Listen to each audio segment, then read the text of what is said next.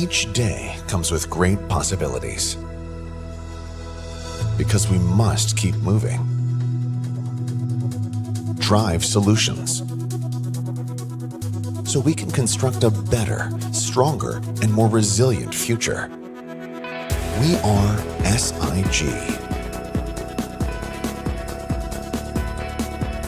We're a leading building solutions company in Indonesia. Our innovations and solutions enable us to deliver effective results every single time.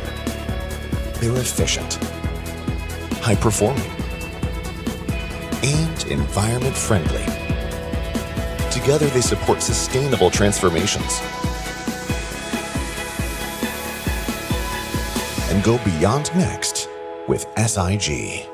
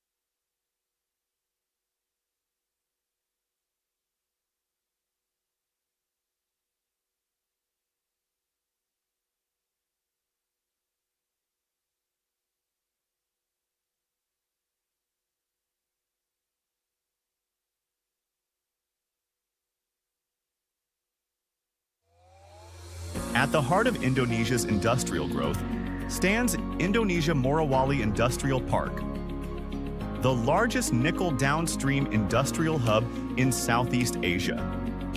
With 52 companies operating within the park, producing high-tech nickel-based products, we support the global energy transition from stainless steel to electric vehicle battery materials. Beyond industry, we are committed to sustainability, reducing emissions, advancing clean energy, restoring the environment, and uplifting local communities. Indonesia Morowali Industrial Park, building a globally competitive, environmentally responsible industry, and contributing to the world's green economy.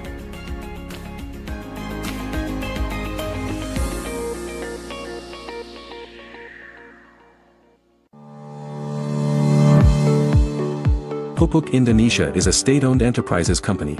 Currently, Pupuk Indonesia is home to 9 subsidiaries, engaging in the fields of 5 fertilizer company and 4 non-fertilizer company, which consists of logistics, food, trading and EPC company.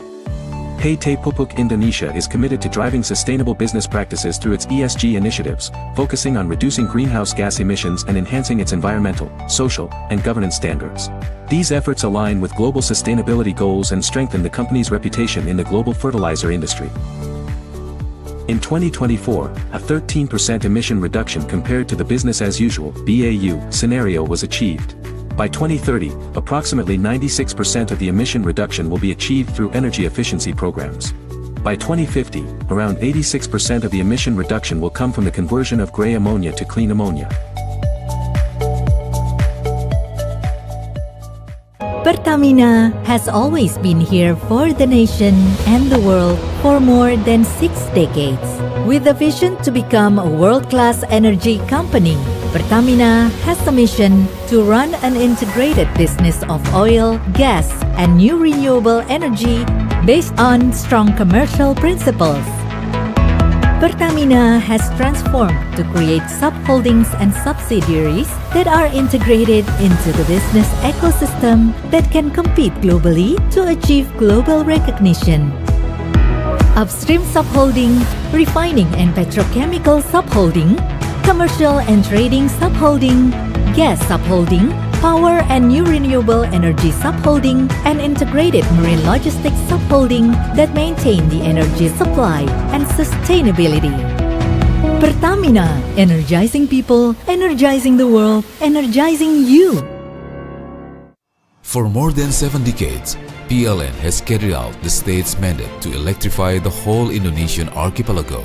With an installed power generation capacity of more than 75 gigawatts, PLN serves more than 90 million customers in sharpening its vision as the leading electricity company in Southeast Asia and as the #1 customer choice for energy solutions. PLN continues to develop programs on an ongoing basis, strengthening its role as the heart of Indonesia for the sustainability of energy supply and the transition to renewable energy.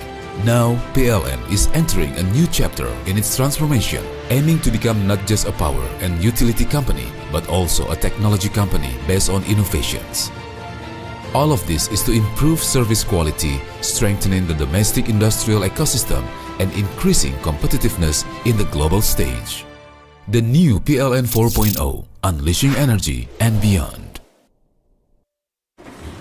From 2018 to 2025, Huayo Indonesia has gradually built more than 10 projects. With Huayo, we created a world-class hydrometallurgical smelting project for laterite nickel ore. Together with Huafei, we have built the world's largest hydrometallurgical production capacity. With Waxiang, we have constructed a nickel sulfate refining line with a capacity of 50,000 tons. With Waneng, we created a super factory for ternary precursor. We have built a green and intelligent manufacturing industrial chain covering the entire process of laterite nickel ore smelting, refining, lithium battery material manufacturing. We are also developing Indonesia Pomala Industry Park, Indonesia's first green industrial park with an integrated lithium-ion battery industrial chain. Huayo has united strengths to build a green integrated lithium-ion battery materials industrial chain in Indonesia, unlocking the full potential of the nation's resources.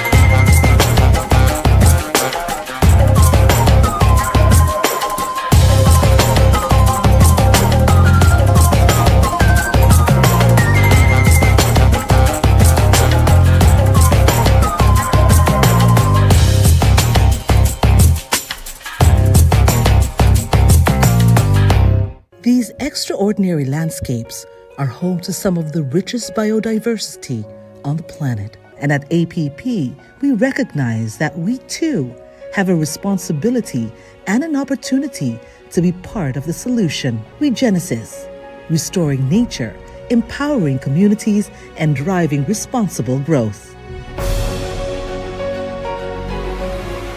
Regenesis is APP's ambition for a sustainable future. It is our commitment to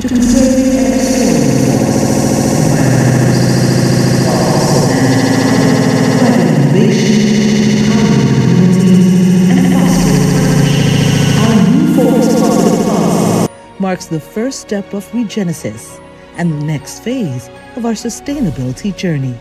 Having already developed a catalog of native species and piloted restoration areas, we're now scaling up our efforts by identifying larger areas with the highest potential for restoration and expanding our impact across critical landscapes. Our goal is to create shared value for nature, climate, and people across our value chain. We're not starting from zero. Together with our suppliers, we have been deforestation-free since 2013. We've invested in flagship livelihood programs and built the foundations for restoration. We are building on our progress to date. Through Regenesis, we are continuing our journey to more sustainable business operations. Join us on the journey as we work towards a more sustainable future.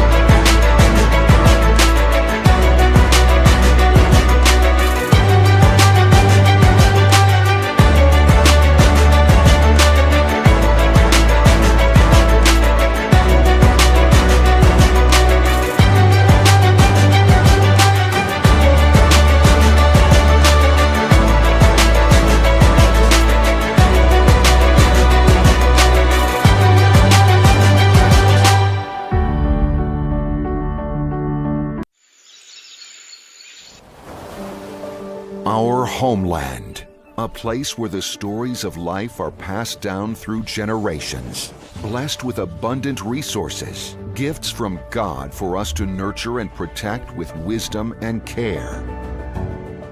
Here, our journey begins, a dream for our nation. Wherever it leads us, we are wholeheartedly committed to giving our very best for the advancement of our country, delivering the best energy solutions to people across the nation. Integrated, spanning shore to shore, providing reliable and affordable energy to all, from the bustling cities to the remote villages. We pledge to preserve our homeland's treasures, striking a balance between generating energy and protecting the environment for future generations.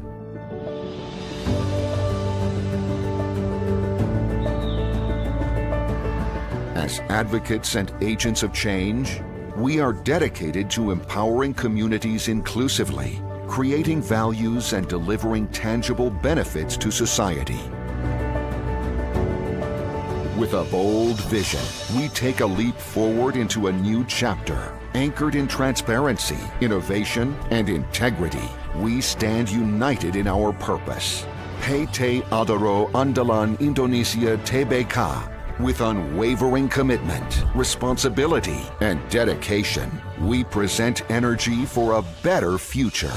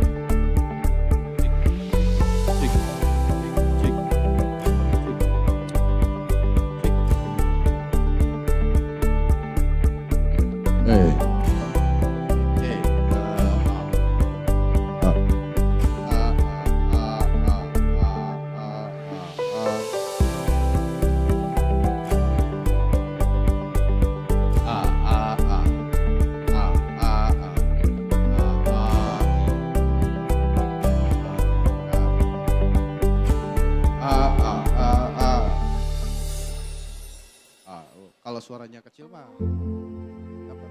Cuma kalau gede ya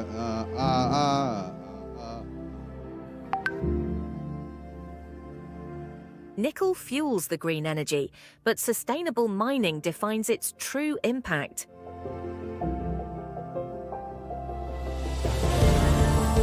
From hydropower to HVO, we push the boundaries of sustainability.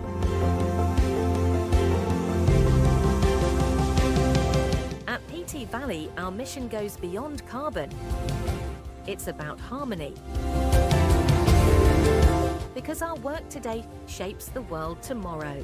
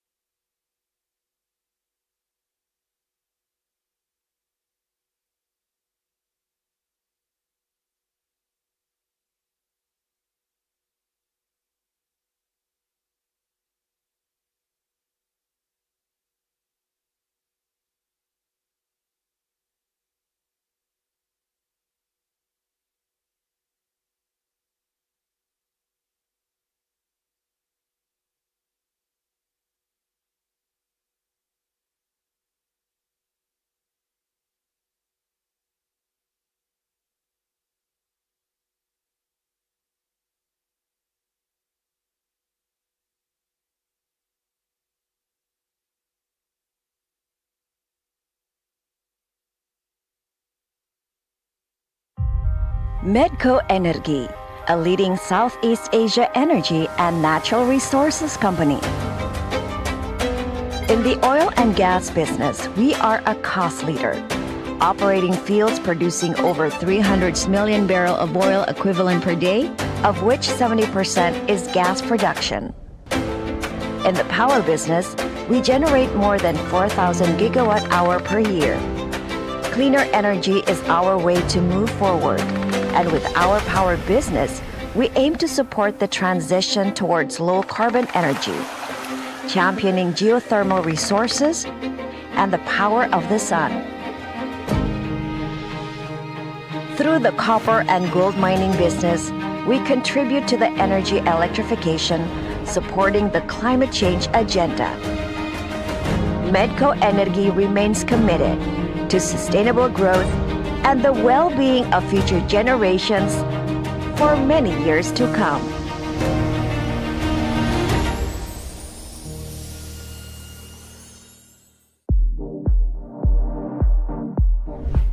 As one of the largest copper mining companies in Indonesia, responsible production defines our operations. Amman holds the concession of world-class copper-gold resources and the Future Ilang project, which has one of the world's largest known undeveloped ore bodies. Amman has a fully integrated operation, exploration and development, ore mining, ore processing, and smelting. Amman's commitment to sustainable mining practices can be seen from the 4 pillars that underpin the sustainability framework. Our active reclamation program, conducted in parallel to mining operations, affirms the company's commitment to sustainable mining practices. In June 2022, Amman commissioned the largest ground-mounted solar PV power plant in Indonesia, with 26.8 megawatt peak capacity.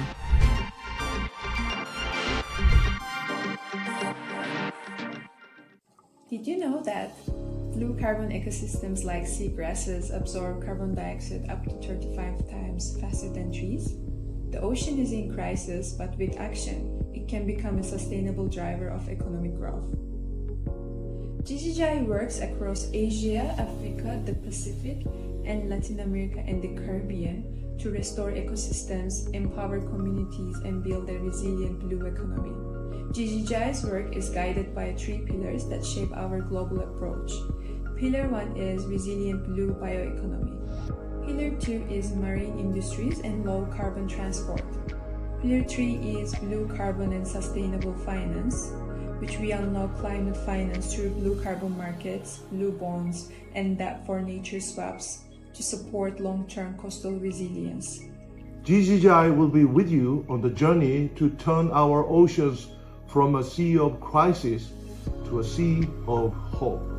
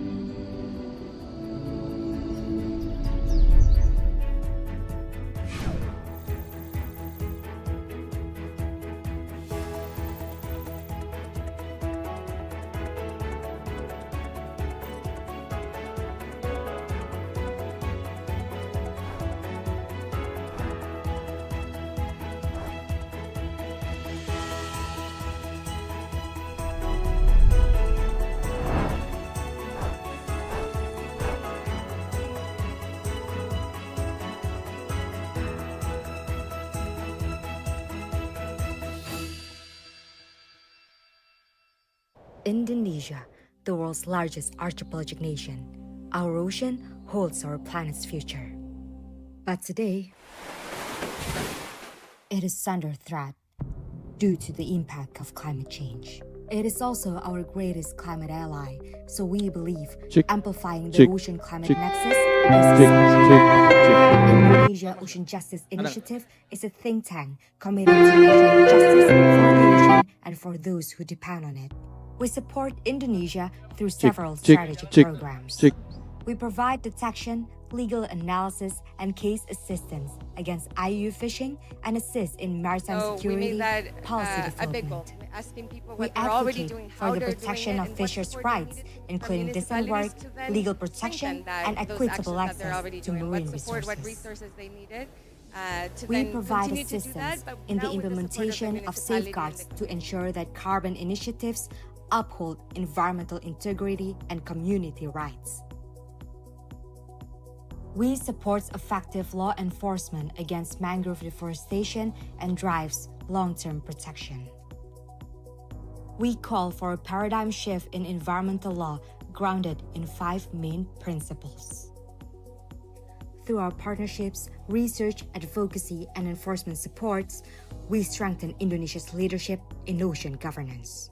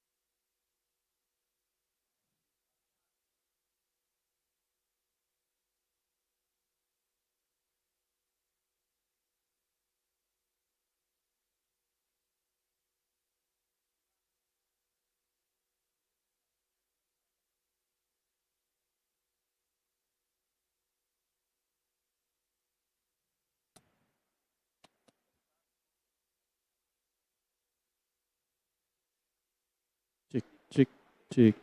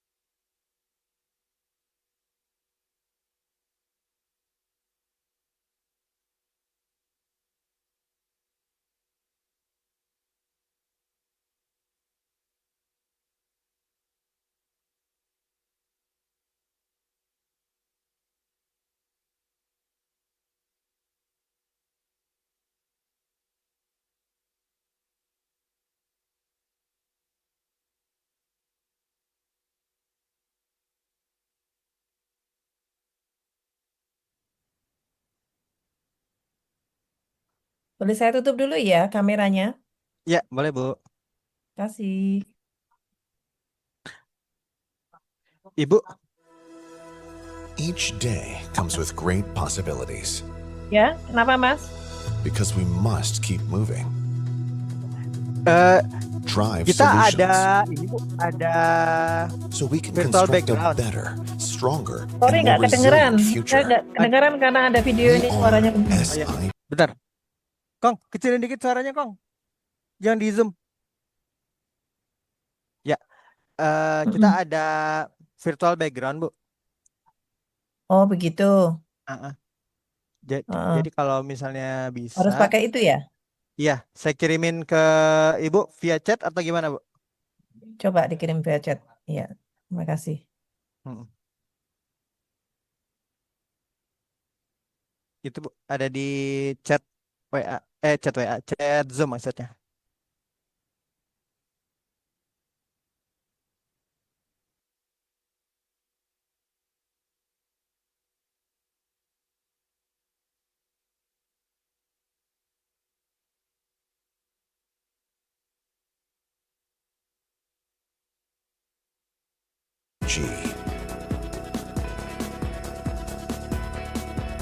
We're a leading building solutions company in Indonesia.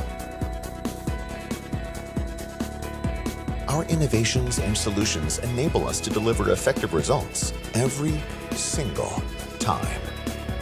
They're efficient, high-performing, and environment-friendly. Together, they support sustainable transformations and go beyond next with SIG.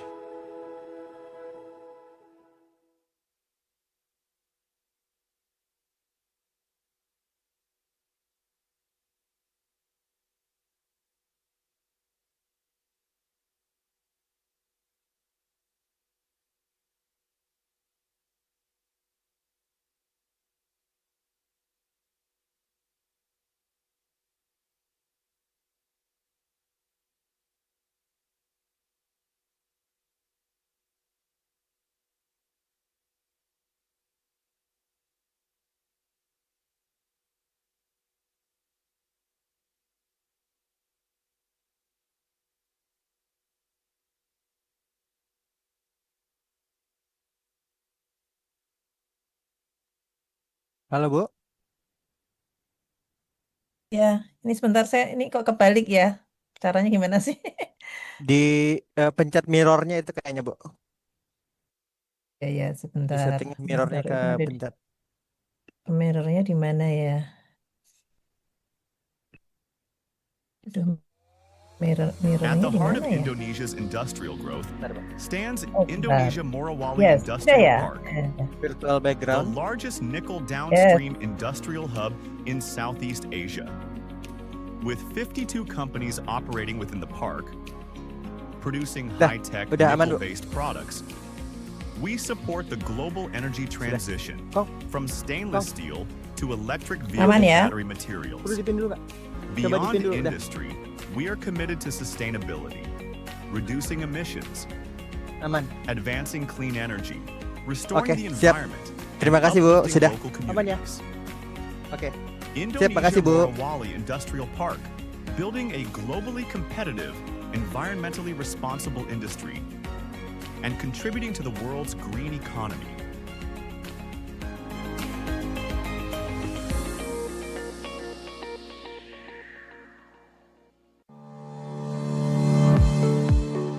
Pupuk Indonesia is a state-owned enterprises company. Currently, Pupuk Indonesia is home to 9 subsidiaries, engaging in the fields of 5 fertilizer company and 4 non-fertilizer company which consists of logistics, food, trading and EPC company. PT Pupuk Indonesia is committed to driving sustainable business practices through its ESG initiatives, focusing on reducing greenhouse gas emissions and enhancing its environmental, social, and governance standards. These efforts align with global sustainability goals and strengthen the company's reputation in the global fertilizer industry. In 2024, a 13% emission reduction compared to the business as usual (BAU) scenario was achieved. By 2030, approximately 96% of the emission reduction will be achieved through energy efficiency programs. By 2050, around 86% of the emission reduction will come from the conversion of gray ammonia to clean ammonia. Pertamina has always been here for the nation and the world for more than 6 decades.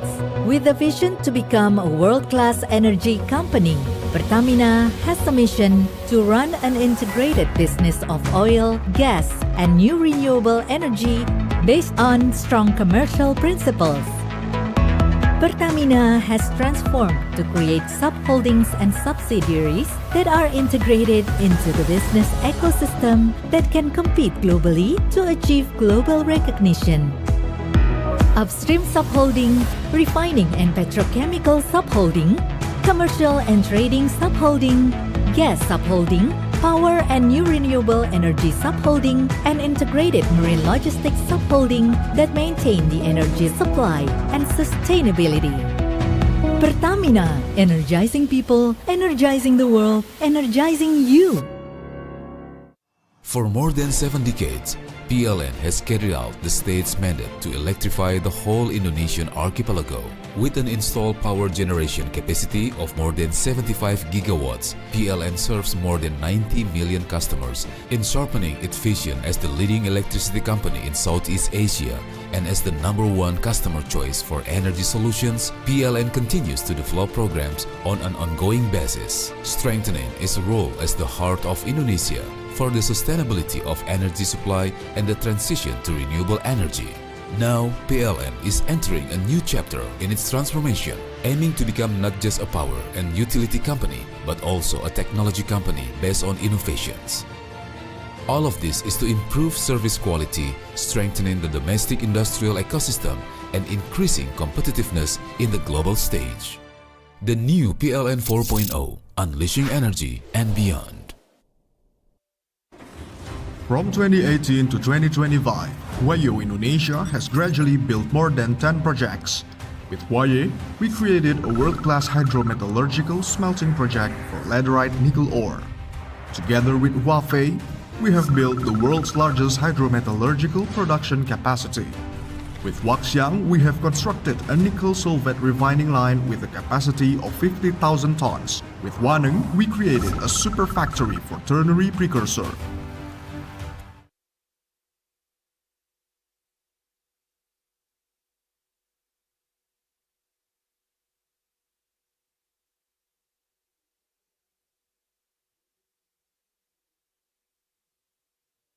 Good morning, distinguished guests, ladies and gentlemen. How are we this morning? Great? Feeling awesome? Okay, enjoy the rest of our program today. Thank you for joining Indonesia Pavilion. It's a beautiful day today, and we're going to take you to talk about the future of industrial plantation forests. So I guess we all know renewable energy is considered as a cornerstone to achieve climate neutrality. So within this context, the industrial plantation forests are also increasingly acknowledged as one of a great contributor for sustainable energy solutions. And beyond the energy supplies, the plantation forests also play a pivotal role for attracting the green investment. So today we're going to talk about how to optimize the potential of this industrial plantation forest, but not compromising its ecological balance, the biodiversity conservation, and the social welfare, the community, the people who live around the area. But before we go into the discussion, I'm going to take you to take a look at the video that's going to be presented by our keynote speaker through the next video. Excellencies, distinguished delegates, partners, ladies and gentlemen. A very good morning to you all. It is a great honor to join you in this important session under the theme Sustainable Pathways and Economic Transformation, a theme at the very heart of Indonesia's national development strategy. In our shared context of climate change, the transition to renewable energy is no longer an option, but an imperative. It is a transition to which Indonesia is deeply committed, and within this global roadmap, we see industrial plantation forest holding a strategic and transformative role that is often not fully realized. Today, therefore, I invite you all to see these forests not merely as producers of logs, but as the green backbone for a future bioenergy economy. This vision is a core part of our sustainable forest management strategy, where these forests provide not only legal and sustainable timber, but also serve as a key source of renewable biomass energy, directly supporting our climate goals. To crystallize this vision, the government of Indonesia is steering our industrial plantation forests to actively support our energy transition by producing biomass and bioenergy feedstocks, substituting fossil-based materials with renewable resources, and enhancing carbon storage through maintained productive forest landscapes. This integrated approach is a clear demonstration of our commitment to weaving climate action into the fabric of our economic planning. Translating this vision into reality, however, requires massive investment mobilization. To this end, Indonesia has taken decisive steps to create a conducive and credible investment climate. We provide legal and concession certainty through clear schemes bound by strict sustainability principles. We are designing green incentives to attract bioenergy investments and prioritizing inclusive partnership schemes that involve local communities, ensuring shared prosperity and a stable raw material supply. Crucially, all this is underpinned by our credible sustainability standards. Our timber legality and sustainability assurance system, or we call it as VLK, acts as a green passport, ensuring that every product, including biomass, is traceable, legal, and sustainably produced. This system is fully aligned with our enhanced national determined contribution and international frameworks like FLEGT-VPA, providing the transparency and assurance that global investors and markets demand. Building on this foundation, we are continuously improving the enabling environment by providing regulatory clarity, encouraging public-private partnerships, and facilitating research and innovation in bioenergy. Through these measures, we aim to attract green investment that simultaneously promotes economic transformation and climate resilience. This brings me to the core of our message. The future of industrial plantation forests is about more than raw materials. It is about creating sustainable livelihoods and a carbon-neutral energy system. These forests have evolved into reliable sources for bioenergy and advanced biofuels. Realizing this full potential hinges on building integrated supply chains through innovation and a circular economy, all supported by the robust investment climate I outlined. Therefore, at this pivotal COP30, we extend a global call to action. We invite strengthened collaboration in research, the harmonization of sustainability standards, and facilitated access to green financing and technology. Only together can we firmly establish this forest as a concrete solution that bridges environmental stewardship, economic transformation, and social equity. As Indonesia advances decisively toward its net zero emission target by 2060 or sooner, the synergy between our forestry and energy sectors becomes non-negotiable. Our industrial plantations are poised to provide the renewable feedstocks that will power a cleaner future while enhancing carbon sequestration. The pathway towards sustainability and economic transformation requires bold collaboration, innovation, and trust. Indonesia stands ready as your committed partner. Let us work together to ensure that our forests remain productive, our industries remain sustainable, and our planet remains a livable home for a generation to come. Thank you.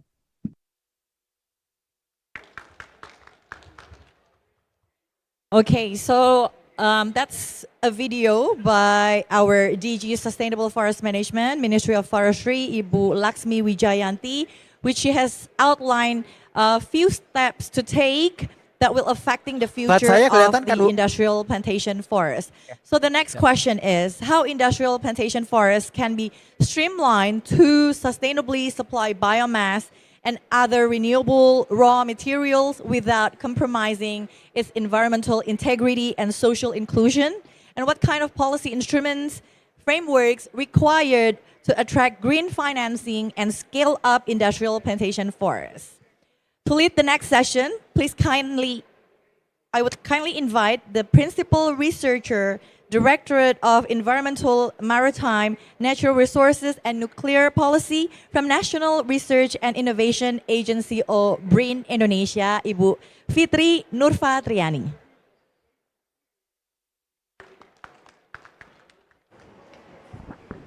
Thank you. Thank you, Master of Ceremony, for inviting me. So, good morning, distinguished delegates, partners, honorable speakers, ladies and gentlemen. My name is Fitri Nurfatriani. It is my honor to serve as your moderator in today's session. So, in this session, we will explore the strategic role of industrial plantation forests, not just as timber providers, as we all already know, but as the green backbone for the global renewable energy transition. We will discuss the opportunities and as well as the challenges, best practices to realize this potential, and with a focus on raw material sustainability and investment. So before we proceed to the panel session, please allow me to frame our discussion around this guiding question.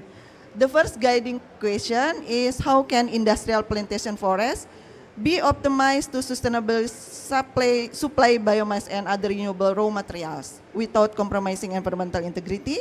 And the second guiding question is, what policy and investment frameworks are needed to attract green financing and scale up industrial plantation forests?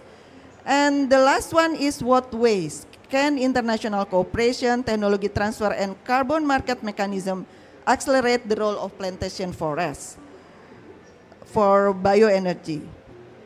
This question will guide our reflection today. With this guiding question in mind, we can now move forward to the panel session that will set the stage for our discussion. And please allow me to invite our distinguished panelists to come forward to the stage as I introduce them. The first panelist is Ms. Novia Widyaning Tias, Senior Advisor to the Minister for Forestry Industry Revitalization, Ministry of Forestry Indonesia, who joined us online. Ms. Widya, are you still with us now? Hello, Ms. Widya. Hope the connection is good. And the next panelist, we have Mr. Iwan Setiawan, Deputy Chair of Forestry Multi-Business Affairs at the Association of Indonesian Forest Concessionaires, or APRBI. Please come forward. And the last but not least panelist is Mr. Diki Ahmad, Secretary General of the Indonesian Biomass Energy Producer Association, who will present about the sustainable industrial plantation forest management. And for each speaker, okay, we have Bu Widya here. And for each speaker, we have about 15 minutes for their remarks. And after all the presentation, we have a brief discussion session and question and answer with audience. And we will begin by inviting Ms. Novia. Hello, Ms. Novia. Yeah, Ibu Fitri. Okay, yeah. We want to hear your voice, Bu. Okay. Yes. Bu Novia will share insight on the policy and regulatory frameworks enabling sustainable biomass development in plantation forest. So, Bu Novia, the virtual floor is now yours. Thank you very much, Ibu Fitri, as moderator, and very good evening from Bogor, because I live in Bogor. And very good morning to you all who are now in Pavilion Indonesia COP30 in India. My presentation will be around policy and regulatory frameworks to ensure sustainability and traceability of forest-based raw material for renewable energy. Next. Yes, in the context of climate change, I think Indonesia is one of the champion who is playing a very pivotal role in tackling the climate change issues. And if we talk about the target of emission reduction in our enhanced NDC, we can see that forestry and land use sector calculate around 60% or play the biggest or the highest target of the emission reduction in our enhanced NDC document. And also, I think we just submit our second NDC just last month, and I think it's going to be actively enacted, effectively enacted in the 2031.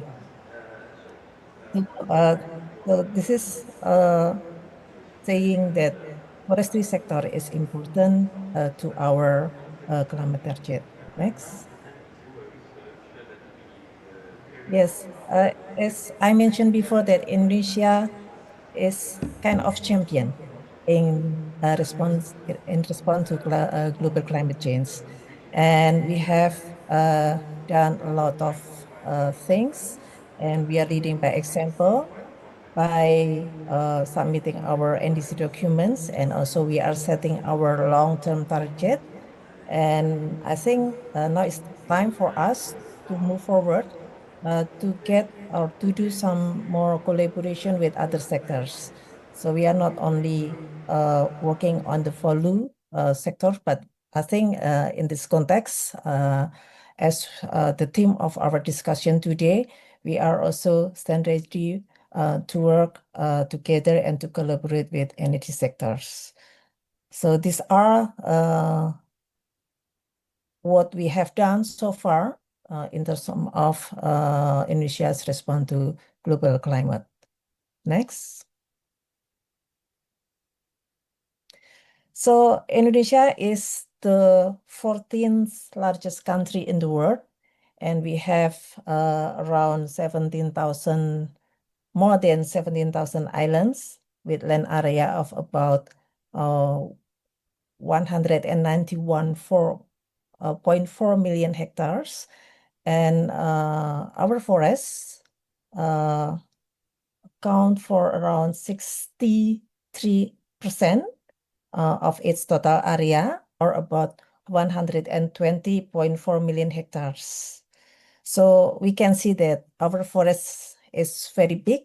I think it's now is the third in the global area. And then I think production forest is very important, and I think this is the opportunity for us to play a more role in doing some industrial plantation forests. Next.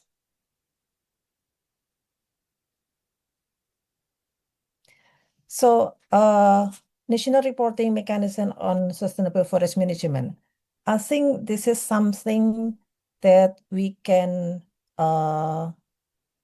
highlight about the governance of Indonesian forests. Indonesia's forest governance is built upon a sustainable forest management with monitoring supported by what we call as SIMONTANA, System Monitoring Kehutanan Nasional, or National Forest Monitoring System. And SIMONTANA is basically a national forest monitoring system, which is integrating remote sensing and field-based data for transparent reporting. So with this reporting mechanism, in our legal framework, forest refers to the ecological system, and also forest area refers to legal designation. The sustainable forest sustainable forest management practices are monitored using this Simontana, and it's already reported periodically at a global level through the Global Forest Resources Assessment, and also we have national statistics. And every 2 years, we make a report in the form of the State of Indonesia's Forests in collaboration with FAO. And I think also we manage the forest and we monitor the forest through forest management unit at the unit level. And Simontana is proven to be effective in doing the reporting and monitoring for our forest in Indonesia. Next.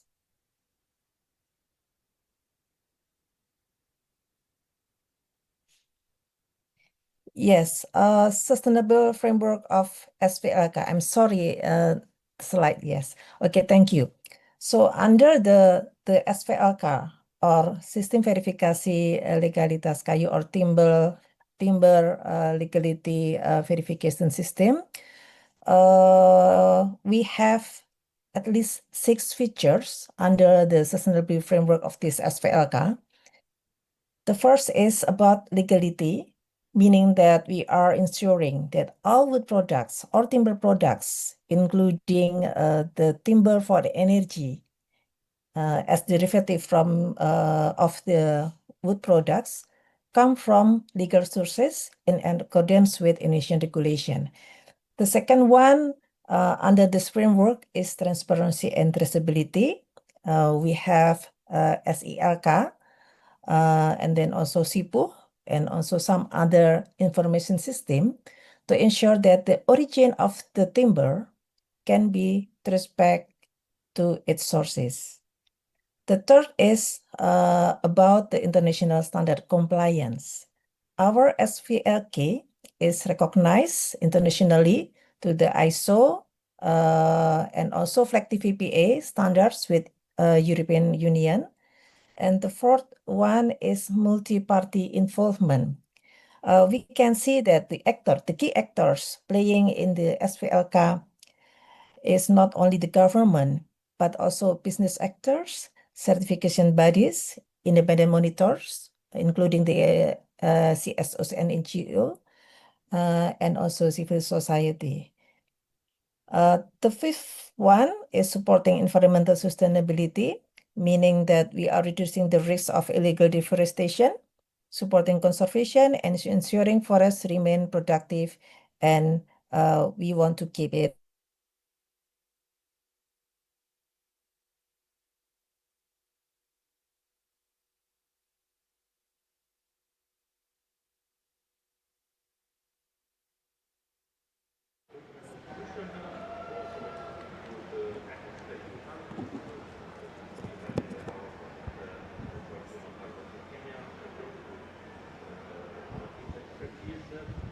Hello, Bu Novia.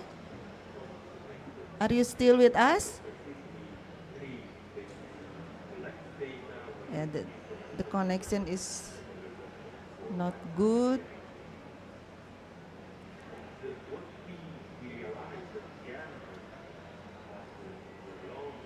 Hello, Bu Novia.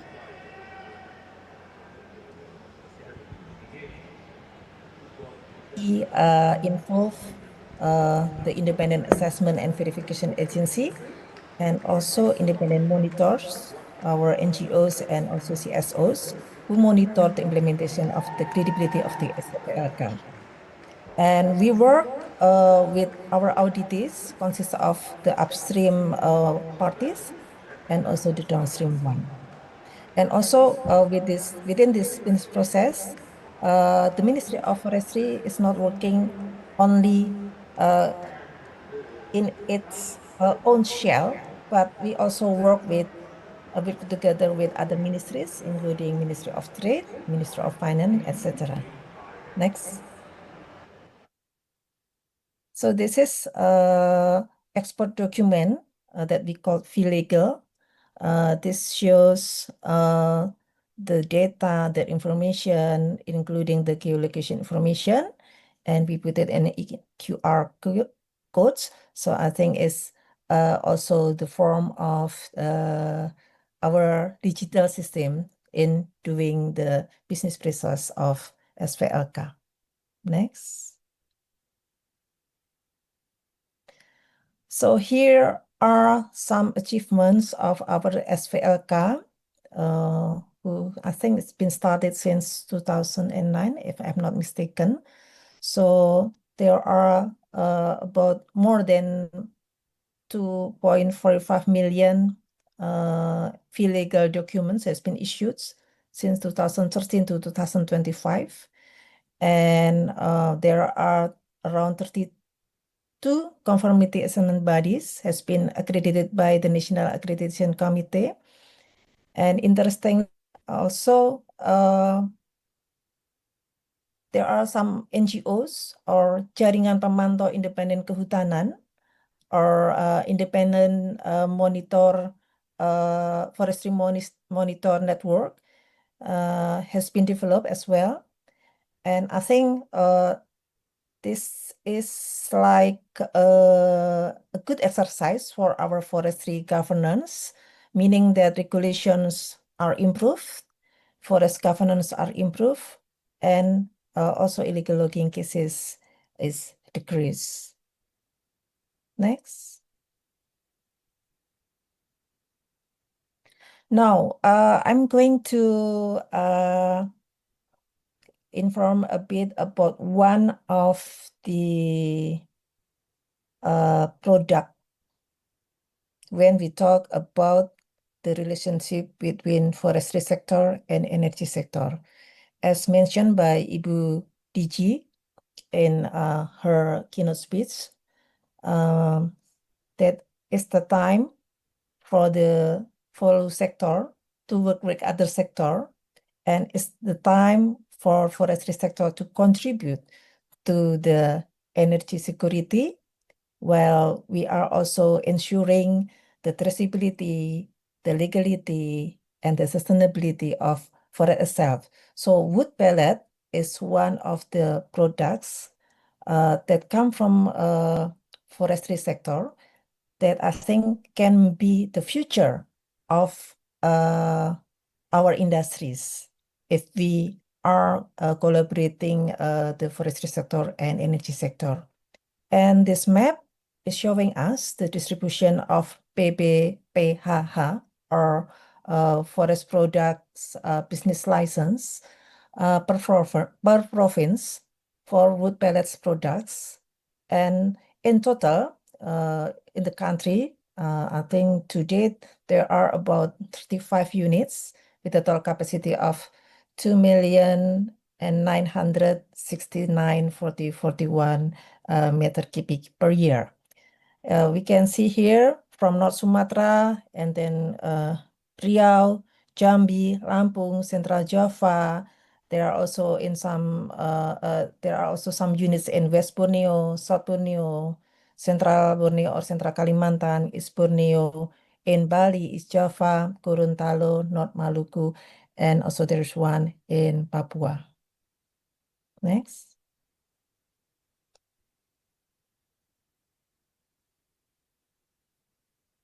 No. Next. Next. Yes. Wood pellets. I think this is very interesting product because wood pellets, if we see the industrial business process, we can see that this product is not only about making product. This is not about economic, but I think we have also some opportunities to get social and environmental benefit from this wood pellet products. We have hutan tanaman energy or energy plantation forest, where we can get some livestock feed, and also maybe we can also get some forage for honeybees, for example. And the wood from energy plantation forest, of course, can go to wood chips factory, and we can get the mobile sawdust for wood chips. And of course, we can also get some wood pellets and wood waste, and it will go to off-taker to make wood pellets. So both economic and social benefits can be achieved from these wood pellets industries, as well as environmental benefits. Next.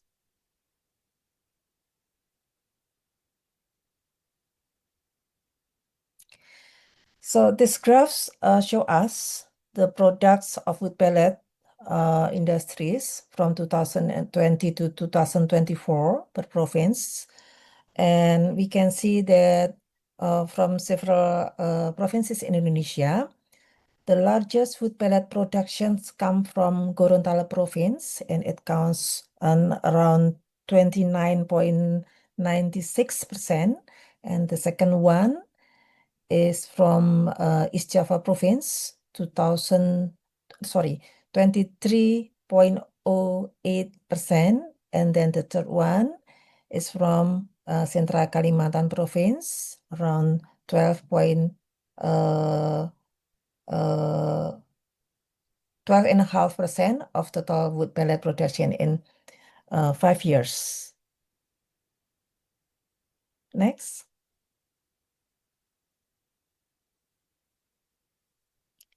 Yes, this is also telling us about wood pellet production from 2020 to 2024 from forest product processing business permits, or PBPHH.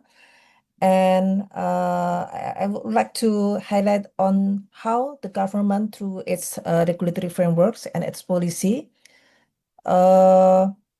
support the forestry sector, the private forestry sector, in the use of sustainable energy through facilitation to ease the private sector in doing business with forest product processing business permits, or PBPHH, that enable multi-business schemes.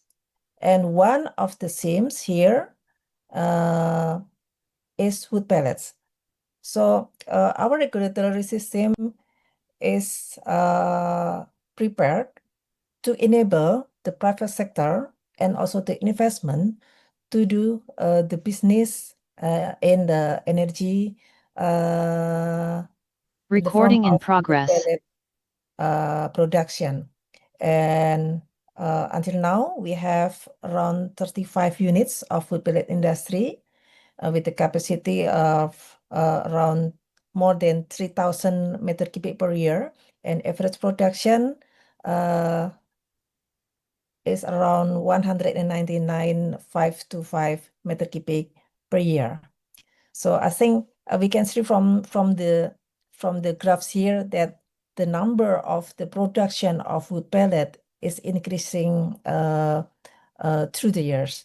So I think this is saying and telling us that wood pellet production and wood pellet business is a very promising business if we talk about the business. But I think it's not going to abandon the environmental aspect of the industry, because of course our regulation is safeguarding the industry and also the production of energy come from forest sector. Next. So I think this is going to be our last, my last slide. So if we sum up, our wood pellet export performance is increasing from 2021 until 2024. And we can see from the map here that distribution of wood pellet export from 2020 to 2024 is predominated by Republic of Korea, I think. And then the second one is Japan, and then Ireland, and then Singapore, United Arab Emirates, and then the sixth is Saudi Arabia, seven is Denmark, United States, and Malaysia. And I think the two biggest country as a destination of our wood pellet exports is Japan and Korea. I think later our colleagues, our presenter from APRBI will tell us further about this figure. Next. This is my last slide. Yes, and for closing, I think I would like to say that Indonesia is moving forward as a country that leads by example. And from Ibu DG's keynote speech and from my presentation, I think for us, for Indonesia, forests are not only a source of wood, are not only a source of biomass, but with the collaboration of forestry and energy sector, we can, with the Volunesing 2030 commitments derived from our LTS-LCCR and with our SVLK as a nationwide traceability system, and also with our downstreaming strategy that prioritize value addition and shared prosperity, I think Indonesia is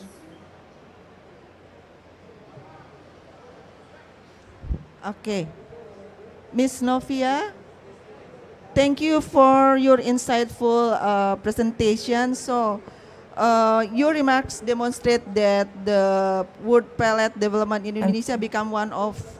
Yes, I think this is the last message from my Ibu Fitri. Yes, thank I you, think Ms. Indonesia will stand ready to collaborate global partners. Okay, thank you, Ms. Novia.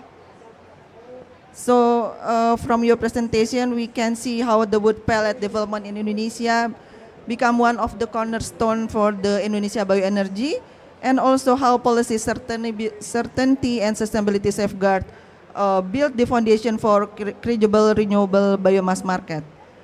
And next, let us hear from industry side. So we have Mr. Iwan Setiawan from the Association of the Indonesian Forest Concessionaires, or APRBI. Mr. Iwan will share best practices and lesson learned, both from Indonesia and other countries in managing industrial plantation forest for biomass energy. Mr. Iwan, the floor is yours. Okay, thank you. The presentation, please. Yeah, thank you. Good morning, esteemed colleague, distinguished guests, ladies and gentlemen. I'm Iwan Setiawan. I'm from the Association of Indonesian Forest Concession Holder.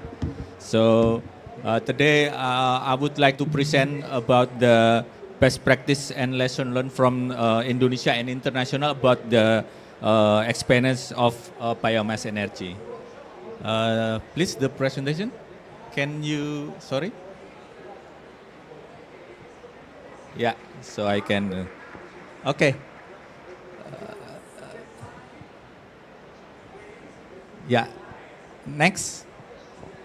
Yeah, in the development of this biomass energy plantation, actually the government of Indonesia has provided the regulation that can serve as a reference for business actors. It is Act number 30 of 2007 concerning about energy, and then Act number 16 of 2016 concerning the ratification of the Paris Agreement, and then Act number 11 of 2020 concerning about the job creation law or omnibus law, and then the fourth is about Indonesian national determined contribution and Indonesian volume net sink 2030. So this law are mandates actually a national energy policy to development of new and renewable energy to achieve optimal energy mix and reduce dependence of fossil energy. Yeah. Although the biomass is not regulated in detail in this law, but it's a strong legal basis that encourages increasing utilization of new and renewable energy. And biomass energy, of course, this is the one of the main pillars in this roadmap to achieve the emission reduction target that mandates by this law. Next. So, in the implementation of this potential effectively and sustainably, there are comprehensive strategies that as several key pillars is required. The first is about the integration of industry. It is must integrated between the upstream and downstream industry. So with this method, I think it will creating an efficient supply chain from the cultivation to the final product to ensure that there is a stable supply to and reduce the operational cost, because the cost is very concerned to for this business. And then the second strategy is resource efficiency and maximize added value. So the utilization of biomass must be optimal, because there are we need to all biomass component is utilized as into the maximum extent. Besides generating energy, actually the process is also directed to producing high other value added products. So the efficient waste utilization not only enhance the economic value of the project, but also mitigates environment issues related to the waste management. The third is how we minimize competition with similar biomass industry. As you know that the biomass energy, biomass plantation, energy plantation is similar with other business like wood chip for pulp and paper or other business. So we need to create how we can minimize the competition of land utilization to develop the plantation of energy biomass. And then the fourth is we need to have the fast-growing species, high calories, and sustainable plantation. So this is the key of sustainability, the raw material supply, because we need have a fast-growing species and sustainable plantation, of course. And then it is the very important is about competitively priced market, because you know in the competition of land resources usage, so the price is very important how to develop this business. Okay. Next. This is the example of the model that we or our member, one of our member in Gorontalo. So we integrated with the biomass industry wood pellet, we integrate with the plywood industry. So we built the wood pellet factory is inside the complex of another industry like in plywood factory. So with the same resources and the same resources, high value wood of cuts are produced into plywood, but and then the remainder of this cut is turned into the wood pellets. So the final product will resulting in efficient biomass energy material value. So this is how we can effectively or economically product of biomass industry if we combine with the other industry. So next please. This is another this is how we mix plantation. How we maximize the land use of the efficiency of land resources, biomass energy. We can plant the energy crops can be planted intercropping in the medium rotation industrial plantation. So, for example, if we have medium rotation like eucalyptus, which is 5 or 6 year rotation, we can plant among the main crop with calandra that have 1 or 2 years rotation, and then that we can prune without damaging the main crop. So this is how we can maximize the land use of the same resources from the forest plantation, so we can make more efficient and effective. Next. This is the projection of global wood market growth. As we know that maybe into 2030 it's about $10 billion US. It is projected to reach until 23 billion US dollar in 2030. So this is indicate that there will be still increase around 30% per year of on compounding basis of the wood pellet growth in the world. Next. And then this is how we try to overlay the map the potential support of energy biomass plantation with the location of the power plants that have already been built now. So we can see if in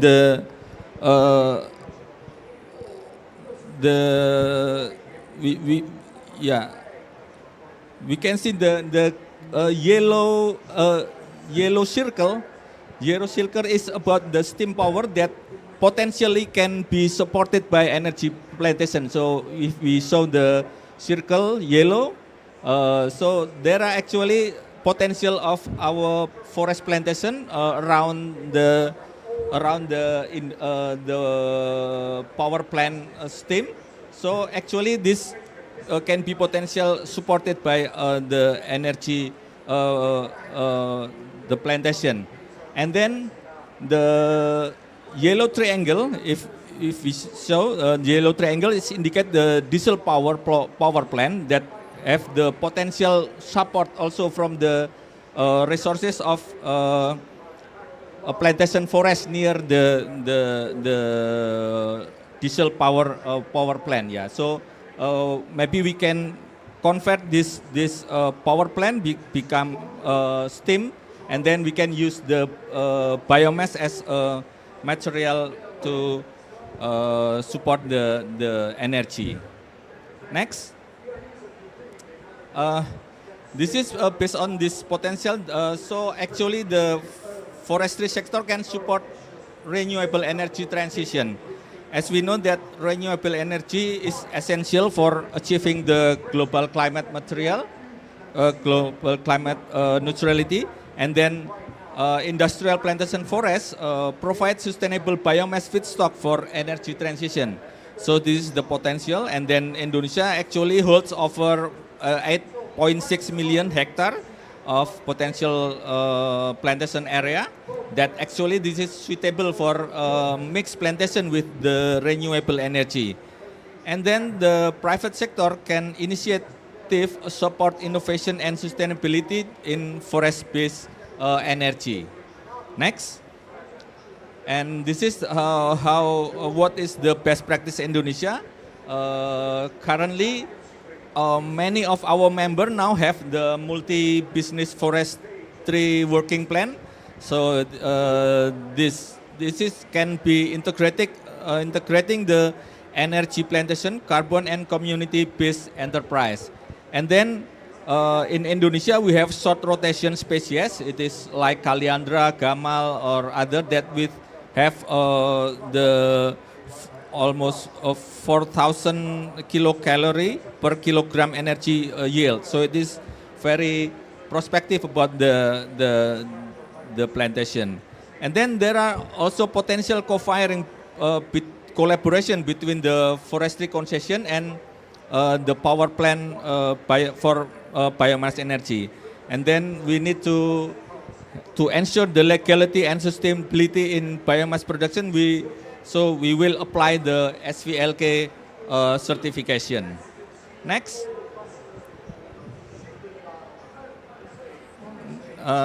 This is the international lesson learned. We know that in another country there are already established about the biomass energy, like in Japan and Korea, and then Finland, Ghana, Canada, and also in European Union. So we need the lesson from them is about the consistency policy, and then fiscal incentive and strong governance are essential to support implementation of biomass energy transition. Next. So with this all experience, we can take several key to takeaways. The first is about the biomass energy plantation. It will be much better if B2B developed as a mixed plantation instead of the single species. So it will optimize the land resources and not competitive with other main current business. The second is we can optimize marginal land and also as a resolve tenorial conflict. It can be a key success also to create the biomass energy as a competitive product. The third is foreign partnership with the communities surrounding the concession area should be addressed to manage the economic scale of biomass plantation, because as we know that we can actually crop the energy crop in the community land surround the concession or surround the industry of power plant, yeah. And then actually we require clear incentive policy such as price for co-firing, non-government tax, and carbon tax. And then of course we need is an attractive financing scheme to encourage the biomass investment. Next. So I think that's my presentation. So through the development of biomass energy, we are not only managing the waste and utilize natural resources wisely, but also contributing directly to the target of renewable energy transition in Indonesia. So let's work together to realize cleaner and more sustainable energy future. Thank you. Thank you. Thank you, Mr. Iwan, for your valuable presentation. I took the important point that the integrated industry is a must, to develop biomass energy, and also consistency policy. Consistency policy and community inclusive model are essential for scaling up biomass and based energy system. Ladies and gentlemen, to conclude the presentation round, we will hear from Mr. Diki Ahmar now, Secretary General of the Indonesian Biomass Energy Producer Association. And before Mr. Diki deliver his presentation, we will first watch a short video profiling the Indonesian Biomass Energy Producer Association. But kindly reminder, Pak Diki, we only have 15 minutes, so not very too long. The floor is yours, Pak Diki.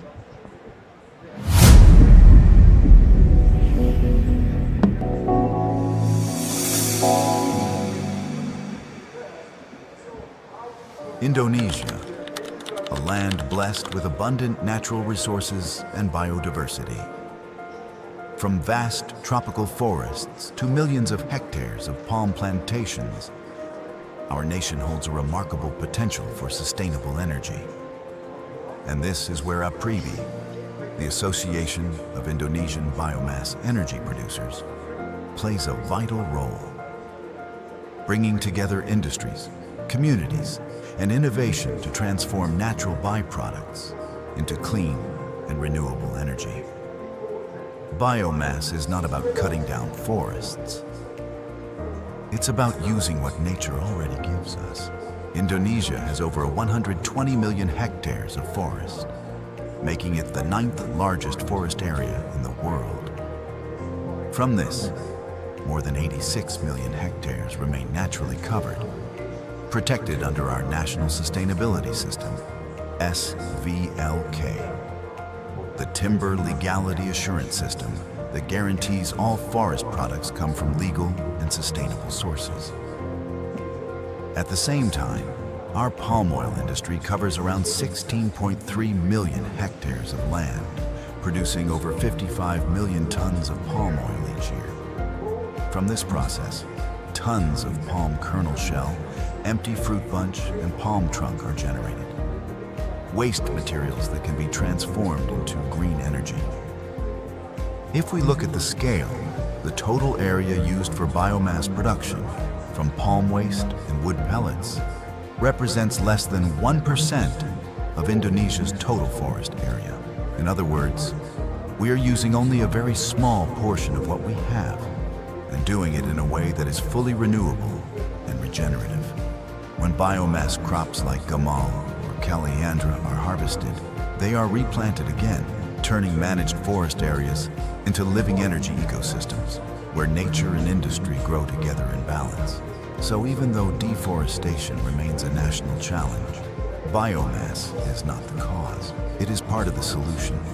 By using just a small fraction of our natural resources, biomass provides clean energy, reduces emissions, and helps protect the forests we are proud to call the lungs of the world.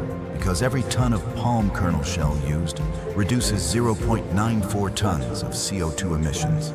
Every tree replanted keeps the cycle of life alive, and every effort we make brings us one step closer to a sustainable green future. From Indonesia to the world.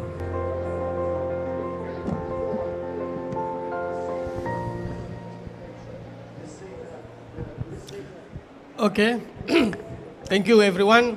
Good morning. Before I start my presentation, I know you are starting boring about the speaker. I have a bonus of the most expensive coffee in the world. This is the best coffee in the world. This is coffee from Aceh Gayo.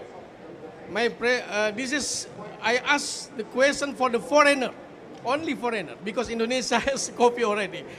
The question is, as a one earth, do you know the relationship between Amazon and Sahara Desert? Do you know the relation it? If you have answer, you can get a coffee. Do you know the relation? Yes, please.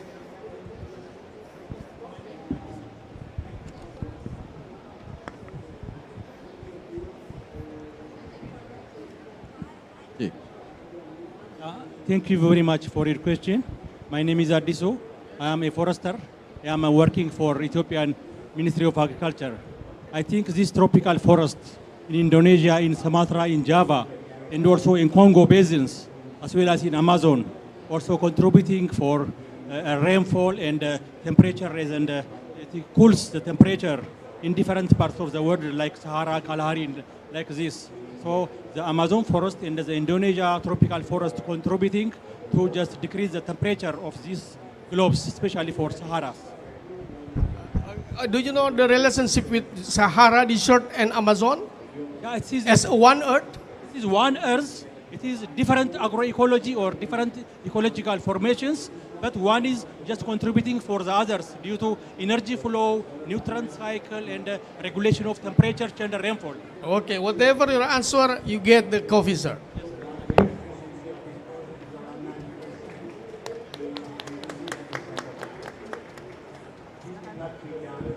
Okay, do you know what the relation the Sahara Desert and Amazon?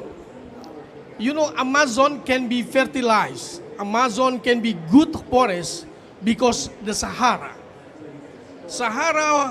flow the phosphor on from the land and blowing to the wind, going to Amazon. That's why Amazon keep fertilized, keep a good forest because of the desert. It means we are one earth. Also, same Indonesia, we export wood pellet or the other biomass to the other country, make the other country blue sky because of the green energy from Indonesia. Okay, next question later after my presentation. I introduce myself. I am a Secretary General of Association Energy Biomass Producer Indonesia, also Chairman of Palm Kernel Cell Entrepreneur Association of Indonesia, and Vice Chairman of Central European Committee in Chamber of Commerce and Industry of Indonesia. The other is my company. Next. Okay, our issue right now is about the Indonesia biomass versus climate change. Yeah. Next. What the fact of biomass Indonesia? Indonesia has wood pellet, we have agri-waste, and we have empty fruit bun pellet. All of the biomass, the potential in Indonesia. Next. Yeah, the first, this is the palm kernel cell of Indonesia. We get this is waste industry of the palm oil, and we use this for the energy, for the biomass. Next. The fact of biomass Indonesia, palm kernel cell, Indonesia export biomass with palm kernel cell as agri-waste to Japan almost 4 million tons per year. We export since 2016 to 2022 without any condition with certificate sustainability, and price average is $135.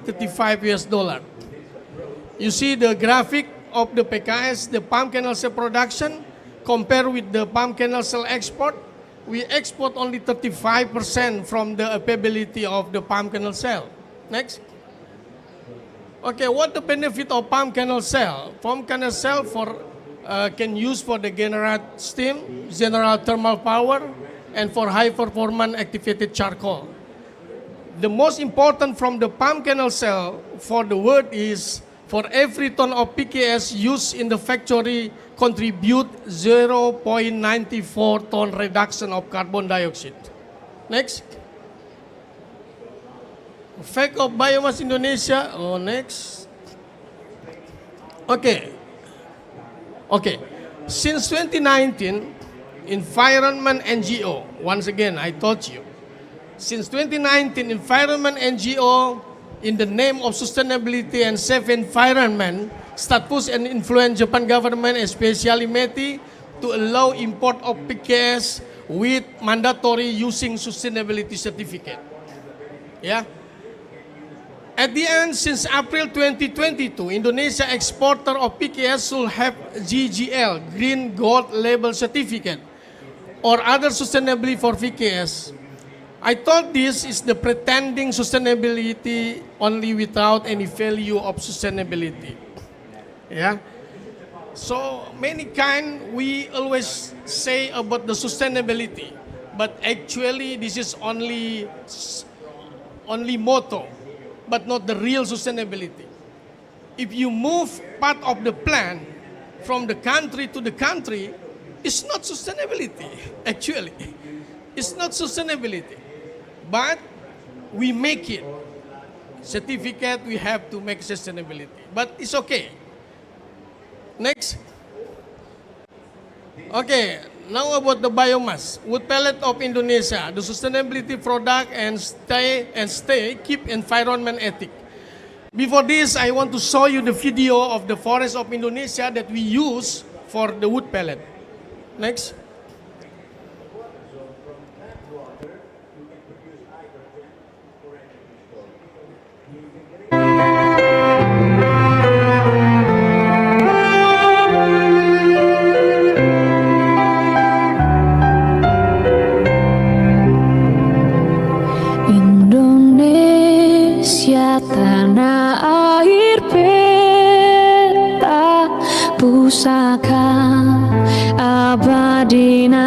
jaya,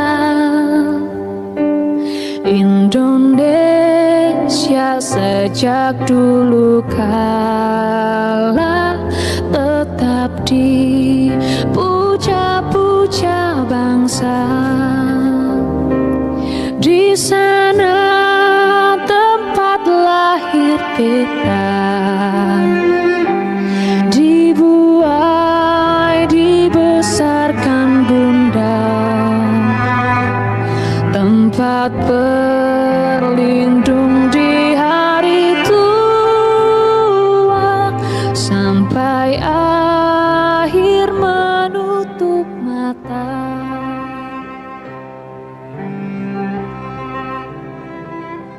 Sungguh indah tanah air beta, tiada bandingnya di dunia.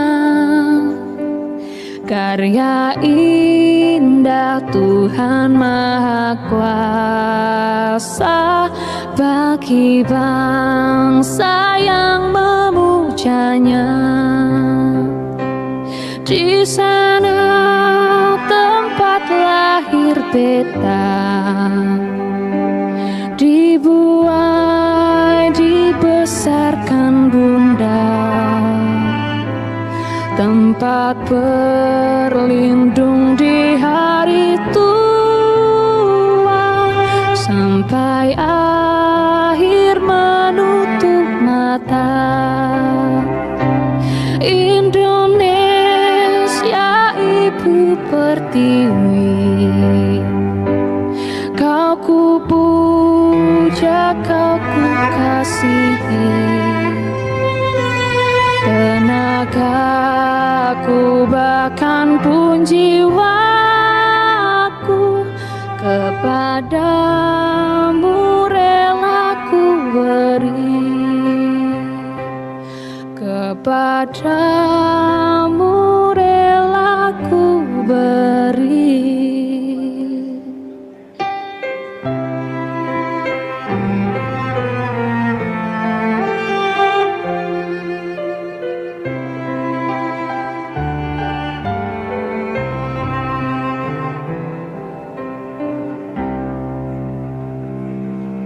Kindly reminder, Pak Diki, you 3 minutes left. Your time 3 minutes.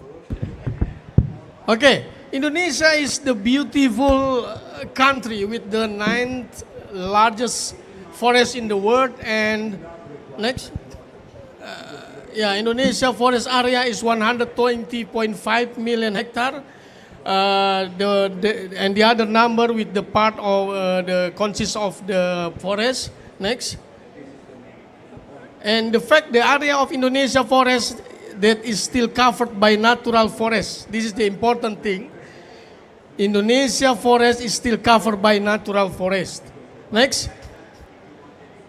Indonesia forest is not only beautiful and using for the lung of the world, but also important for life of Indonesia people. Ladies and gentlemen, as development country, Indonesia still use the sources from the natural resources. And we still need sources of their economic with environment, ethic into environment. It means Indonesia, of course, we still use the forest for living of the people of Indonesia. We still keep the commitment about the environment ethic. The government Indonesia with Ministry of Forestry has program as to manage the forest. One of them is especially for energy. To maintenance of sustainability forests, all timber product obligation to follow SPLK program, the timber legality assurance system. It means no reason biomass product of Indonesia or wood pellet and wood chip of Indonesia rise the big problem of deforestation, illegal logging of biomass. This is the message that I need to say to you. Next. Okay, this is you see from the last presentation about spreading of wood pellet industry. Next. This is the unit of wood pellet in Indonesia and how big we already using the forest for the production of wood pellet. Next. Okay, what is your choice for biomass versus climate change? The question is it possible biomass with sources food from forests working together with keeping of sustainable forests for safe climate change? Is it possible biomass for energy forest program working together with safe topic forests and keep environment ethic? The answer is yes, it's possible. With SPLK program from Indonesia government, we can do it. Next. Yeah, this is SPLK, it's our commitment for sustainability product. Next. Okay, next. Yeah, we control from the plant, from the cutting, from the distribution, from the selling. We all control of that with the barcode. Okay, I want to tell you, this is the blurry fact of black campaign of NGO. They always say biomass of Indonesia is make deforestation. And they show this photo to all the world. Indonesia deforestation, they make it empty plant of the tree. I show you the reality. Next. You see, after 1 month, after 6 months, it's already green. After 6 months, after 1 year, after 2 years, it's already forest again. Indonesia is not like European, not like America. Indonesian, like Amazon, like Brazil, is fertilized country. We put the plant and then very fast growing. So no reason if you say Indonesian biomass make deforestation. Next. Okay, next. Okay, we do effort to maintain sustainability. We plan the other plan to reboisation of the forest that we use. Next. Okay, we use the gamal. Gamal is very strong root to keep the soil. So we will keep no erosion from the soil at the forest. Next. Okay, next. Yeah, this is the actually situation right now. Only in it 1 year is already be the forest again. Next. Okay, the fact in Indonesia, after we use the SPLK program, the forestation is going decrease very, very significantly. You can see now in 2022, 2023, only 0.04% deforestation happened in Indonesia. Next.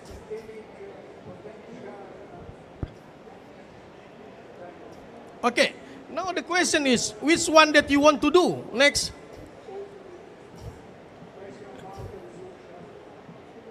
Next. Okay, next.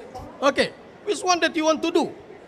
Make a children have opportunity school and have the next future, because we use the plantation, we use the forest for the economic of the people. Or you want to keep they are poor as the children, no future in the forest? Which one that you want to do? Next.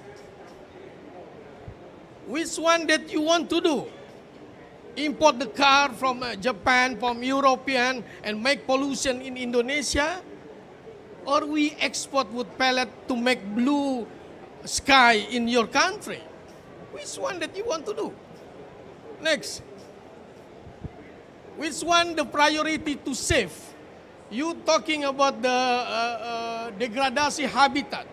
Many animals die or going to another place because of deforestation. Okay, the question is, which one the priority to save? The animal, small animal, or the smiling of the children? Which one the priority for us? Next. Which one that you want to be? Next. Okay, you see. Indonesia give. This is our favorite meal, meatball. We call it bakso. We give bakso at the toilet. It look not ethic, but we give you food, for health. But what happens if you say no deforestation, no biomass, close, keep the forest? You will look ethic because of sustainability, under name of sustainability, under name of the environment ethic, you look ethic and beautiful but harmful and dangerous for the people of Indonesia. Mr. Diki, 1 Yes, minute. the annex. So what did wood pellet producer of Indonesia? Next. Okay, you see, for the employee, we next very fast because 1 minute only. Okay, you see, because of the biomass that we did and we still keep the sustainability, we already working 3,000 people. It means 12,000, almost 15,000 people can be the future, Recording have stopped. the future. Yeah, next. Okay, contribution company for economic. You see, Indonesia biomass industry make a contribution for the economic of the country. Next. Okay, what happened of wood pellet industry still continue?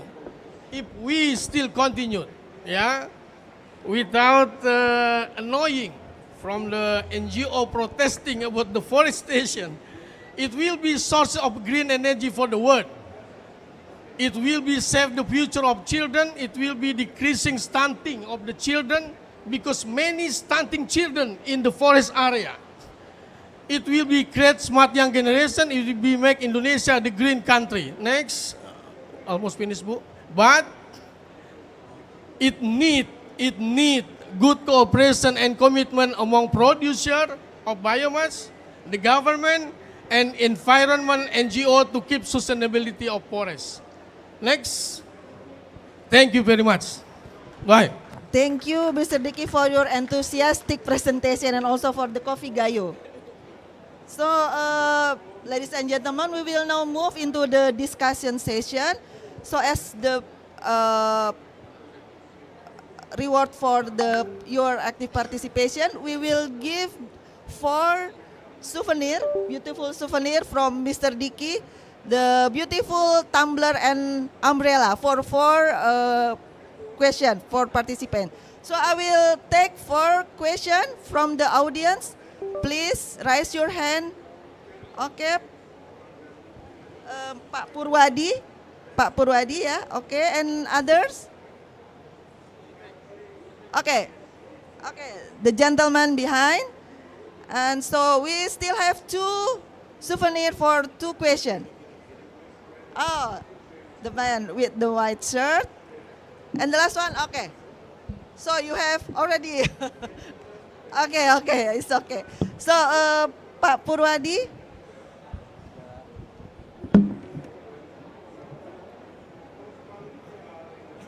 Thank you, Pak Diki. Yes, Yeah. thank you, Chair. I'd like to address this both of you.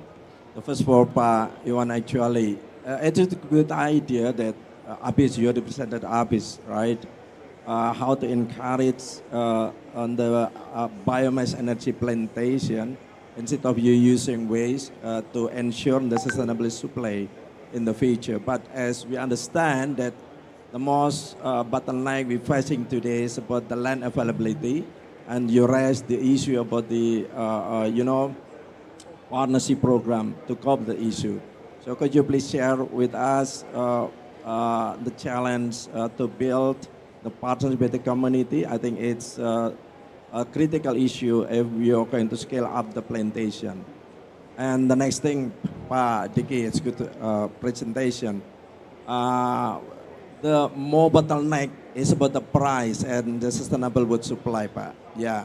So what do you think? How we can ensure the better price, because this is the problem when we are dealing with the biomass plantation investment in Indonesia, and at the same time we ensure the sustainable wood supply, as I also asked to Pak Iwan, how to integrate the 2 issues so we can scale up the investment in biomass energy in Indonesia as well. Thank you. So we just collect all the questions first. And the second one, okay, the man behind.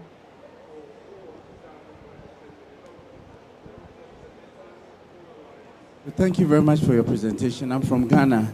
So in all of this, you said we. I want to find out what part did the private sector play in achieving all of this in terms of percentages? How did you rope in the private sector and then try and change the culture of the citizens to accept that this is the way forward in terms of sustainability? That is my question. Thank you, thank you. And the third one, I believe. Yeah, okay.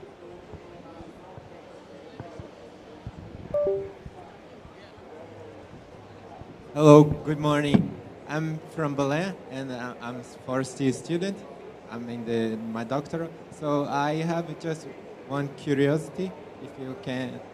I would like to ask you if you have already tried or a non-wood species or biomass, because here we're studying some of non-wood forest products, and I would like to know if you think it can be possible to use a no-wood plant, like no-wood, other type of species that can be used for pellets or other energy function. So that's my question. Thank you.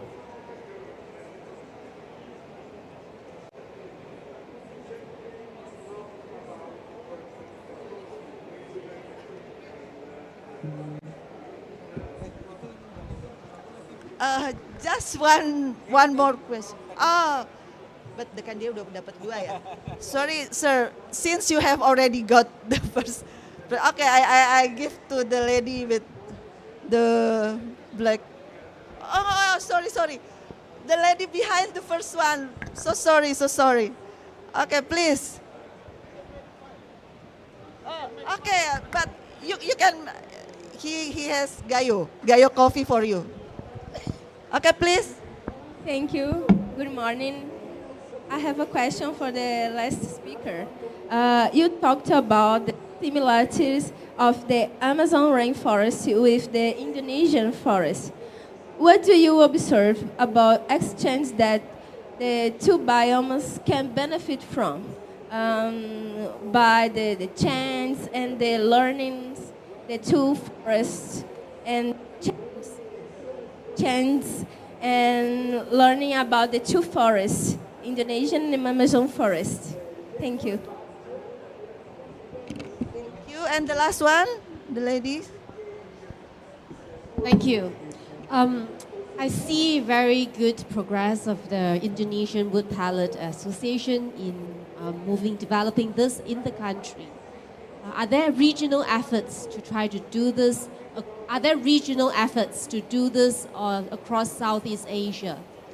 Yours is a national base within the country. I'm curious whether there's regional effort in promoting this and doing it together as a region. My name is Leong Yuan Yung, UN Sustainable Development Solutions Network. Yeah, you get the question. I think most of the question dedicated to you. Yeah. Okay, but I invite Pak Diki first or Pak Iwan. Okay, Pak Iwan first to respond Pak Purwadi question and others. Pak Diki and maybe Bu Novi can also respond to those questions. Okay, thank you, Pak Purwadi. Yeah. As we understand that the biomass energy plantation is have similar or same resources of land. Yeah. So actually, yeah, we need to effectively to combine the existing of plantation that actually in Indonesia we have developed or advanced the plantation forest. But yeah, this is for another business. But I think the challenge is how we can combine the existing advanced plantation forest and can product also the biomass energy. And the key of the efficiency is about the range of distance between the source of product and then the off-taker. So if we can map the location of maybe the off-taker, and then we can create the environment surrounding the industry or the steam power plant, something like that, we can create something like landscape approach about the area, and then we can encourage also the community, not only the private sector that hold the forest concession, but also we can encourage the community to plant biomass energy plantation, because the trees can grow in almost everywhere in the country. So if there are benefit from the industry, so maybe the community will have incentives, so they eager to plant the biomass plantation. So the industry will be automatically working in this scenario. I think that's how we can solve the problem. Thank you. Thank you, Mr. Iwan. And maybe Pak Diki to respond Pak Purwadi question. Okay, thank you. Pak Pur, yes, this is the classic problem in Indonesia about the price. So can you imagine, we have the biggest palm plantation, but the price controlled by Malaysia. You know, the palm kernel cell is the biggest in the world, is from Indonesia only, but the control price is from Singapore. So what we have to do now? As association, I already make review a market, and then we want to make our member using of our price if negotiation with the buyer, so we can control about the price. This is the first. The second one, problem about the wood pellet or palm kernel cell in Argus Media price. We always controlling by foreign country for the price, but actually Indonesia has sustainability certificate like ISPO, but never use it. They use RSPO, they use GGL, they use MPO. This is not make sense actually. This is, we have to make Indonesian standard price. And my planning for the PKS especially to control the price, because now the price from 135 going down to $100 only. This is fair. This is not make sense actually. But this is because control price from the buyer and then from the trader from the Singapore. So I said, I to talk to the government. If government subsidize diesel, biodiesel for the PLN, why they not selling of PKS to PLN and give the incentive also, give the subsidize for the PKS. If the PKS, if the palm kernel cell using for in the country, in domestic, the first, we will reach emission carbon dioxide, and the second one, we can control price at the export, because in the domestic price, we already have good price. This is the answer, Pak. Okay, thank you. And maybe the pavilion team can give the souvenir for the first. Okay. Okay. Yeah. And for other question, please respond, Pak Diki. Okay. Thank you. Actually, in Indonesia, we do the biomass industry is the forest in the rural area, in the peripheral area, in the poor people area. So if we build industry there, many people there, it will be going up the economic of them. Before they have not working, they don't have money for the food of the children, for the school of children.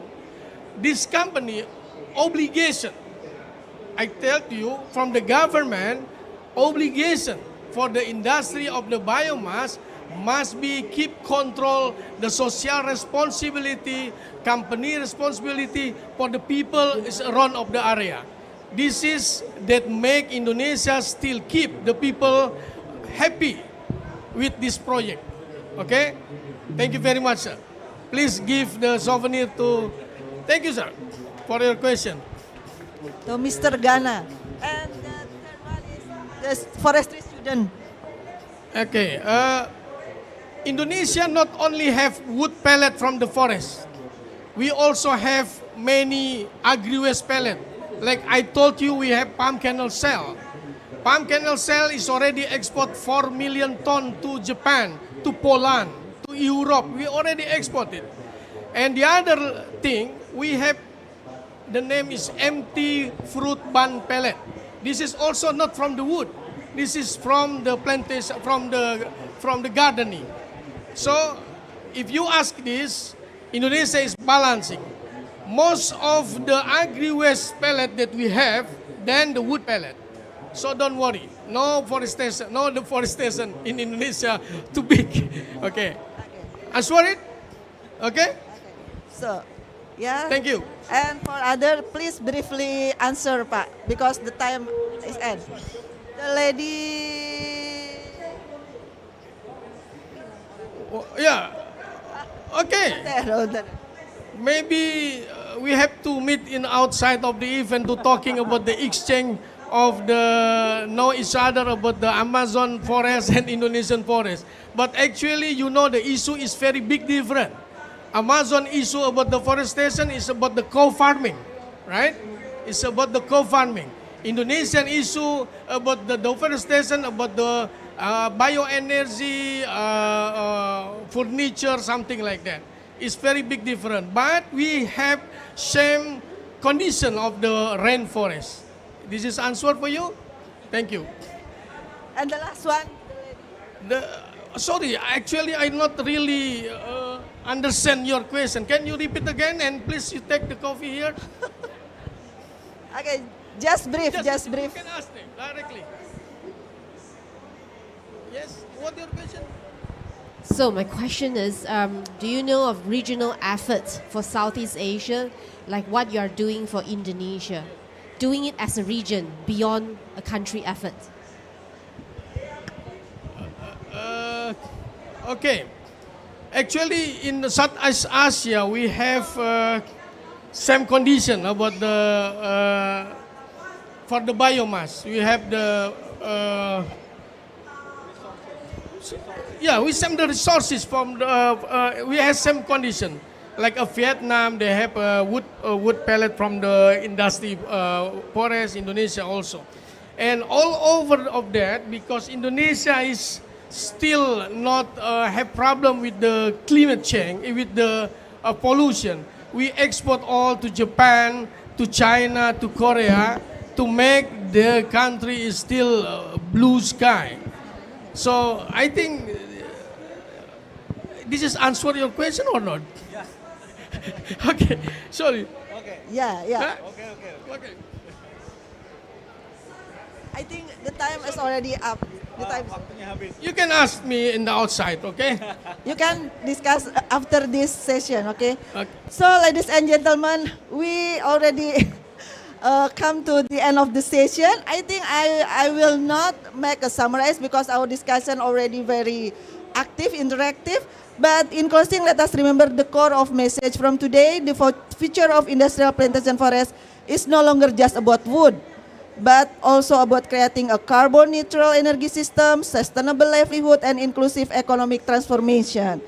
And I would like to sincerely thank our keynote speaker, our three panelists. Miss Novia, I hope you still there, Bu Novia. Yes, I'm here, Ibu, but I'm sorry I don't Do you have any any response? share. The last. Maybe just a very, Ibu Fitri. Yeah. Just a brief response. I think to all of the colleagues who asked the questions. I think from the government perspective, since energy security as well as food security is one of our priority program, and I'm sure everyone needs energy. So forest utilization for food and energy security means optimizing forest utilization to support the energy security. And I think I agree with the other presenters, including Pak Diki, that to provide energy from the forest is not only the work or the mandate given to private sector, but I think we can also use the other program like social forestry partnerships to make this energy security program more inclusive, so we can provide more. Okay.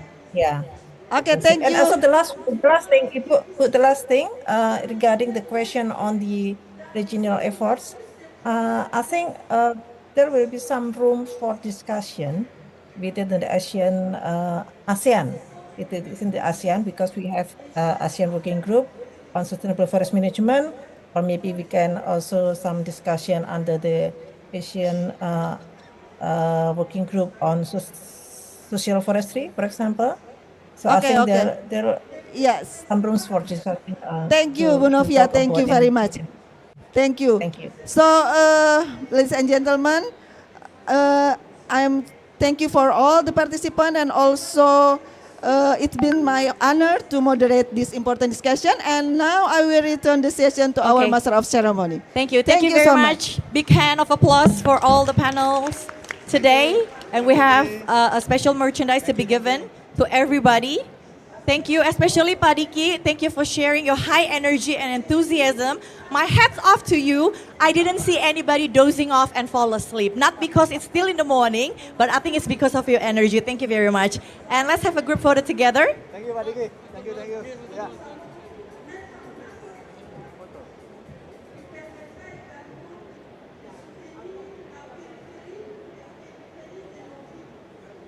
Okay, ladies and gentlemen, the next program, we're going to have an MOI, Memorandum of Intent, signed by the government of Indonesia with the government of Norway shortly. Thank you.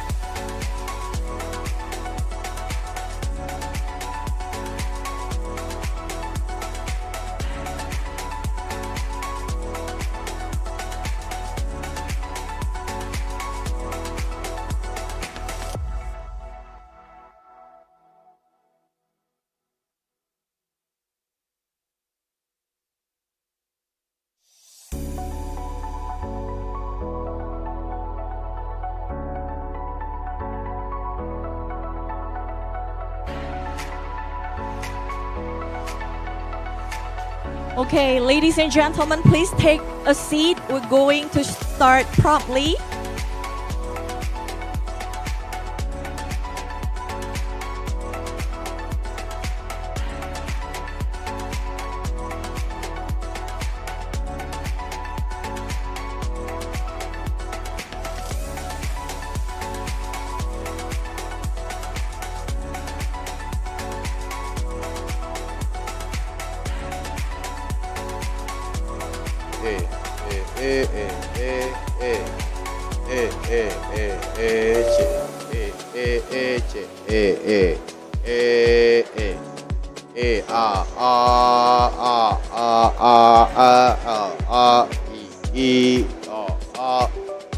Take 1, 1, 1, 1, 2, 3, E.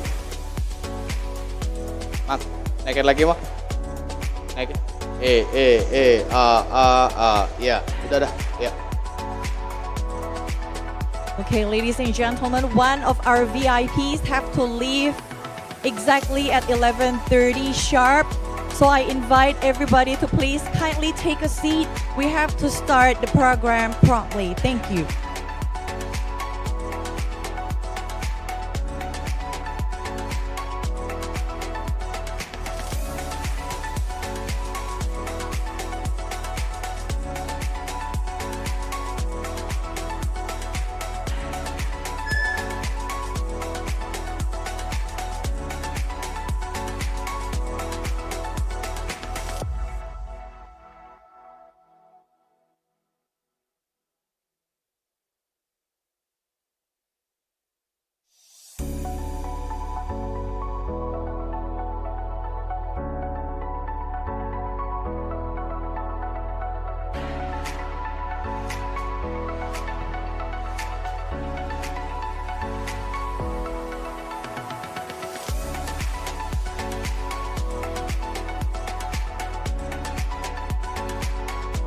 Welcome to Indonesia Pavilion, Your Excellencies, distinguished guests, ladies and gentlemen.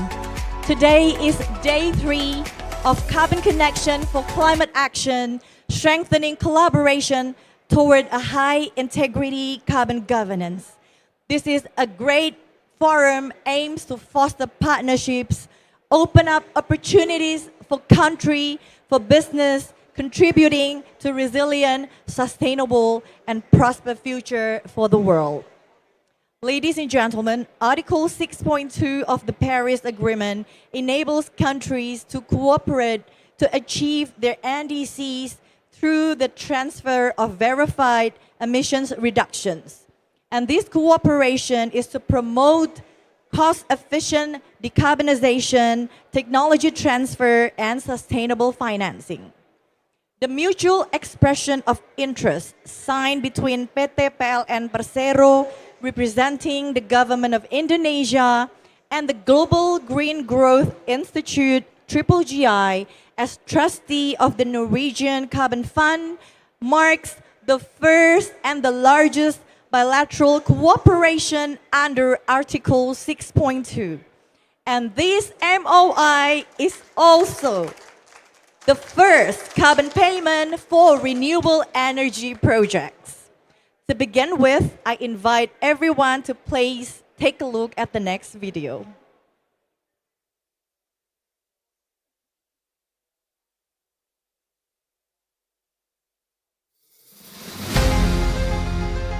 The world is facing unprecedented challenge. Climate change threatens our shared future. Now is the time to act together across nations. Through the Article 6 Climate Action Partnership, Norway and Indonesia strengthen their collaboration to accelerate the clean energy transition, a concrete step toward a green economy and a low-carbon future. As a frontrunner in Indonesia's energy transition, PLN is committed to achieving net zero emissions by 2060. One of its flagship innovations, the floating solar power plant, clean, efficient, and sustainable, harnessing Indonesia's abundant solar and water resources. Beyond technology, This partnership is an investment in the future. It delivers environmental, social, and economic benefits, empowering communities, driving innovation, and strengthening Indonesia's energy resilience. Norway, Indonesia, and PLN united for a greener world, acting on climate, empowering people, and protecting our planet for generations to come. Together, we build a sustainable future.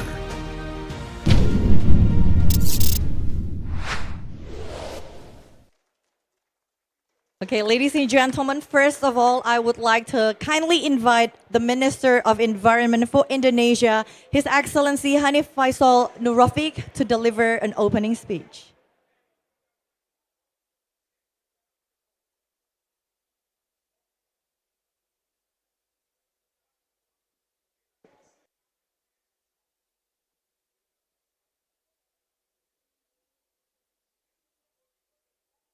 Bismillahirrahmanirrahim. Assalamualaikum warahmatullahi wabarakatuh. Excellency Mr. Andreas Vigilance Eriksson, thank you very much. As my soulmate from Norwegia, thank you. Applause for him. Minister of Climate and Environment, Excellency, Head of the Triple GI, thank you very much. Applause from him. Pak Haryadi, thank you. Distinguished from Norway, Indonesia, ladies and gentlemen, good afternoon. I wish to express my appreciation for our close cooperation, which has led to the important outcome of finalizing the draft term sheet for the mitigation outcome forecast agreement atau MOPA and generation-based incentive GBI Programme Rule document. This is actualized by the signing of framework agreement, one milestone to achieve the goal of MOPA signing today between PLN, State Electric Company, and Triple GE, who represent of both of Indonesia and Norway. We view the framework agreement as an important part of strengthening our joint commitment, affirming the serious intent of Indonesia through PLN as the potential seller to join this generation-based initiative program supported by Triple GA as the trustee and which represent NACSA fund under authorized by Norway. However, the term sheet and framework agreement is not the final step. We must immediately translate it into the MOPA and GBI Programme Rule document. To that end, we wish it could be planned and signed up at the end of 2025. Today, we reach a milestone that determines the next achievement for Indonesia-Norway Corporation and propose to the world that we can be a leader in implementing carbon trading through the scheme of Article 6 of the Paris Agreement. For Indonesia, this moment is also very important because Indonesia has proven capable of supporting the achievement of global target for reducing greenhouse gas emission through the implementation of carbon trading under Article 6 of the Paris Agreement. Your Excellency, ladies and gentlemen, the further signing of MOPA also proves the strategic achievement of Indonesia bilateral cooperation, which so far has only covered by the nature-based sector, with Norway risk-based contribution to Indonesia regarding the performance of forest management in Indonesia. Norway contribute has been implemented in the RBC first, second, third and fourth program. However, with the signing of MOPA in the future, Indonesia will unlock carbon trading through the technology-based tech-based scheme in the field of renewable energy, especially for the solar cell program in Indonesia for a target 12 million ton of CO2 equivalent. This also proves that Indonesia is able to carry out carbon trading not only from the nature-based solution, but also the technology-based, which has so far been less than balanced in its implementation. The milestone proof Indonesia's commitment to become a global leader as mandated by the Honorable Excellency President Prabowo Subianto to strengthen renewable energy in Indonesia through multi-sector carbon trading, one of which is proof that bilateral cooperation is effective in supporting the achievement of global climate change target. We are confident this commitment can better ensure that it's aligned with our national priority and it can be accelerated on the program with a direct on-the-ground impacts serve as a proof of the concrete benefit of our Article 6.2 Corporation. Designing marks one of the first Article 6.2 implementation in the works.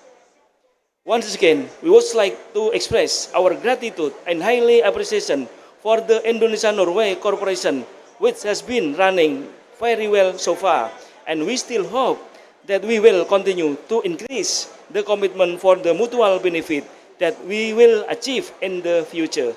Thank you very much. Assalamualaikum warahmatullahi wabarakatuh. Thank you, Your Excellency.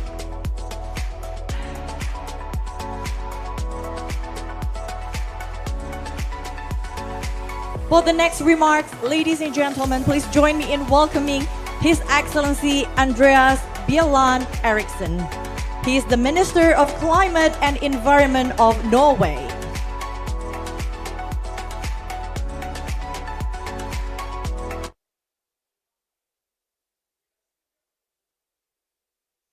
My dear friend, Minister Hanif, dear Excellencies, the partnership between Indonesia and Norway in the space of climate cooperation is a long-standing one, and it's one of our proudest partnerships.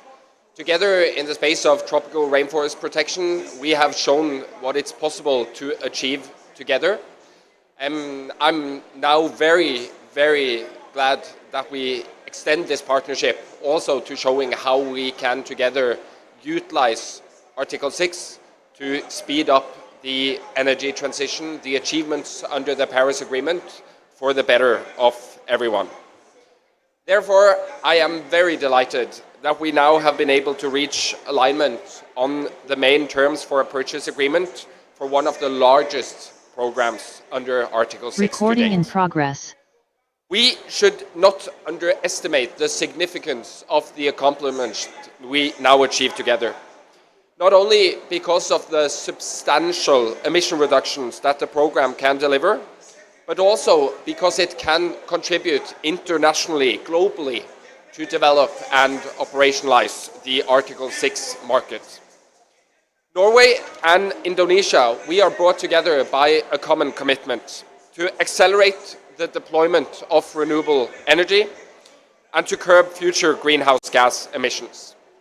Under this context, I'm particularly pleased that we signed the bilateral agreement earlier this year. It enables cooperation under Article 6 of the Paris Agreement and strengthens the international market for carbon credits. Now, dear Minister Hanif, we have taken it one step further. But as government, we have also taken a small step back, because today it will be our excellent friends from PLN and as the potential aggregator, and from the GGGI as trustee for our carbon fund, who will sign the mutual expression of intent. The Norwegian Global Emission Reduction Initiative, backed by an authorization to enter into contracts worth up to $800 million that we now also have proposed to Parliament to increase to $1.5 billion, seeks to reduce emissions through strategic cooperation with partner countries. By leveraging the carbon trading mechanism under Article 6 of the Paris Agreement, we see a significant opportunity to accelerate the deployment of renewable energy in Indonesia for the better of the world, for the climate, but also for our friends and the people in Indonesia. Our preliminary estimates from the program in Indonesia linked to credits from floating solar power plants suggest it could generate around 12 million tons of emissions reductions. With a price structure tied to financial viability gap, the overall transaction could be in the hundreds of millions of US dollars over a 10-year period. Our experience from CDM under the Kyoto Protocol indicate that we should expect that these volumes can generate private investments of around 5 to 10 times the value of carbon revenue. And this is exactly what we want to do together, to utilize public funding in a smart way that generate private investments and opportunities. For Norway, we hope that the successful implementation of this program is only the start, something that can pave the way for expanding cooperation to other technologies as well, such as wind, geothermal, and pumped hydro.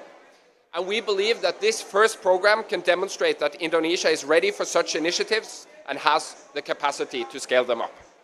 This will send a strong signal to the private sector and other governments who are looking to scale up their engagements under the Article 6.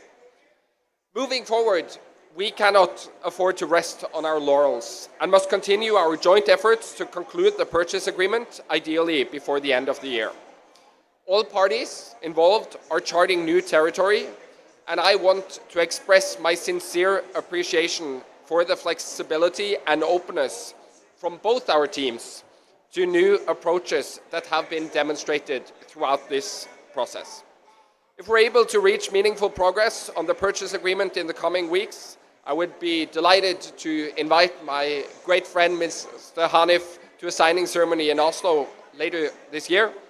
Thank you so much to both the PLN and to the GGGI and our Indonesian friends. Thank you so much for your attention. Thank you, Your Excellency. I kindly invite you to please remain on the stage to witness the signing. I also kindly invite back His Excellency Bapak Minister Hanif to also please be on the stage. I would like to call upon the signing parties to the stage, signing representatives from PLN, Director of Technology, Engineering and Sustainability, Mr. Evi Haryadi. Signing representatives from Triple GI, Executive Director, Mr. Sang Hyuk Kim. And the document that about to be signed is a mutual expression of intent to negotiate a mitigation outcome purchase agreement on generation-based incentives scheme between Indonesia and Norway. This memorandum sets out the intent, coordination, mechanisms, and the next steps to maintain transparency and collective prosperity, especially a just energy transition for all. Please, signatories, you may proceed with signing the document. And once the document signed, please show it to the camera as it is well signed.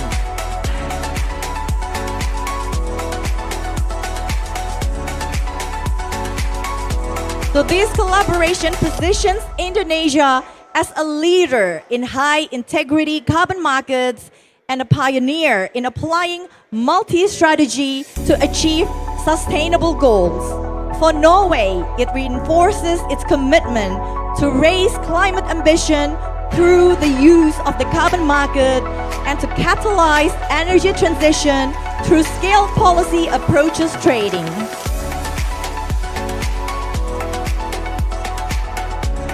Congratulations all dignitaries, all signing parties. You may return to your seat when you're ready. The Indonesia-Norway Article 6 Mutual Expression of Interest signing establishes another pivotal milestone being reached in the journey to opening up a credible carbon market.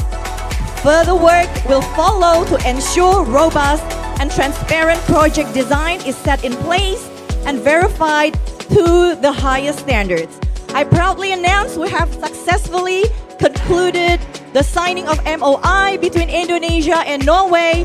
Thank you, Your Excellencies. We're truly honored with your presence. And thank you, ladies and gentlemen, for your participations and support for this momentous occasion. Thank you very much.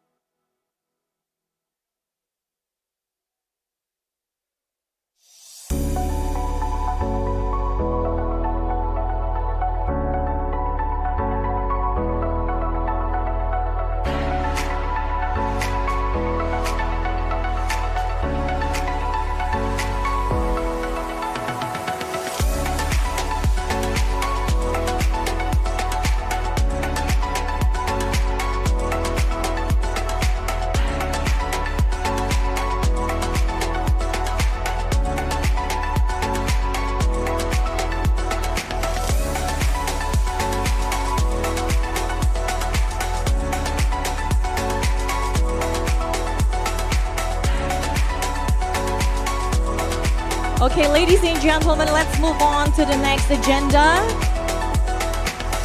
Please kindly take a seat. We still have a lineup of programs for you.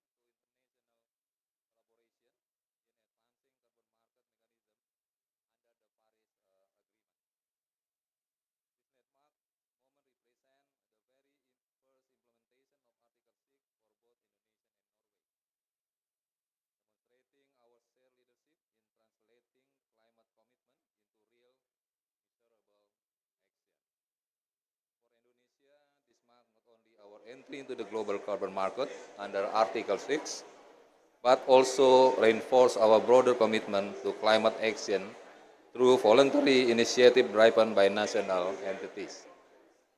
In this regard, PLN stands at the forefront, actively developing voluntary carbon cooperation, including today's partnership with CarbonX Incorporated, which embody our dedication to accelerating the energy transition and supporting global decarbonization efforts. Today marks not only the beginning of partnership between two institutions, but also the start of the new chapter in our shared mission to advance green energy transformation and global carbon market collaboration. As Indonesia's state-owned electricity company, PLN carries the responsibility to provide reliable, affordable, and sustainable energy for more than 280 million people across our archipelago. This mission is deeply tied to our commitment to energy transition, moving toward a cleaner, greener, and more resilient energy system. On the other hand, CarbonX brings global expertise as a platform provider for carbon and emission credit trading, connection developers, sellers, traders, and buyers in the international carbon ecosystem. Our collaboration today reflects a shared vision to accelerate the adoption of green attributes, including renewable energy certificates and carbon offset in Indonesia and beyond. This MOU comes at a crucial time. The world is moving decisively toward net zero emission, and Indonesia is no exception. PLN has committed to achieving net zero emission by 2060, aligning with national goals and the Paris Agreement. To reach this ambition, collaboration is not optional, it's essential. Through this partnership, PLN and CarbonX will work together to build a global platform for the development and trading of RECs and carbon offset, enabling the adoption of low-carbon technology across industry. This cooperation is also part of PLN Beyond kilowatt-hour strategy, expanding our business portfolio beyond traditional electricity supply into new high-value sectors such as green attribute, and carbon market. It also strengthens PLN position as regional leaders in renewable energy and sustainable solutions. Through this partnership, PLN and CarbonX aim to expand and accelerate the adoption of green attribute in Indonesian international market, particularly in Japan, by leveraging both party expertise in renewable energy and carbon trading. Second is develop a robust commercial framework and also business model that support transparent, scalable, and profitable carbon market mechanism. The third one is foster cross-border collaboration by utilizing the Mutual Recognition Agreement, or MRA, with Japan, enabling Indonesian and Japanese companies to exchange and trade credible carbon and renewable energy products. And fourth, strengthen human capacity through joint program, knowledge exchange, and market intelligence to enhance the management of green attributes. This partnership is not only about business, it's about building trust, transparency, and collaboration in achieving our collective climate goals. Our collaboration will move forward through a structured roadmap. First is November 2025, with signing of the MOU, making the official start of our cooperation. And next, quarter 4 2025 is the pace for development of the market framework and business model for the green attribute. And we hope in 2026 we can commencement of international trading for RICs and also carbon offset. This timeline demonstrates our determination to turn strategy into action and a commitment into impact. Ladies and gentlemen, the partnership is more than a bilateral agreement. It's a symbol of innovation and leadership from the global south. Through this collaboration, we aim to show that Indonesia can lead in the regional and global carbon market by promising integrity, inclusivity, and also transparency. It's also reinforced PLN broader transformation journey from a traditional electricity utility into a sustainable energy cooperation that enables the nation green economy. By embracing partnership like this, we turn our sustainability vision into measurable outcome, cleaner air, lower emission, and more resilient future for generations to come.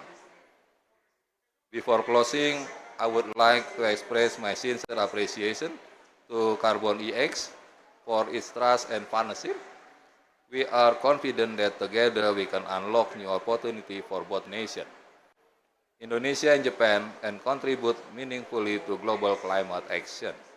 To all our colleagues and partners present here today, thank you for your continued support and collaboration.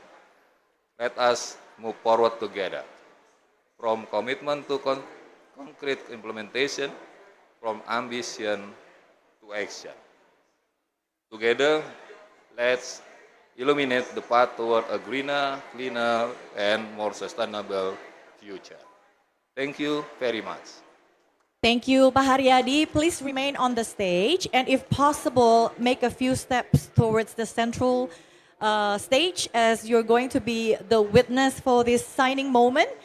So the signing of the MOU will be conducted by the Executive Vice President of Corporate Business Development and Investment of PLN, Bapak Abdan Hanif Satria, with CEO of CarbonX Japan, Mr. Sunsuke Takeda. And since not all signatories could be present, the signing is carried out virtually through the next pre-recorded video. Ladies and gentlemen, we are presenting to you the signing MOU between PT PLN Persero and CarbonX regarding collaboration for international green attribute business development. Let's give support to this MOU signing with a big round of applause. Okay, Pak Haryadi, you may return to your seat. Thank you very much. Okay, I think, oh, we're not done yet, sorry. Next agenda, we will proceed with project presentation featuring two speakers.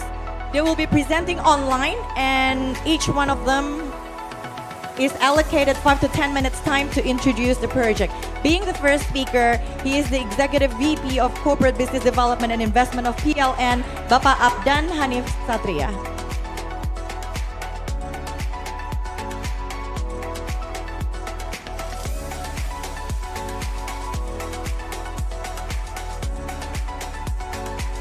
Oh, he's actually live online with us. Yes, I do. Okay. Okay, I hope my voice can be clearly heard by everybody in the room and also people in the Zoom. Maybe I need to wait for the response. Is my voice can be heard clearly? Yes. Yes, Pak, we can hear. Okay. Okay, excellent. So thank you. A good evening or maybe good afternoon for everybody in the room. Good evening for everybody in Indonesia today. So in this excellent opportunity, I would like to present to all people here about the approach of PLN other than the upstream. We're going to also talk about the downstream. What I mean about that downstream is about the green electricity that we're going to produce from the new asset that we are going to build from our REPTL. So the green attributes products, if I may, can I just share my own screen if you allow me to?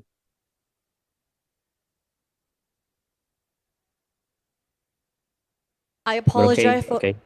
Oh, okay. So Okay, no problem. you can continue, Pak. Okay, I continue. We Okay, could maybe hear next you slide. well. Can we? Do we Yeah, have yeah, a yeah. problem listening? No. Okay, you may proceed. Thank you. Okay. So I can share my screen now.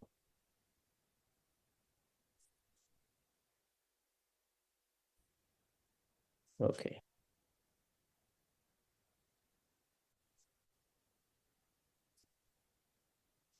Okay, I hope everything is fine here. So we're going to see that green electrons and also carbon credits are Indonesia's opportunity to lead the transition towards a sustainable economy and a greener future. And we indeed want to be the leader, not only in the regional scale, but also global leader by providing ample green electrons and also all the facility related to the sustainable targets that probably needed by our future customers. So if we see the situation in Indonesia today, yes, we still dominated by fossil fuel, but for the next 10 years, we're going to have a very significant shifts from fossil-based electricity system to renewable-based electricity system. So we're going to build from 60, almost 70 new additional capacity of power generation, 52 gigawatts, or around 71% from those number is coming from renewable technology related. So this will also coming with the opportunity of electricity, green electricity that will be produced by these new assets. So from the 52,000 megawatts or 52 gigawatts of electricity, we can expect to have the in total, if we calculate the 10 years span, of course, the number or the amount of the electricity produced is going to be more than 10 years because the economic lifetime of the asset should be more than 10 years. But if we just only count 10 years period, we can offer more than 1,000 terawatt hours of green electricity potential can be secured by the future buyer of green electricity of Indonesia, and we can offer stable, high integrity green attributes for available corporate customers. that can drive them or accelerate our customer to hit their net zero emission target. So we can help, we can assist a company to lock in long-term decarbonization with two flagship green attributes. We have the carbon credits. We call it SPE GRK in Indonesia terms. And we also have the green energy as a service from our renewable energy project to hedge against price and volume risk. So PLN is committed to accelerate green investment through its green energy as a service offering, including renewable energy certificates and also dedicated green energy sources. So we understand there is some, people might see Indonesia as a traditional country in terms of electricity industry sectors. Yes, we are, vertically integrated, but it doesn't hinder us to give our customer a credible green energy sources. So we can actually dedicate green energy sources to meet industrial renewable demand credibility. And of course, as we understand also some of the customers needed the additionality scheme, we can also pick some of the project that we have in our pipelines so that they can contribute or they can hedge the future green electron produced by our future assets. So the green energy as a service from PLN provide benefits customer based on parameters of claim, impact, and also physical consumption, which can be used to reduce Scope 2 GHG emissions as evidenced by the renewable certificate and also the cooperation agreement or dedicated source. So yeah, it's like you already mark the electricity from a certain renewable energy assets. So other than that, PLN also at the moment already have some of the renewable energy certificate in our produced from our renewable assets, with the total annual production reach 4.7 terawatt hours from the power plant of total capacity 1.5 gigawatts. So this one probably for some of the customers not too attractive because this is coming from existing asset or maybe old asset, but it still can probably meet some of the company that probably just fine for them to get the renewable energy certificate from the current asset. And also PLN launched a renewable energy project for the emission reduction from the Gunung Wugu hydropower plant, which is used for carbon credit trading. And we believe that the carbon credits coming from renewable asset is much more attractive compared to that coming from gas, for instance. And it's actually proved by the market. Okay, and we also offer a forward offtake opportunity for 3 gold standard registered projects with an available volume of approximately 1.6 megaton CO2 equivalent from ground-mounted PV plus battery system in the IKN Nusantara capital, and also hydropower from Asahan 3 with a capacity of 2 times 87 megawatts, and also hydropower from Jati Gede with a total capacity of 2 times 55 megawatts. And we also have the plan to soon launch the 1 gigawatt package of the project, which giving offering to our customer a portfolio of renewable energy sources that can be allocated to support long-term decarbonization target through stable partnership-based green power supply. So as you can see, this is mainly located in the western of Indonesia. And we also can enable companies to secure short to long-term offtake of PLN green attributes from credible and green project. We can probably have 3 categories. You can pick either spot, forward offtake, or also stream. We can talk about this in a more detailed fashion if we need. You can contact us. And also we're ready to partner with everybody that need to unlock new value in your business and provide clean power to also help our customer reach their net zero targets. And we already have some partnership with some credible partners to support our new business model. Not only offers the upstream business of PLN in building new renewable asset, but also try to offer the future green electrons that we will produce from our projects. Okay, thank you. PLN is ready to be your trusted partner on your decarbonization journey, secure carbon credit, green supply, predictable costs, and also credible claims. Thank you. Thank you, Bapak Abdan Hanif Satria.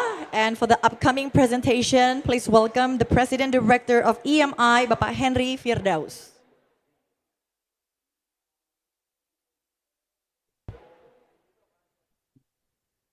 Okay, good day everyone. Can everybody hear my voice? Yes, clear, Pak. Okay, thank you very much.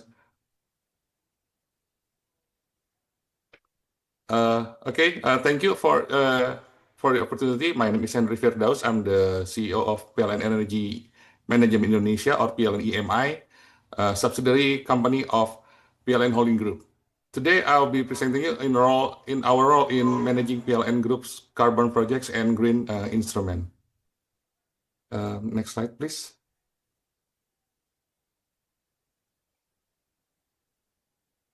Next slide. Okay. Since 1987, PLN EMI has been at the forefront of the energy efficiency and sustainability effort in Indonesia. After becoming part of PLN Group in 2021, our mandate expanded to include managing all green attributes and carbon economic values within the group. Our mission is simple: empowering sustainable energy for a greener future. Next, please. Okay, PLN EMI provides a comprehensive range of solutions covering 4 major pillars. The first one is energy management, and the second one is green attribute, carbon credit issuance and trading, and also renewable energy certificate issuance and trading. The 4 and 5 is about environmental management and the sustainability consulting. Next, please. So this is our service of the PLN EMI. This includes energy audit, the ISO 5001 certification, green building concepts, sustainability reporting, and environmental management. Through these integrated services, PLN EMI not only helps industries save energy and costs, but also actively contributes to Indonesia climate change mitigation. Next. One of our key focuses in managing green attribute products, notably for renewable energy certificate or REC, and certificate pengurangan energi emisi gas rumah kaca, or we call it SPE GRK, known internationally as carbon credits. While the renewable energy certificate or REC are used to address Scope 2 emissions for electricity consumption by allowing business to claim renewable energy use. Meanwhile, the SPE GRK compensate for the Scope 1 and 3 emission from direct operation and supporting activities such as business travel. Next, please. So through this instrument, companies can accelerate their decarbonization journey with transparency and credibility. PLN EMI itself has been embarking to its carbon neutral journey by utilizing PLN's carbon credits. Next. So our first feature project is already mentioned by Mr. Abdan, is the PLTGU Muara Karang Block 3, the first LNG fuel power plant in Indonesia, utilizing advanced Mitsubishi gas turbine technology. With efficiency reaching 60.7%, this plant demonstrates how cleaner fuel and low NOx burner can significantly reduce emission while maintaining reliable power supply for Jakarta. Next. As mentioned before, next we have the PLTM Gunung Gugul, a run-of-river mini hydropower plant in Central Java, operating since 2021.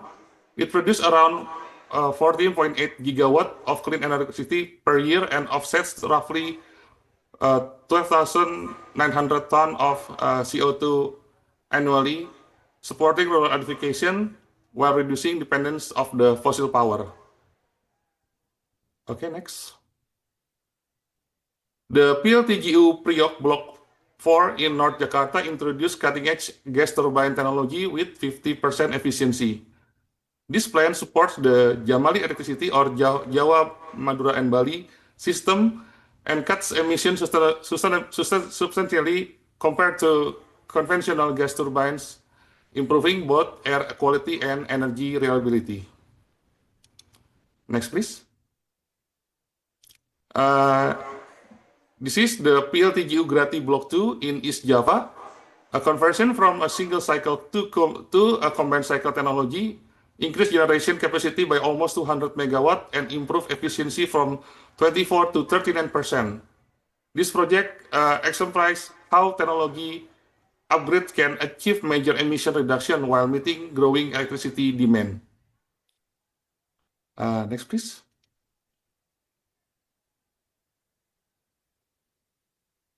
Next. Okay. As the same as before, the Muara Tower Block 2 conversion project at 150 megawatt of capacity while reducing carbon intensity from 0.68 to 0.43 tons CO2 per megawatt hour.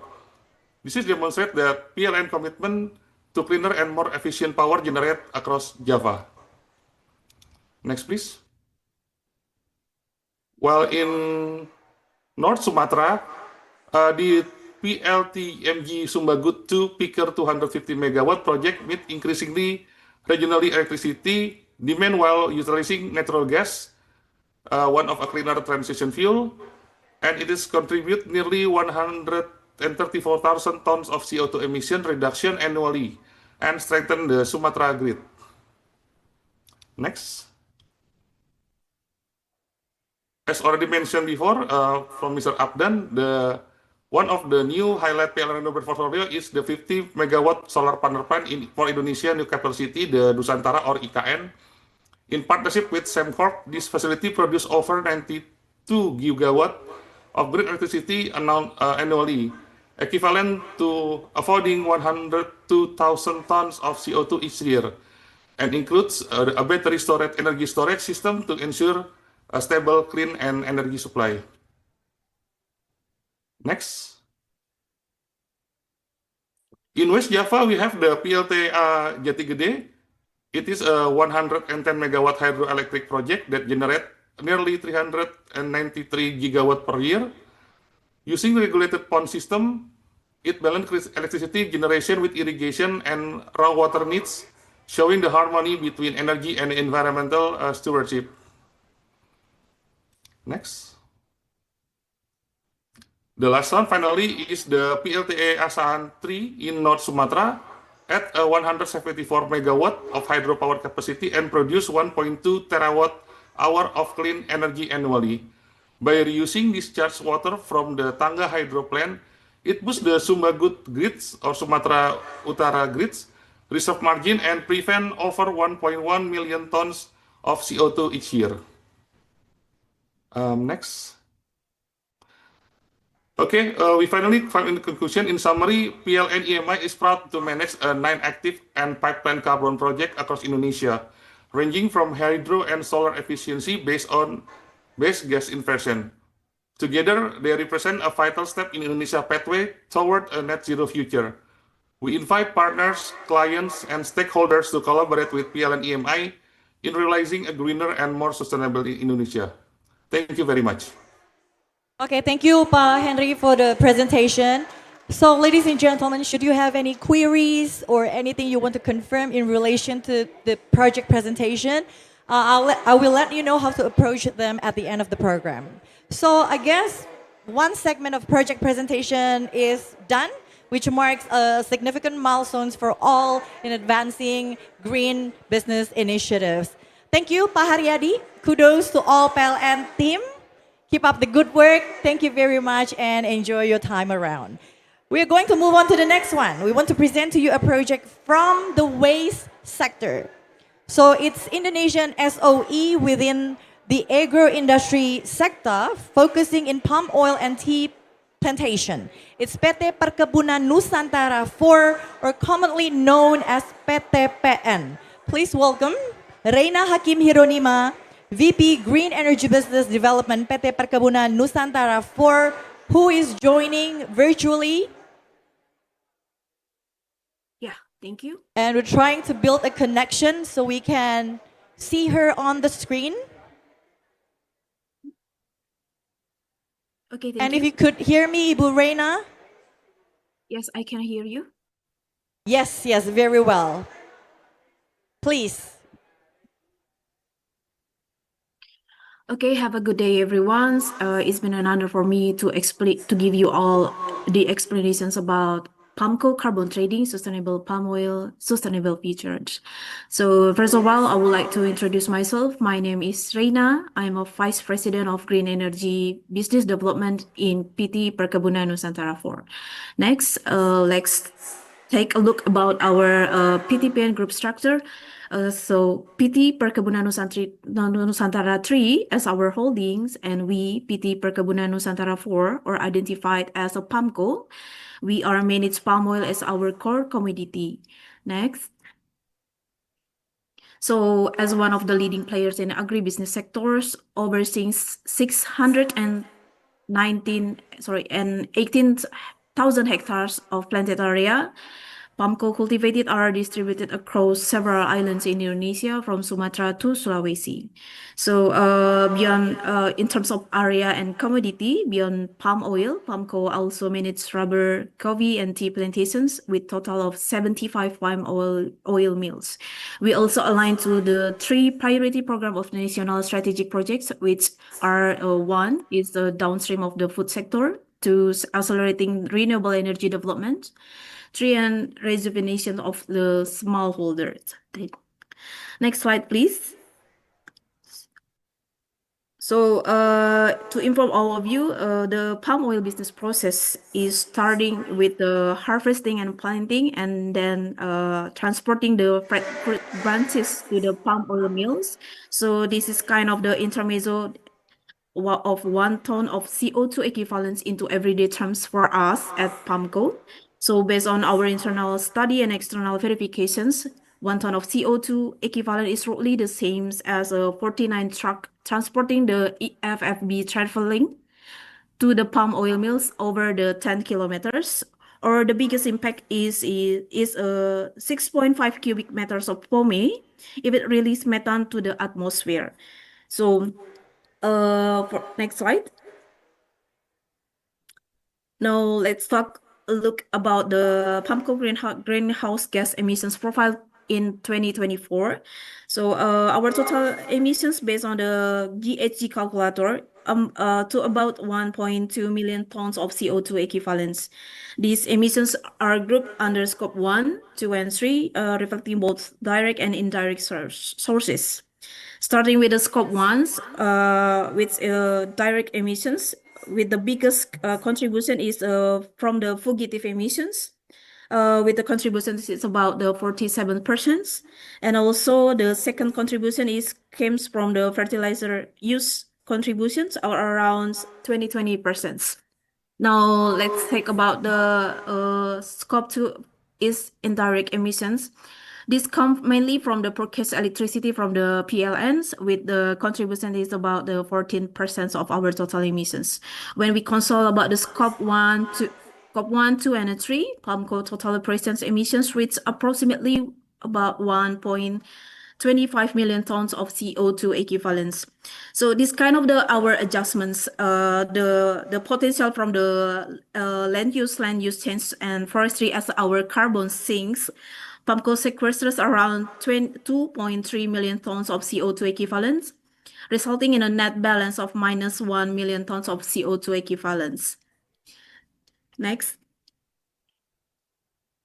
Looking ahead, POMCO is firmly committed to advancing its sustainability initiative as a part of our long-term growth strategy. First, we have a potential to reduce greenhouse gas emissions by more than 54%, exceeding the Indonesia's national target under the NDC by 2030. Second, we ensure 100% sustainability certifications in 2029. Then third, we are maximizing the circular economy, converting waste into value through biogas and compressed biomethane gas projects, scaling from 11 units today to 46 units by 2029. Four, we're working to improve our ESG ratings. To inform you, but we already have a ESG rating in 2024 with a score 55 by S&P Global.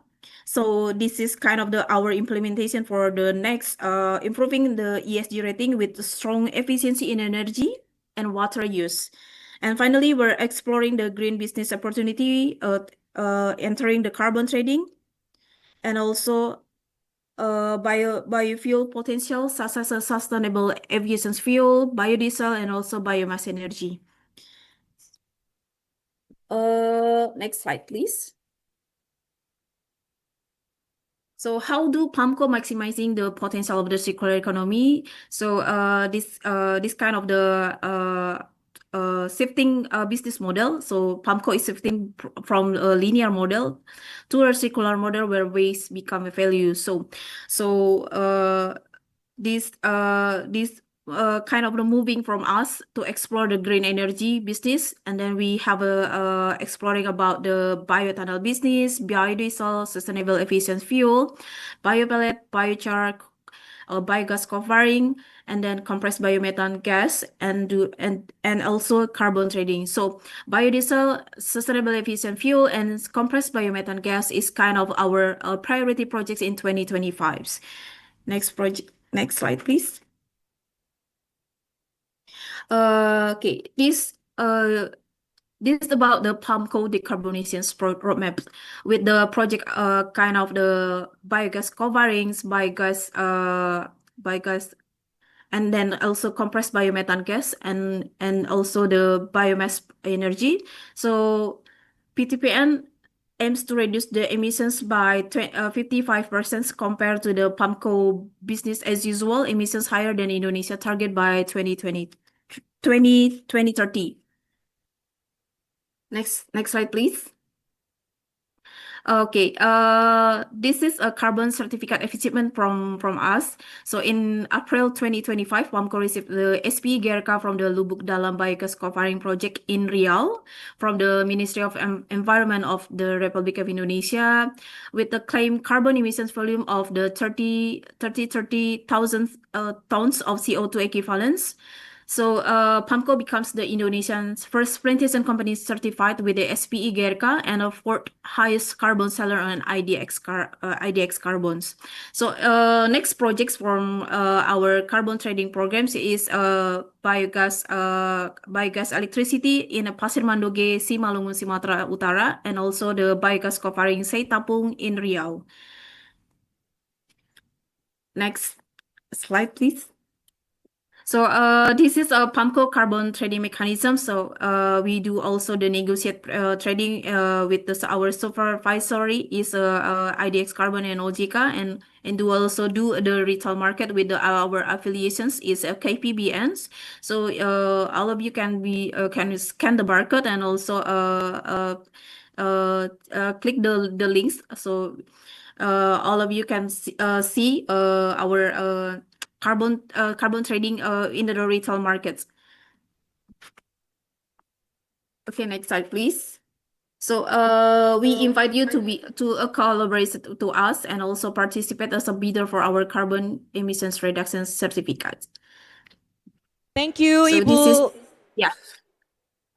Do you still have anything to say? Sorry, I thought you're done. Okay, it's enough. Thank you. Thank you very much. Okay, thank you also for staying up awake at this hour. I know it's FYI 10 o'clock p.m. in Indonesia, in Jakarta, where she is. So if you have interest in the project that's being presented, please don't hesitate to let us know, and I will tell you how to approach her at the end of the program later. Okay, so next we want to expose a few pipeline projects from the FOLU sector. So for the next, I think, we have a video actually. We have a video from Ibu Reina from the previous project through the screen, through the pre-recorded video. Let's follow. The world is striving for net zero. As a key player in the global palm oil industry, PALMCO is committed to driving this change through high-integrity carbon actions. We don't just produce, we transform. We're proud to showcase our pioneering carbon reduction project centered on sustainable waste management and renewable energy. Our project focuses on capturing methane gas, a potent greenhouse gas released from palm oil mill effluent. Located strategically in key operational areas like Riau and North Sumatra, we utilize advanced biogas capture and utilization technology. This proven methodology converts the waste gas into clean, usable biogas or biomethane for power generation and other energy needs. The results are clear. We've achieved significant greenhouse gas emission reduction volumes, validated by the Indonesian government. PALMCO is the first state-owned plantation company to secure a certificate of greenhouse gas emission reduction from the Ministry of Environment and Forestry. This rigorous process confirms the quantity and quality of our carbon credits, providing absolute assurance to investors regarding the integrity and environmental impact of every credit generated. We are committed to transparency and high standards. Our carbon project delivers more than just reduced emissions. Environmentally, it drastically cleans up industrial waste. Socially and economically, it's a powerful catalyst. By building and operating these facilities, we're creating sustainable green job from engineering to plant operation, fostering new skills and economic growth in local communities, truly integrating our operations with the well-being of the people. PALMCO is fully prepared to support the growing carbon market. As an entity already listed on the IDX Carbon Exchange, we offer a ready and reliable supply of certified carbon credits for both domestic and international markets. Our scale and commitment ensure a stable partnership for buyers and investors looking to meet their net zero targets with verified high-quality Indonesian credits. PALMCO, accelerating net zero achievement.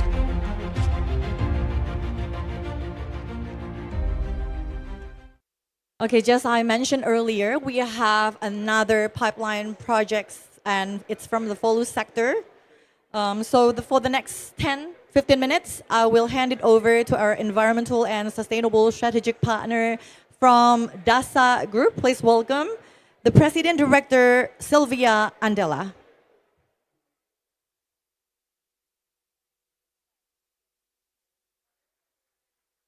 Hi, good afternoon, everyone. I hope you can hear my voice, all right? Okay, let me introduce myself. My name is Sylviana. I am the President Director of Dasa Corp, and I'm so excited to be here in person, because when we talk about carbon project, especially in nature-based solution, it's really important for us to really understand what it's all about. So when we talk about the carbon project, especially in nature-based solution, it's all about creating an impact toward the community, impact toward the environment, the biodiversity. So I think let's start from there, because by saying that a carbon project needs to be transparent, it needs to be truthful, and sustainable. So next, can we have a next slide? Okay, so basically Dasa was formed by a team with an expert in we have direct experience in developing a carbon project, an REDD Plus project located in Seruyan, Central Kalimantan. So our team managed to bring this project to get 5-time triple gold, as well as all the 17 SDGs. So by saying that, I think we can say that, yes, we can do that. By doing it right, we can achieve one of the best and high integrity carbon project. Okay, we can go to the next slide, please. Next. So basically, Dasa was founded in 2023.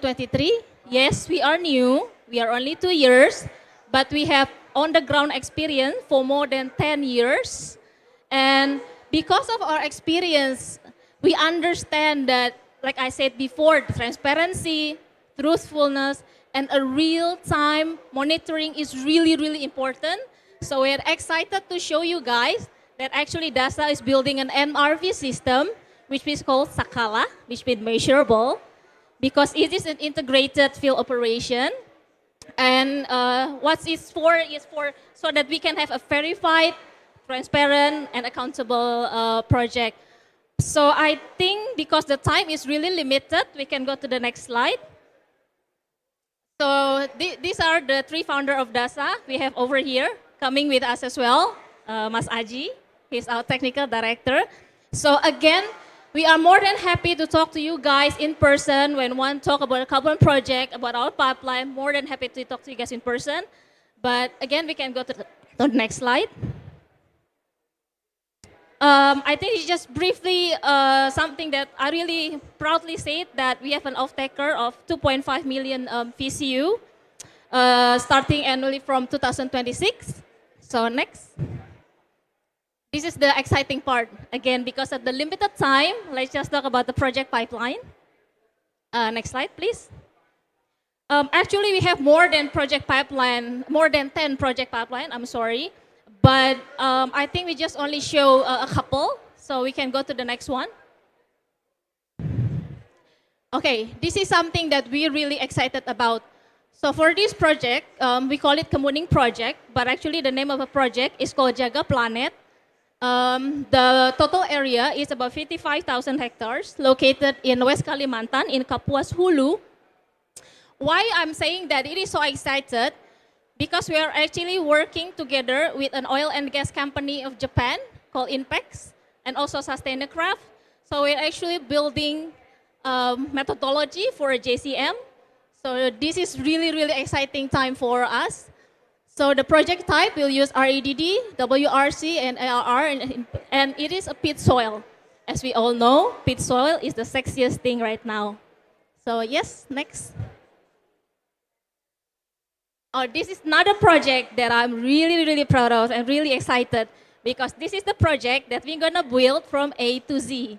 The project owner really trusts us to build a high integrated carbon project. This project is located in South Sumatra with a location of 10,000 hectares.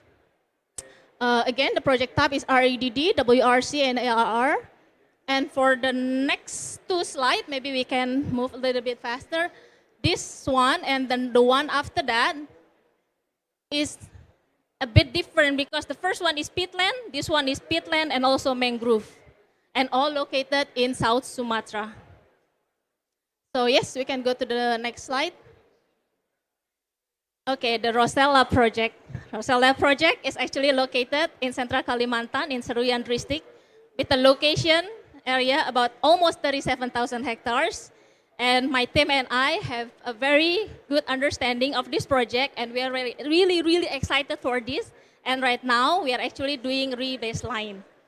So yes, we can go to the next one.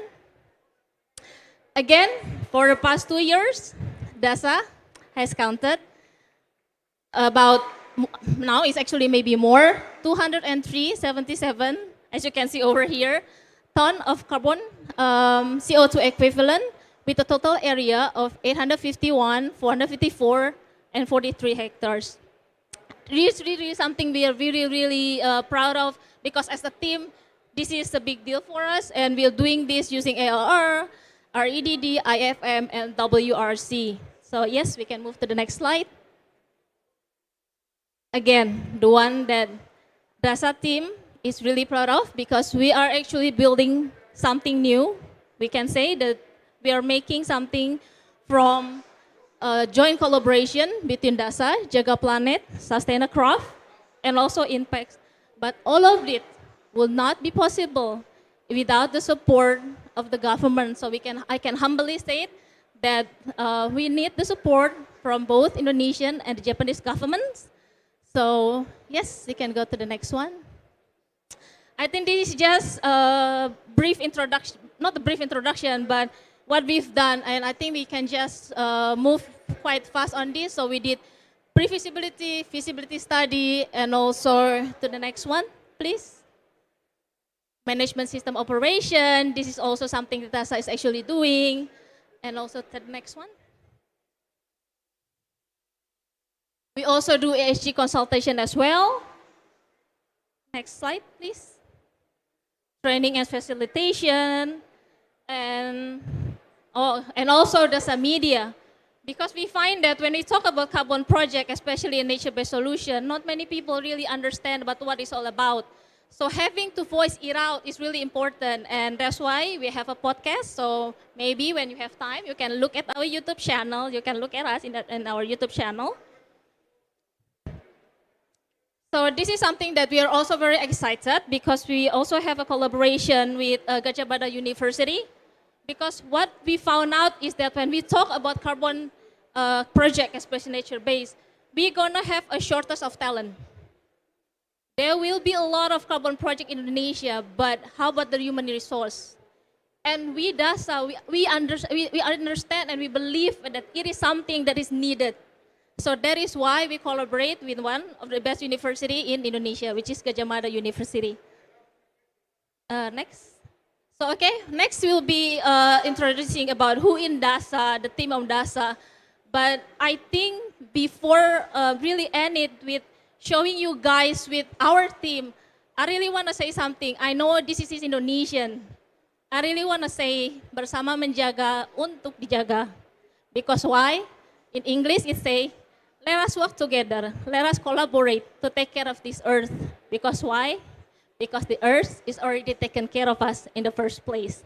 So, okay, next we can show all the team that I'm really proud of. Next. So, that will be the end of my presentation, and I will show you the video of Dasa. Thank you so much for the time. Thank you so much for listening. Thank you.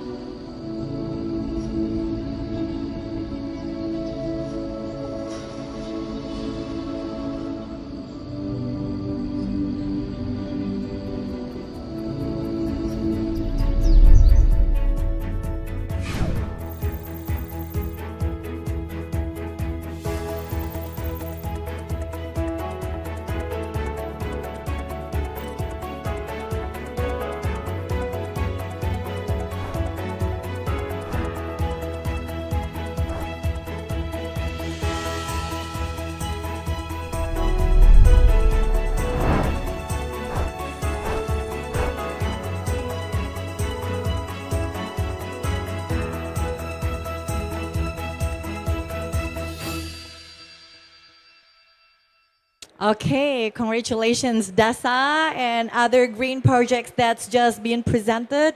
So should you have any questions, queries, and want to follow up about all of them, please, you can scan the QR code that's going to be on the screen in a short while. So there will be a lot of projects that you can select from. So you just tick one of them and you will get the appointment, and or somebody will follow up with you. Is there any?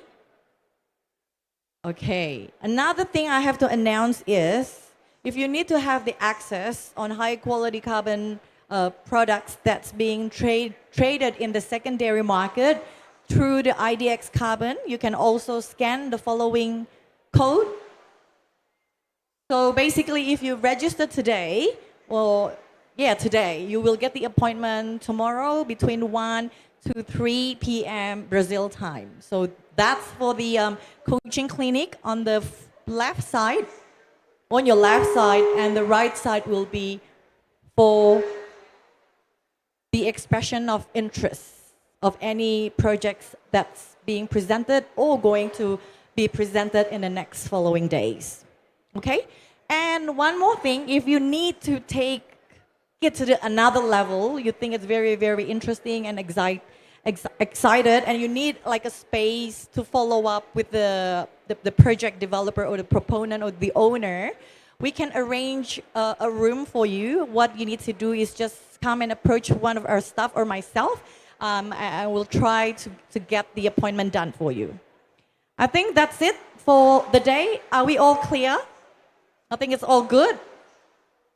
Okay, let's conclude the session. Carbon Connection for Climate Action, seller meets buyer, strengthening collaboration towards a high integrity carbon governance. Please be mindful, tomorrow is a day off, not for the pavilion, but just for this specific session. We're going to replace it with another equally exciting forum, which is worth to look into. So I guess I'll see you around. And I think that's it for the day. That's it for now, at least. And I invite you, if you want any snacks, coffees, or teas, we have it provided for you at the registration. We'll see you again. Thank you.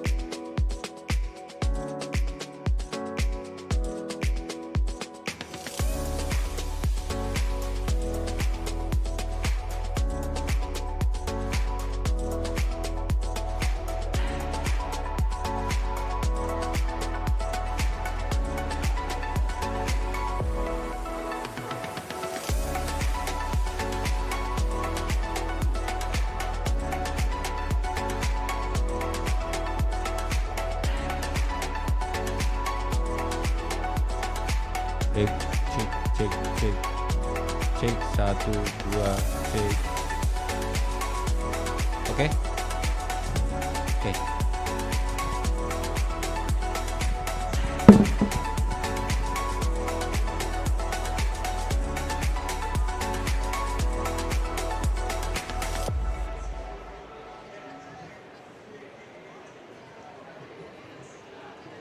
Cek, cek, cek. Cek, 1, 2.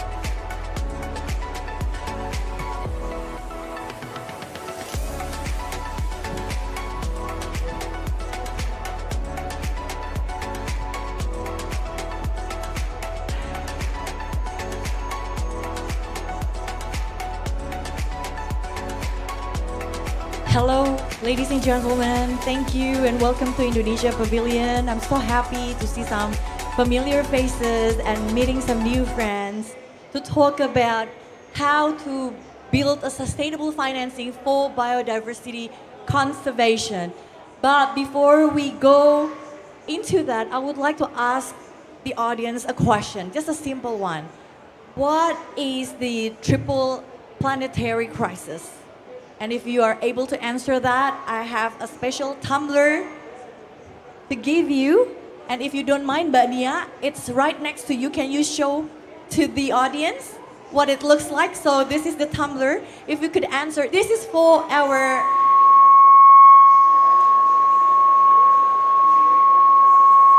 Okay, it's not from our pavilion. This specific question is only for our international audience. I'm not trying to be discriminating, but I really need to test them out, okay? Okay, so one, what is the first one, sir? Pollution. Your answer is pollution. Okay, one of our staff will give it to you. No, you only get one, sorry. If you want to answer it all, but you still, we give the opportunity to other audience. Anybody? Yes, you first? Biodiversity loss? Is it right? I don't know the answer. I have to check with them. Yes, okay. What's the last one? Climate change.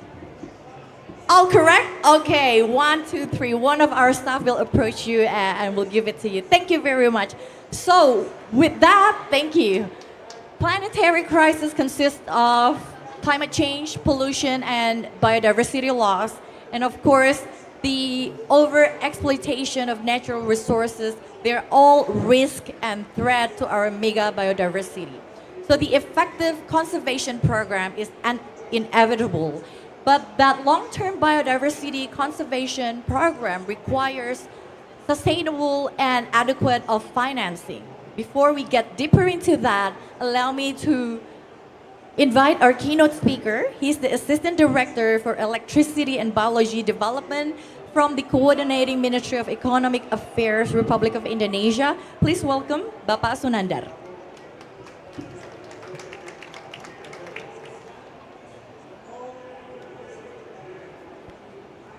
Bismillahirrahmanirrahim.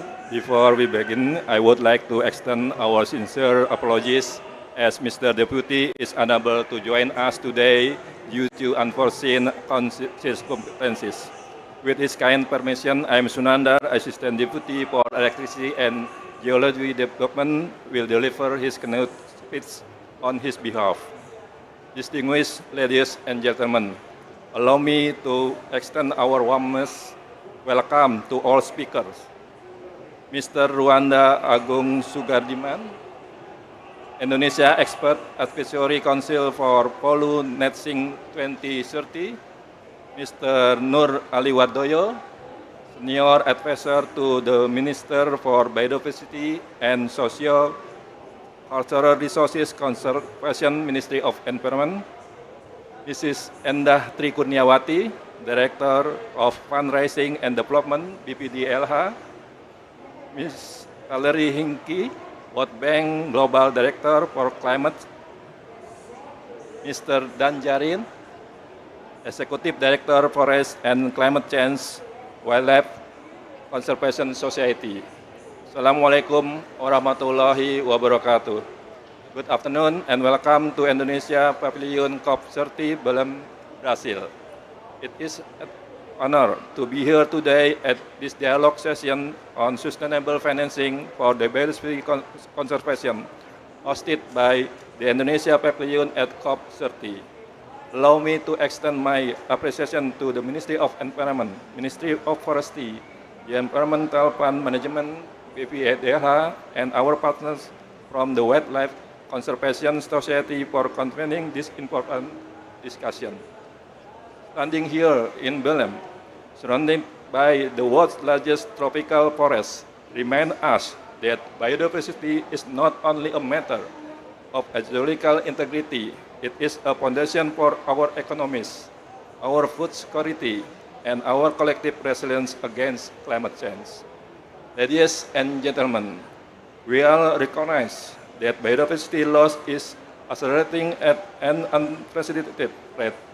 According to the Intergovernmental Science Policy Platform on Biodiversity and Ecosystem Services, around 1 million species are now at risk of extinction. This is not just a tragedy for nature, it is a systemic risk for humanity. Yet, despite the urgency, the global biodiversity finance gap remains enormous.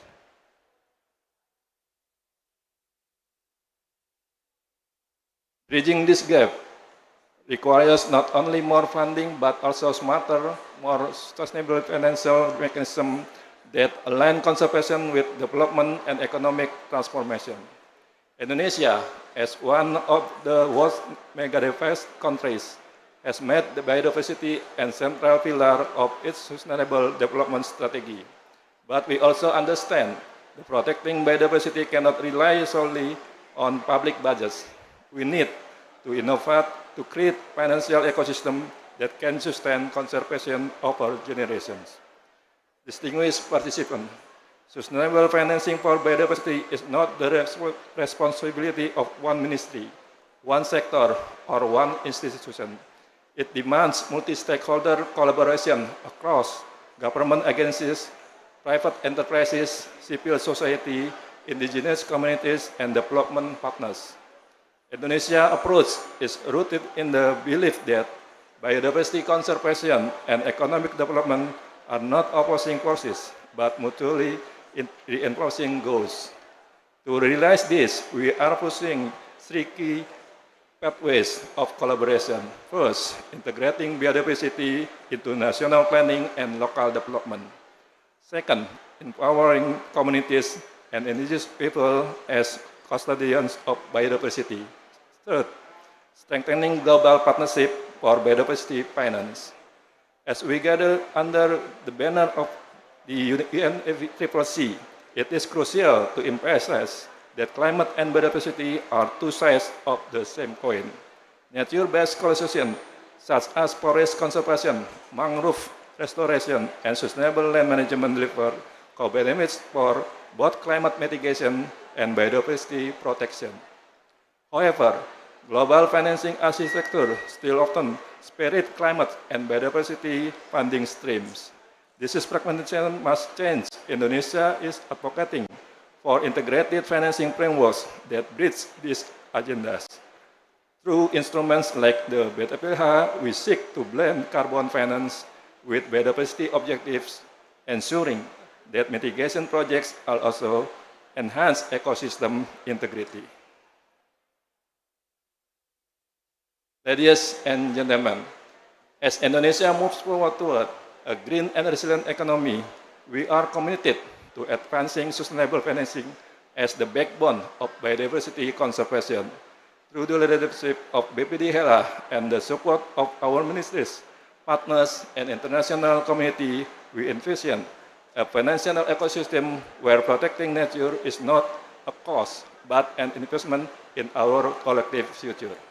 Let us work together, governments, financial institutions, private sector, and civil society to create a new global compact for nature finance where biodiversity thrives, economies prosper, and communities flourish. Thank you. Wassalamualaikum warahmatullahi wabarakatuh. Waalaikumsalam warahmatullahi wabarakatuh. Thank you, Pak Sunandar, for the keynote.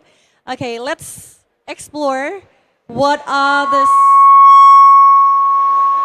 sustainable. Sorry, again, I have to reiterate, it's not from our pavilion, like they said, okay? We'll check into that. Okay, so we're going to explore what are the sustainable financing strategies, the instruments, the financial instruments to ensure the long-term biodiversity conservation, and what are the key factors to successfully implement the sustainable funding for the conservation. In order to do that, to lead the discussion, please welcome the Policy Advocacy Manager from Climate Reality Project Indonesia, Ari Adi Pratopo.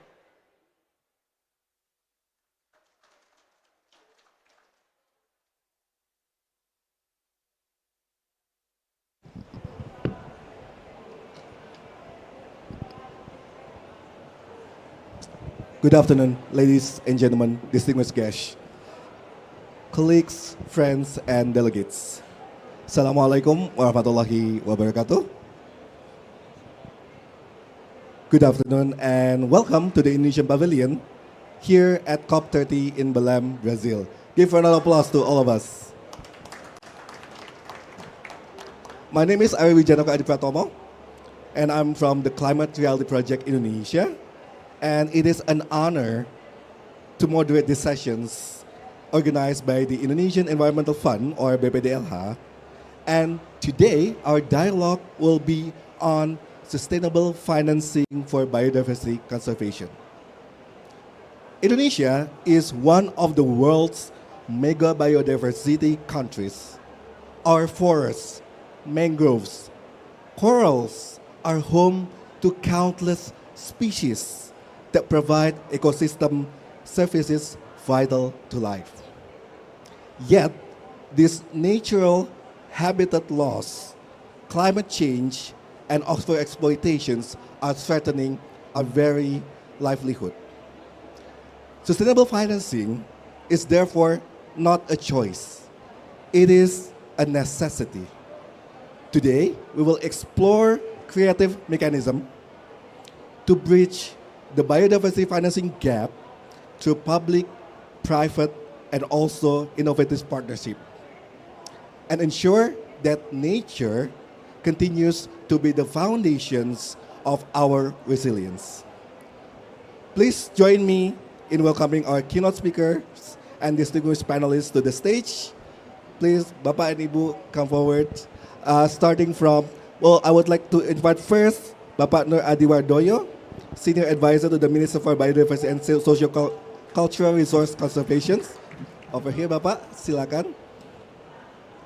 Now, I would like to invite, secondly, Dr. Wanda Agung Sugardiman, Expert Advisory Council for Follow Net Sing. Bapak Wanda, please. Third, I would like to invite Ms. Endah Trikurniawati, Director of Fundraising and Development from BPDLH, or Indonesian Environmental Fund. Next, I would like to invite Dr. Dan Zarin, Executive Director for Forest and Climate Change, Wildlife Conservation Society. And last but not the least, I would like to invite Ms. Valerie Hickey, Global Director for Climate from the World Bank. Over to you, Ibu. Thank you, Bapak and Ibu, and welcome to the discussions at Indonesia Pavilion. I'll take my seat.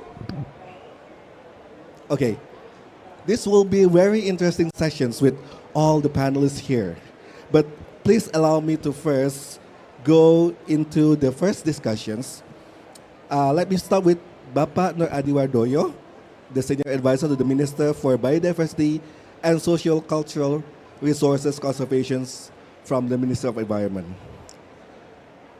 Pak Nur, as the ministry serves as Indonesia's focal point for the conventions of biological diversity, Pak, could you share the national priority programs for biodiversity conservation and how this align with the global biodiversity network and Indonesia's NDC's target? Over to you, Pak. Thank you. Can I use the slides or can I? Yeah. Yeah. Okay. Do you have the slides ready? Yes, thank you. Good afternoon, good day. Thank you for inviting us to join this session.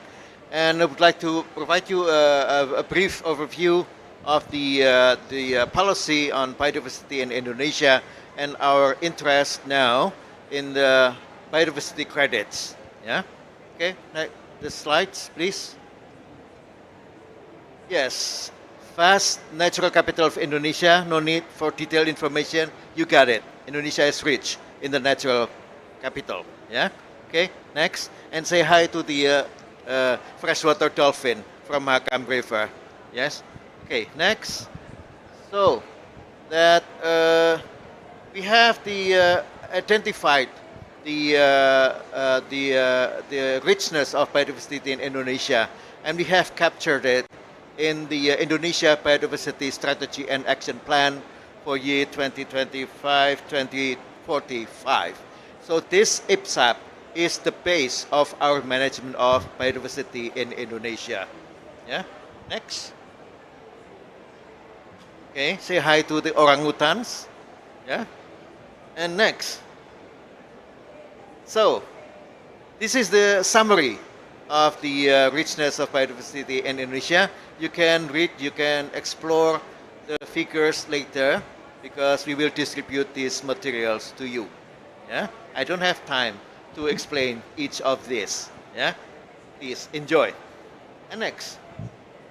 So with this reach of the biodiversity, yeah, so we have the integrative plan, strategy and plan, yeah, for managing biodiversity in Indonesia. That includes also in the financing biodiversity management in Indonesia. Yeah. And next is we are now interested in developing the policy and framework for biodiversity credits in Indonesia and also the innovative finance. Yeah. And so see that we are having dialogue, we are having communications with all the business and with the communities, yeah, and they are all interested in developing biodiversity credits in Indonesia. And so here we are, the Ministry of Environment is ready to host this dialogue in Indonesia to develop Indonesia biodiversity credit scheme. Yeah. Okay, next. So we have this potential of the biodiversity credits in Indonesia, how that we can develop this. So we have the legal basis, yeah, for developing this scheme in Indonesia, and we have also our experience in developing carbon credits governance and carbon credits markets in Indonesia. So we will use this as our investment and develop the biodiversity evaluation framework. And we have some projects on the ground that already capture that biodiversity and carbon can work hand in hand on the field, yeah, on the ground through some projects. So we have gained this understanding, we have gained this knowledge, and how that we can start these biodiversity credits in Indonesia. Next. So we also recognize that now we have some innovative financing instruments, yes, and we have this dialogue and we have these technical groups, yeah, to discuss this with the Biomass, the National Planning Agency, and with the Ministry of Finance, with the Ministry of Forestry, and etc. So we have started this process of discussion, how that we can develop a financing scheme for biodiversity. We have the basis, but now we need to open a window for biodiversity financing in Indonesia. Okay, next. So, what are those challenges? Number one is on the standards. In the standards, in the methodology, yeah, and so we will develop this together with a group of governments and partner institutions, yeah, how that we can develop these methodologies fast, yeah, and it's very important to work on these methodologies. And also, we need to develop these valuation and monitoring instruments, yeah, because this is not carbon, yeah, this is biodiversity with so many aspects of biodiversity. So we need to work on this side, the methodology, valuation, and monitoring. Next. Next slide.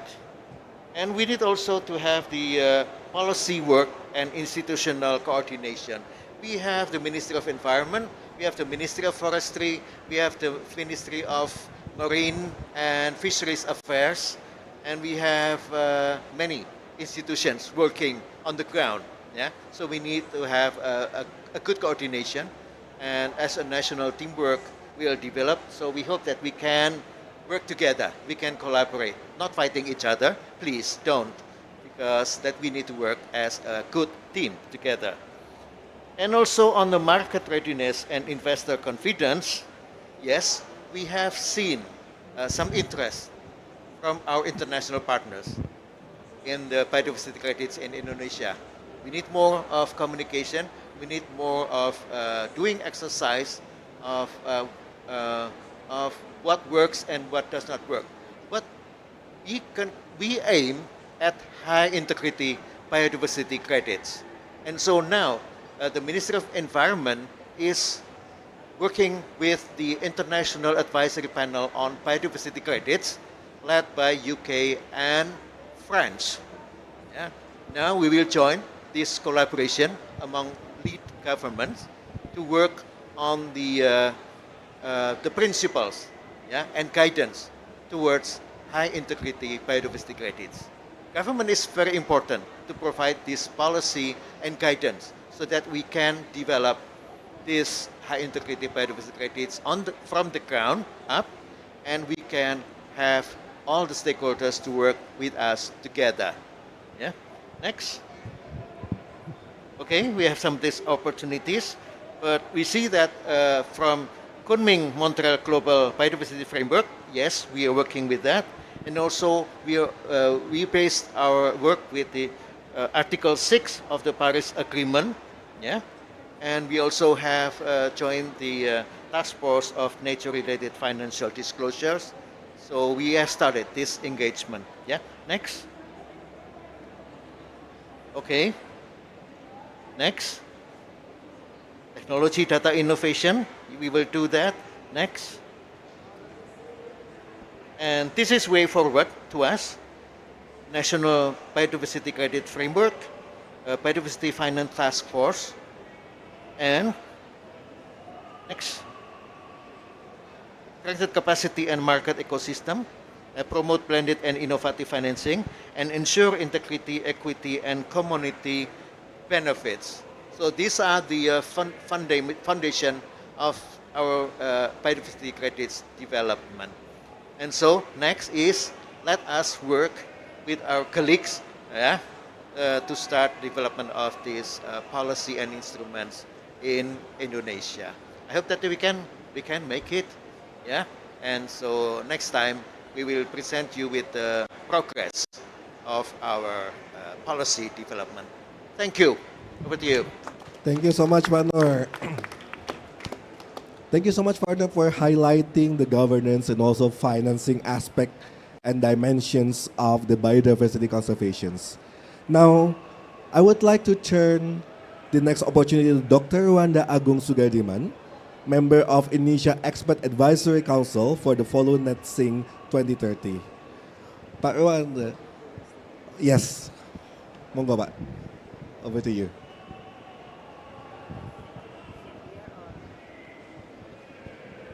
Thank you. Good afternoon. The audience is a good opportunity to me to share the Ministry of Forestry of Indonesia, how the progress of our target of NDC can be achieved.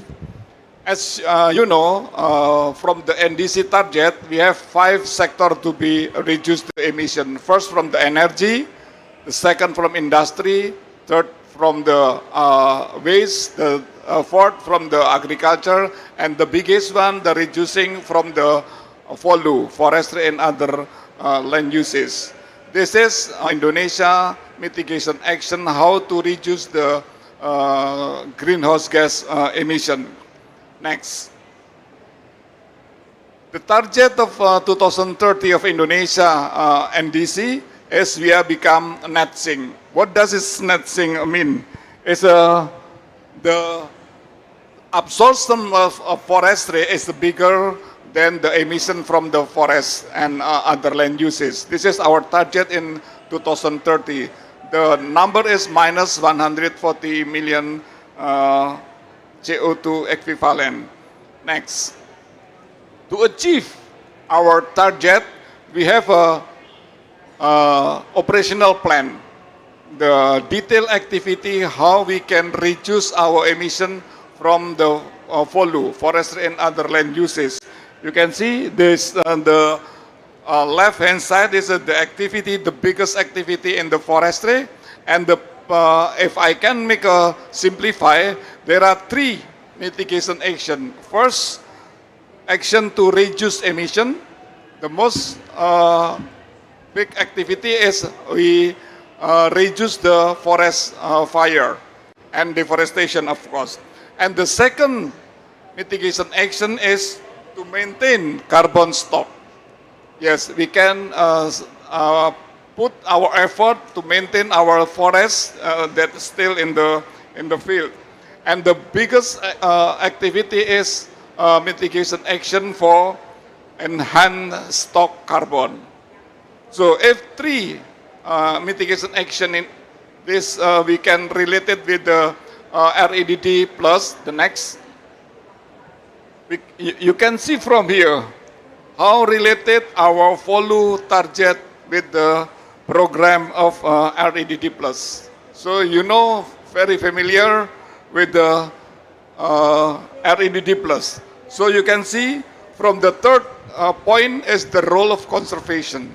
So how biodiversity can be supported by standing stock or forest in Indonesia. That's why how important is follow for the biodiversity conservation. That's my point. Thank you, Pak. Thank you, Pak Irwanda. Give a round of applause to Pak Irwanda. Thank you, Pak, for very insightful the policy design connection between the climate and also biodiversity. Now, I would like to also move to the next panelist, Ms. Endah Trikurniawati, Director of Fundraising and Development at the Indonesia Environmental Fund, or BPDLH. Ibu Nia, over to you.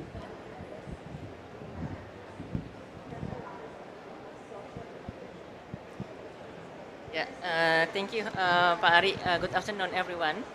Yeah, because Pak Irwanda and Pak Adi stay here, so I also. Yeah, thank you, Pak Adi and Pak Irwanda for the presentation.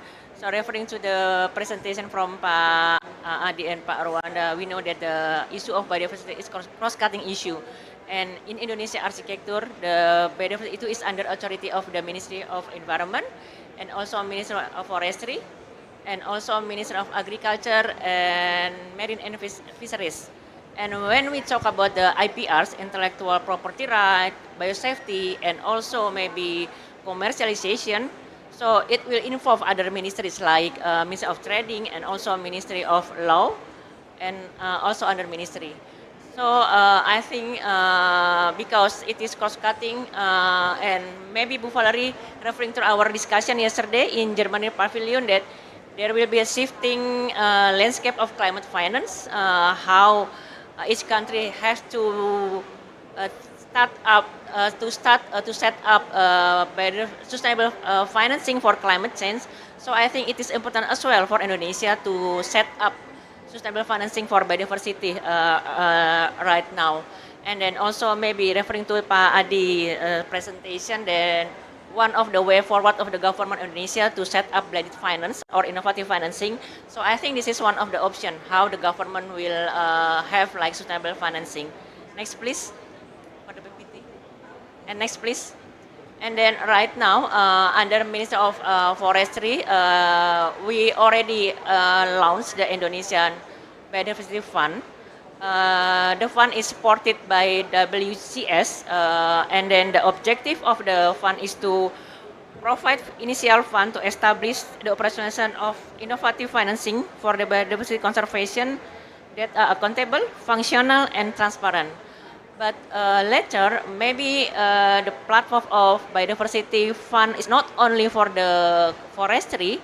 There are another potential program for the biodiversity fund covering marine and fisheries and also maybe important area with high level of high value of the biodiversity.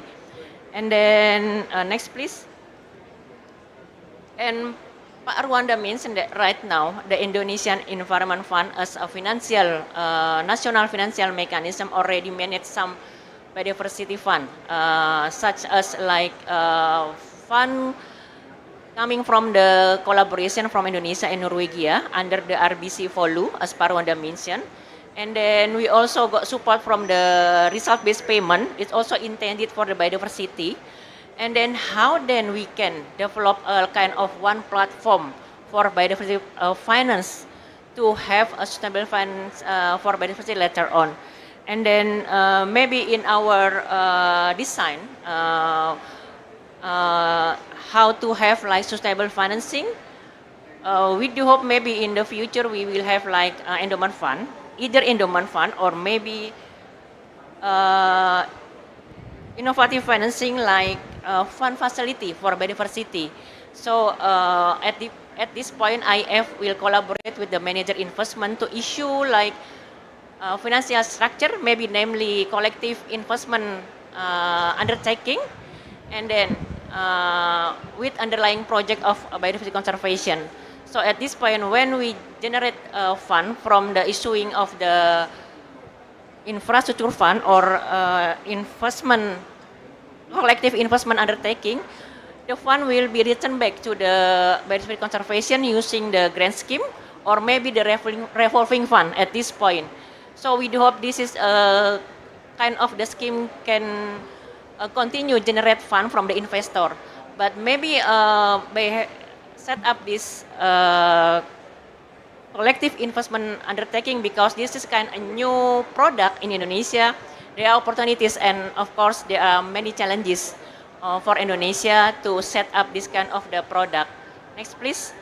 So maybe for the challenges, of course we have to, how to attract the investor, we have to make sure that the underlying project is there. So we have to identify the biodiversity conservation with low risk, and then we have to valuing the underlying project of biodiversity conservation with appropriate monetization, because this is it is not easy to monetize the biodiversity value. And then the next is no investment instrument in Indonesia that really fit to the scheme right now. As I mentioned, this is like a new scheme for the natural base, because for the infrastructure we already have like infrastructure fund for the highway development in Indonesia. And also I think we still need to develop legal basis and its operational instrument for collective investment undertaking. And the last one, because this is new structure, so we have developed understanding among stakeholders how the scheme can be reach the market at the end. And then of course a lot of opportunity, because as you see that the government have a lot of commitment, support how we can develop the sustainable financing through the blended finance. And also, as we know that Indonesia is one biodiversity, so there are a lot of underlying projects on biodiversity conservation available in Indonesia. So we also have a lot of opportunity how to attract the investor later on by referring to the underlying project on biodiversity conservation. I think that's all from our side. Thank you. Back to the Mas Ari. Thank you, Ibu Nia. Please give a round of applause to Ibu Nia.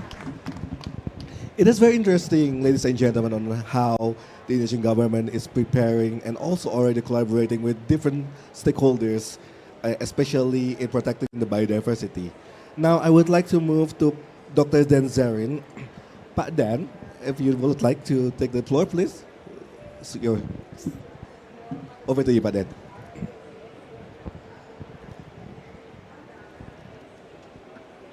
I should have some slides as well. There we go. Okay. Thank you very much. It's really a privilege to be here.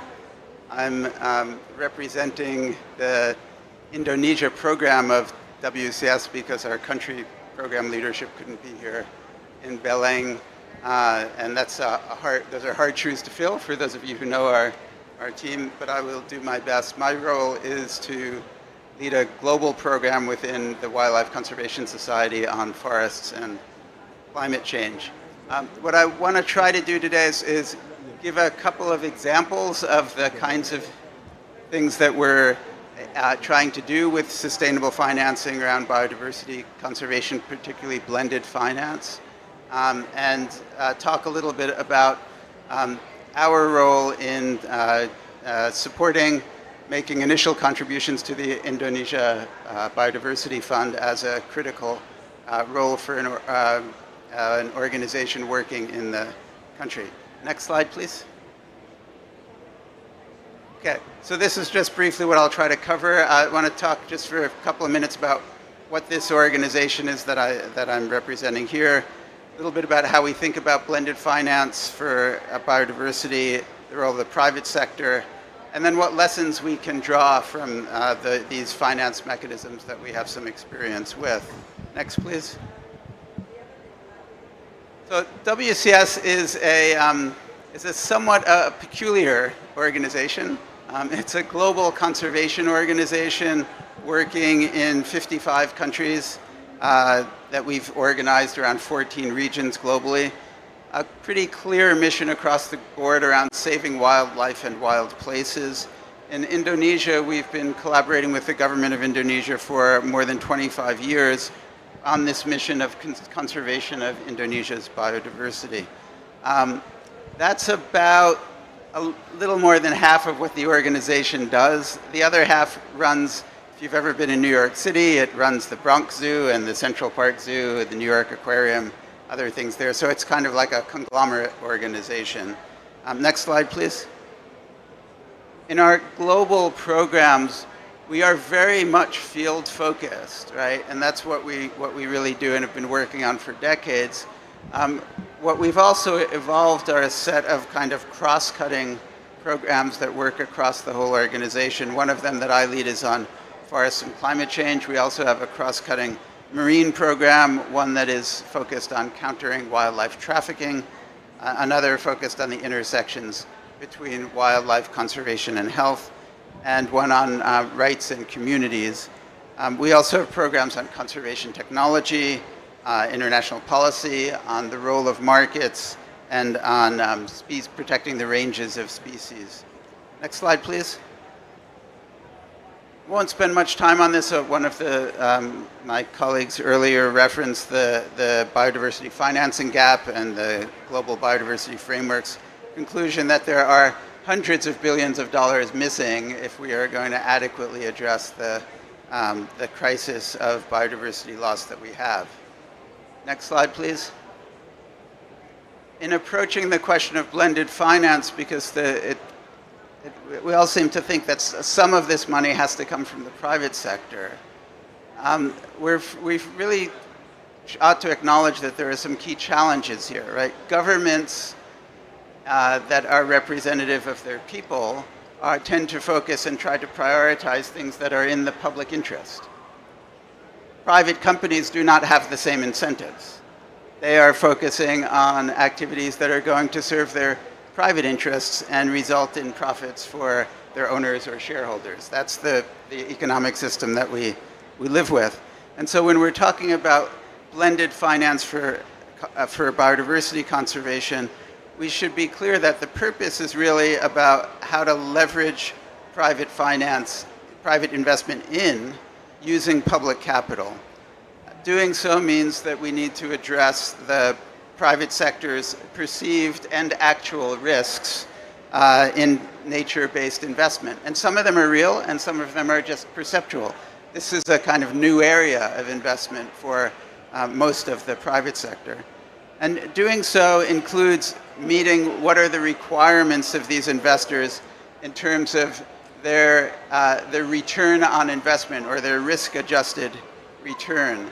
And often it's quite natural for people like me and who work for conservation organizations to forget that the private sector really needs to invest in opportunities where they will realize a return on their investment. They're not investing in it just because they love biodiversity. They're investing in it because they see a business opportunity, an investable opportunity. And that's a difference. It's a cultural difference that we need to be clear about. A core constraint that we've identified in working in this in a number of places, including Indonesia, but not only, is the importance of identifying and quantifying this adequate return on investment for the private sector. And typically, that is not linked to sort of global goods like keeping the climate, in a manageable space, or like preserving biodiversity. But typically, it's linked to products or ecosystem services that lie within the value chain of a particular corporation. Whether it's water for one example in the world that's prominent is for the Coca-Cola bottling company, whether it's, a net zero deforestation commodity for others. That value chain is critical and why they're going to invest. Next slide, please. Within those constraints, the private sector can have many roles in terms of providing investment, really helping to mainstream sustainable practices within their supply chains.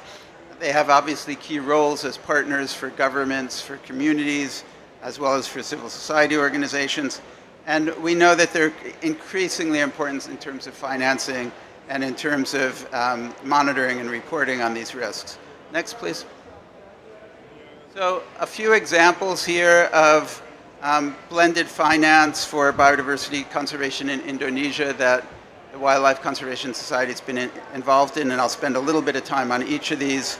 This is just sort of the summary here first. One is something that we've called our Forest First program. It's around how do you actually implement in the field this sort of proliferation of zero deforestation commitments around particular commodities. This is hard work. It has to be done in the ground at the front lines where commodity production meets deforestation. And in Indonesia, that's often in a context that involves rural communities, their livelihoods, and so on. We have an example where we've worked on this in coffee production in southern Sumatra, around the protection of the Bukit Barisan Selatan National Park, in collaboration with national, subnational governments, with many communities, and with numerous purchasing companies. And I'll say another word about that. Another example that's really quite global, and we are involved in Indonesia as well as elsewhere, is something called the Legacy Landscapes Fund, which is focusing on strengthening conservation in kind of some of the world's best areas for protecting biodiversity. It's administered by the German government with additional finance from Norway and France. And the way they make awards, they require a match from some place in the private sector. It can be a philanthropy, it can be a company. In our case, in Indonesia, we're working in Gunung Leuser, in an area that's mostly national park, partly a forest management unit. I'll say a little more about that. A philanthropic foundation provided the matching capital for the German, Norwegian, and French capital administered in Germany. And then the third example, of course, is this novel example of the Indonesia Biodiversity Fund. I'll say more about that. WCS saw it as a priority to support the government of Indonesia in establishing this fund for a variety of reasons. I'll talk a little bit about that. But this is the product of a very long partnership between a conservation NGO that is global in its scope, very focused on implementation, very focused on partnering with governments. And in Indonesia, as I mentioned, that's a 25-year-long relationship. So we have a lot of confidence in our government counterparts in the structuring and building out of this fund, knowing that it is not going to, it is not going to provide a huge number of immediate solutions, but this is a long-term process, and government partnership is critical. Okay, next slide, please. A couple of slides on this Forest First approach. We've employed this in Indonesia as well as elsewhere. We're prioritizing actions that are right at the frontier areas where the embedded risk of deforestation is high, and there's an opportunity to protect the forest ecosystems if we can kind of establish a commitment to do better on the production side, intensify instead of extensify production systems, requires supporting smallholder farmers and local communities. This is hard work. It's a lot of work on the ground. In many instances, those people, those individuals in their communities, they're not necessarily earning even a living wage from the work that they're doing. If we can improve that through intensification, we can reduce the risk of that the forest frontier extending further into the intact forest. And there's a big focus in this initiative on catalyzing collective responsibility, collective action to work with farmers who see themselves not as just part of their own communities, but as part of this broader community that of support and implementation. Next slide, please. So in this context, we think about the landscape as being divided into different zones. And for this particular approach, we focus in that dynamic area of the forest frontier, looking at ways to both address the conservation challenge as well as the economic livelihoods and the rural development challenge, how to do it in a way that supports mutually reinforcing goals. Next slide, please. We picked this area because it is a key frontier in Sumatra, where there is a national park, the boundaries of which are threatened, frankly, by the cultivation of coffee.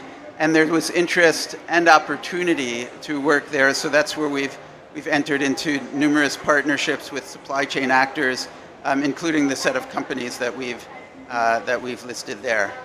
Next, please. Legacy Landscapes Fund is a very different approach. If you remember the graph that showed you the different parts of the landscape, Legacy Landscapes is focused on that intact left side of that graph, on these landscapes that are some of the best of what's left of nature. You can see all the places on the globe that have legacy landscape sites. 2 of them are Indonesia. We're working in one of them. Next slide, please. It is a absolute partnership with the Indonesian government. We're essentially an implementation agent for the project. It's a 15-year program of work, which is great to be able to have support to actually implement over a really extended period.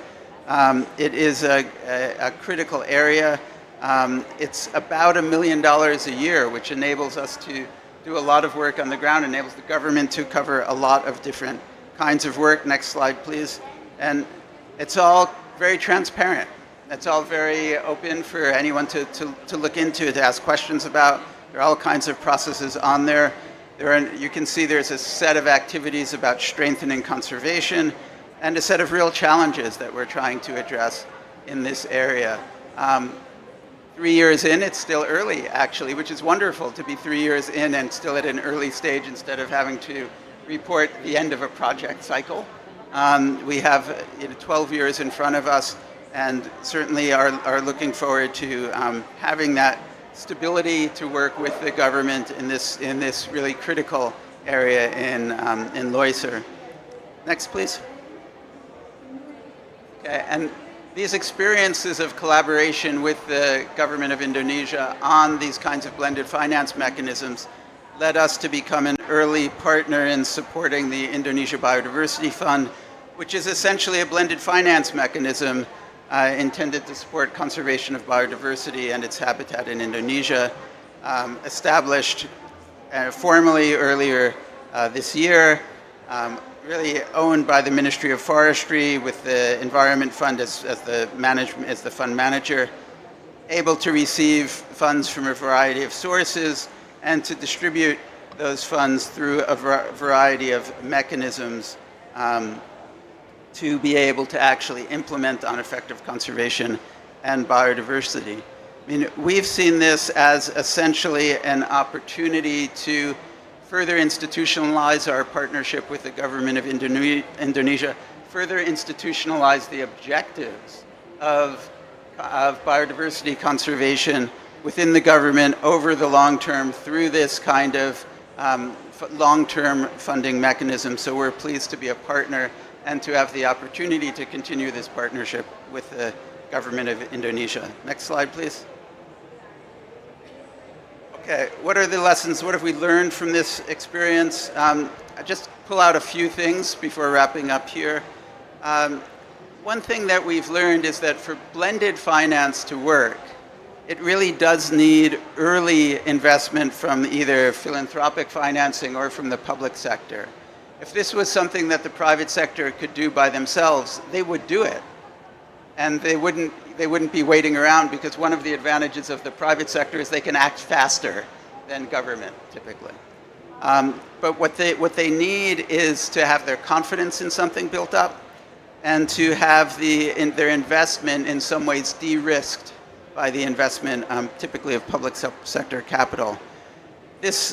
What we've noticed not just in Indonesia but elsewhere, is that what private sector investment really tends to preference are mechanisms that have credibility with the government and with leading civil society organizations, that have a clear and compelling return on investment for them, where they can see their way to getting their money back and to making money out of their investment, and where there is low risk, both material risk and reputational risk. The government's participation and commitment is essential, and one thing that is often missing, particularly at the outset of these efforts, is clarity of exactly what is being asked of each partner, who has what responsibilities, who is accountable for what, and that's absolutely critical for success. Next slide, please. Terima kasih. Thank you very much. Give a round of applause to Pak Den. Thank you, Pak Den. Unfortunately, partner has another engagement and has to leave. Thank you so much, partner, for coming here and becoming one of the panel. And thank you so much for your participation. Please give a round of applause to partner. Thank you, partner. Now, I would like to invite also to give the presentations Ms. Valerie, Global Director for Climate from the World Bank, to also deliver the keynote speech. Over to you, Ibu. Floor is yours. Thank you so very much, and good afternoon, everybody. Because I work for a bank, I don't have a presentation, because the PowerPoint would be all spreadsheets. Horribly boring after these fantastic presentations you've had showing the incredible biodiversity wealth of Indonesia. Instead, what I wanted to do is spend just a few minutes explaining why the World Bank wants to invest in biodiversity, how much are we investing, and what's our approach to investing? What do we focus on?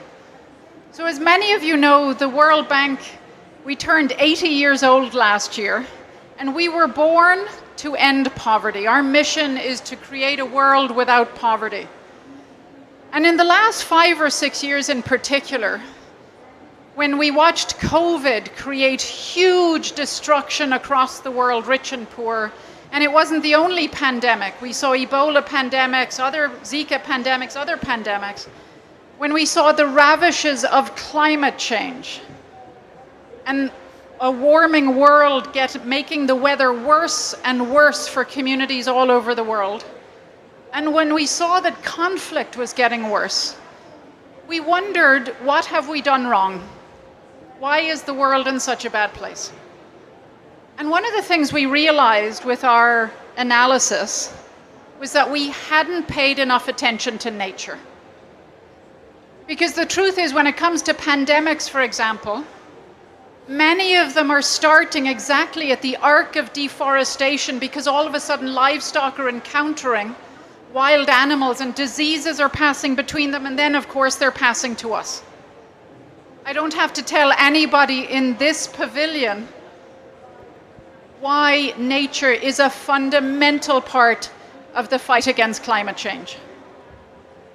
We will never be able to bend the curve of emissions to zero without protecting natural capital. We just can't do it without forests, without our ocean. But it's also true that in order to adapt to climate change, nature is often the only available and only affordable technology that communities have to adapt to a warming world. And conflict, you may wonder about this one, but we did our research and it turns out that since the end of the Second World War, over half of all conflict in the world was either caused by, made worse by, or funded by natural resources and nature. So even when it comes to conflict, nature is in the middle of the story. And that's why we realized that because our mission is to have a world without poverty, we realize there's never going to be a world without poverty and a world without nature. And so we all of a sudden sat up and realized we need to start investing more. And that's why last year, in our financial year 2024, we actually invested $6.3 billion in nature finance. And that's actually 21% of the Global Biodiversity Framework's Target 19 goal. So it's actually a sizable amount of money. And again, it's because we think it's fundamental to our mission to end poverty and to build a livable planet on which everybody can lead lives full of dignity and purpose. So how do we do it? What do we focus on when we invest this money? So we focus largely on three things, and this is from decades of lessons learned working at the intersection of conservation and development, where we've made a lot of mistakes, including in Indonesia. So the first lesson we've learned and the first focus of our investments is ensuring that we help a country and a community and companies manage their natural assets. Because companies, of course, many of them manage huge tracts of land, particularly agribusiness companies, mining companies. And of course, countries, natural capital is the sovereign right of countries to manage, and it's where communities live. So it means investing in nature governance, in the coordination that Pak Nur Adi was talking about a while ago, the importance of coordinating across ministries of finance, forestry, and environment, for example. But it's also about having the right policies and regulation in place that incentivize conservation, that penalize and tax deforestation. So it's all about ecosystem governance, having the right policies in place and building the right institutions, and not just government institutions, but community institutions, indigenous institutions. The men and women, the families who actually manage the land on which they have lived for generations, sometimes for millennia. And not just the land, the sea, the waters. So that's the first thing we focused on.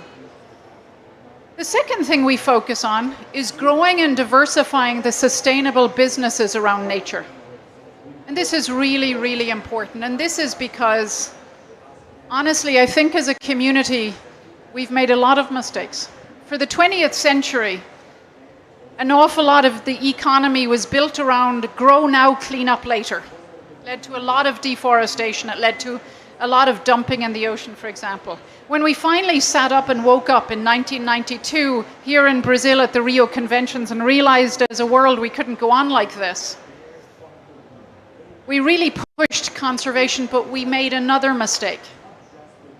We asked the men and women who live off of the ocean, who live in the forests, to sacrifice their growth in order to save the environment. And that wasn't right either. And that's why for us, it can't be about beekeeping and basket weaving. It's not about throwing a little bit of money towards communities to hope that they stop being engaged in deforestation. It's not about criminalizing what they do every day to survive. It's about figuring out how do we modernize the economies they're part of? How do we grow and diversify businesses that are based on nature? And these businesses are huge. Nature-based tourism is one of the largest sectors in the world. The sustainable forestry sector employs 1% of the entire global workforce. And a quarter of those employees are women. So nature is incredibly important for a source of jobs, a source of healthcare, a source of all sorts of businesses. The bioeconomy is so important, and that's what we want to invest in, so that the men and women who live in nature, who for generations have kept that nature standing, can make money out of it, but do it in a way that protects nature. We're no longer going to ask them to give up their right to put food on the table for their families, to be able to afford to send their kids not just to primary school, but to university. And then finally, our approach is to ensure that those men and women who live in the forests, we're not just talking about the environment with them. We're talking about healthcare, we're talking about education, we're delivering the benefits of modern societies to where they live, and doing it in a way that fits with their traditional knowledge, with their traditional ways of life. And that's important to us, and that's why we're so proud to be able to work in Indonesia. We have a new program we're designing together, the Livable Indonesia Forest Economy Program, LIFE, where we're going to apply these principles and test them. We've been proud to work in Indonesia, who of course are our owners. We're a cooperative bank. Indonesia is our boss, so we do what they tell us. And they're telling us we have to do this. We've worked together since 1968, and we are so proud to take part and build this LIFE program together and make sure that we can deliver for development in Asia, for growth and jobs, but also for nature and the environment. Thank you. Thank you so much, Bu Valerie. Thank you so much for all the speakers for the clear and insightful presentations. Now, since we have strong foundations from policy, governance, financing, partnerships, and also global perspective, we would like to move towards a moderated discussions. Now, I will ask each of the panelists directly some questions, and I would like to go to first Pak Rwanda. Pak Rwanda, your slides highlight how FOLU integrates biodiversity across forests. And building on that, how are biodiversity indicators embedded and monitored across different forest types within the FOLU NetSync 2030 operational plan? Pak, over to you. Thank you, Mas Ari. The challenge is a question from the moderator. Yes, what our target in FOLU, one is the big thing is how we can maintain our forests. So when we success to maintain our forest, it means the biodiversity still can be maintained. So that's why the successful of the FOLU NetSync in Indonesia will support the success of the biodiversity in Indonesia. So that's why from the activity in FOLU NetSync, we supported by also like blended finance come from different sources. So the succeed of the funding for FOLU will be we can say cut and paste for the Indonesia Biodiversity Funds. Yes, you know that Pak Daniel just mentioned that Indonesia from the Ministry of Forestry just launching the iBio funds on June 2025. Yeah, with a collaboration with BCS and World Bank and BPDLH. Thank you, Mas. Thank you, Pak Rwanda. Please give it a round of applause to Pak Rwanda. Now I would like to ask Ibu Nia regarding on several aspects on iBio Fund and financing pathways that is very clear during the presentations. Ibu Nia, if I may, what is BPDLH plan to leverage the iBio Fund to co-financing, blended finance or international partnerships? Ibu Nia? Yeah, thank you, Mas Ari. Yeah, so our plan is the first one, of course, in Indonesia context, because this is new product. When we talk about the blended finance, one of the product that can be issued is like collective investment undertaking. So this is a kind of new product in Indonesia. So maybe the first thing that we would like to do is how we can make sure that the product can be released. It is important to involve like a financial service authority in Indonesia, because we have to get like a blessing from them, because they have authority for new regulation for new product. This is the first thing. Of course, the second one, we will coordinate with the line ministry, because we have to identify, as I mentioned, the underlying project. What kind of the project then can be offered to the investor? So at this point, it is important because we have to make sure that the underlying project that we will offer have to have like low uncertainty, because when we talk about the biodiversity, it will involve the social aspect and also other aspects. So I think this is quite, we can say, a bit tricky.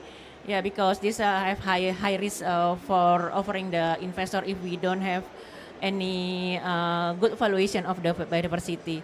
And then for the next, of course, we have to make sure that the market receive the product later on. This is one of the option of the blended finance that we will to mobilize the private finance later on, Mas Ari. So the existing fund that we have right now coming from the public fund mostly, from the government of the Norway and also other donors in Indonesia. So the existing fund is already, like we can say, to finance or to strengthen the enabling condition for the biodiversity conservation, as like Pak Ruanda mentioned, under the VOLU program Indonesia. And then as we already a bit confident, we already have like a level of the enabling condition is quite good, and then we can move how we can involve the private sector, so we can use the private fund, catalytic fund later on. Thank you. That's all, Mas Ari. Thank you, Ibu Nia. And next, I would like to ask to Pak Dan. Pak Dan, your slides actually highlights long-term collaborations across government as well, community and also partner. Building on that, Pak Dan, does WCS collaborations with the government also involve private sector participation? And which model have proven effective in sustaining biodiversity outcomes, Pak? Over to you.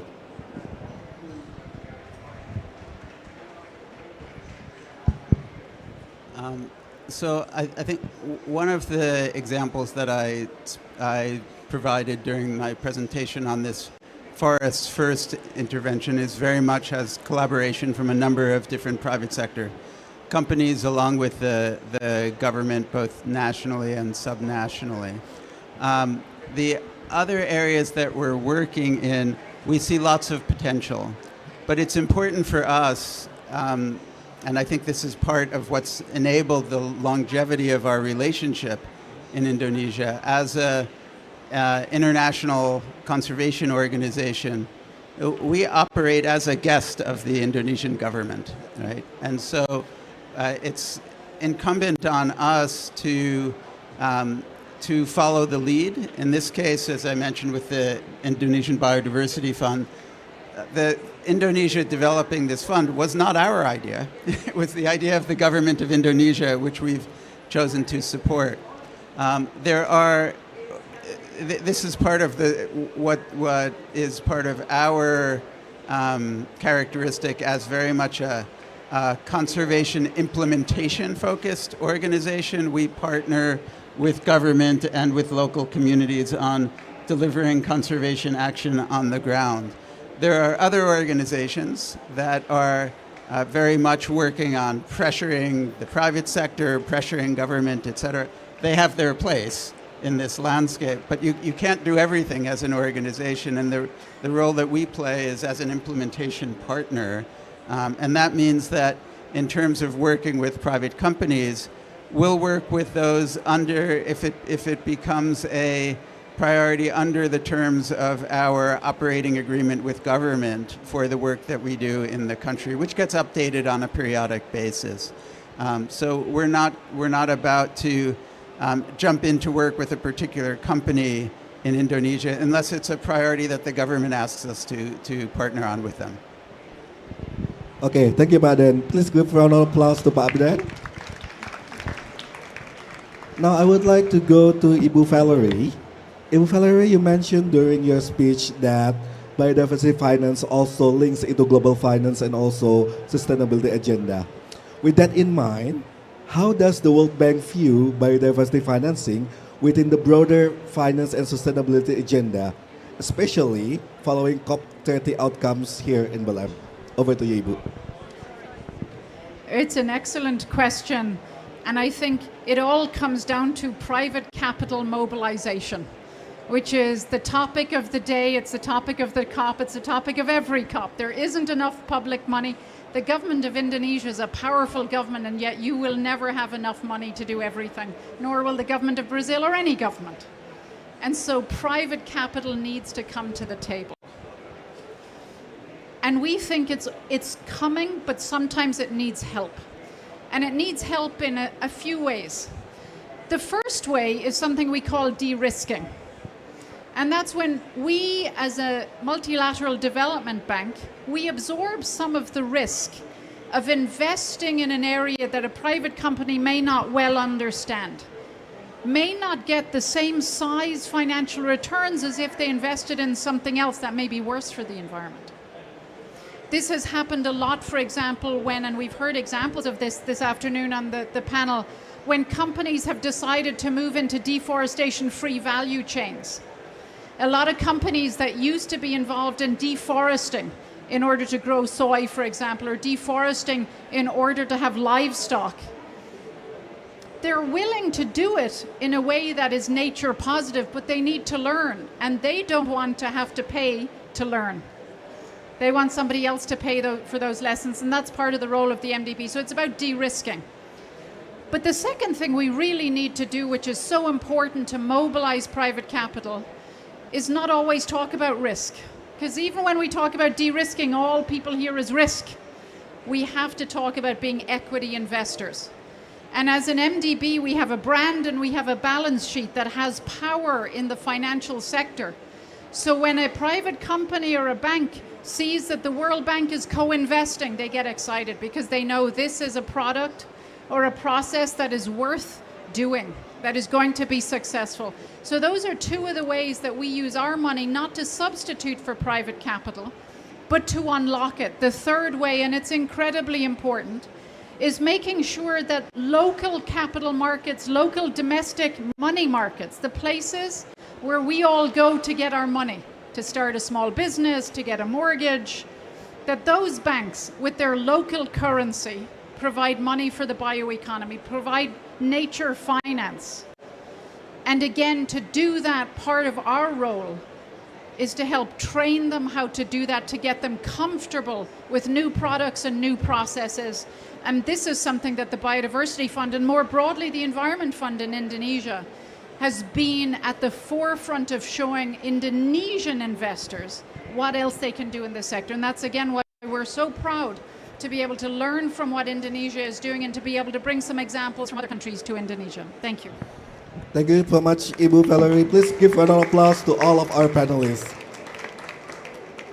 It's very interesting informations and discussions that have been discussed here during our panels. Unfortunately, I was being notified by the committee that we are running out of time. So very unfortunate. Actually, I would like to also ask the audience for opportunity to ask questions, but unfortunately we cannot do that. With that, I would like to conclude our panel today, discussions today. Thank you to all our speakers today that we heard one clear message, that financing biodiversity is financing resilience. Indonesia is demonstrating leadership through FOLU, CBD alignment, iBioFund, multi-stakeholder cooperations, and also innovative global financing mechanism. With that, I would like to conclude our panel discussion. Thank you once again, Bapak and Ibu, for the speakers, for the audience especially, and also for the Indonesian Environment Fund.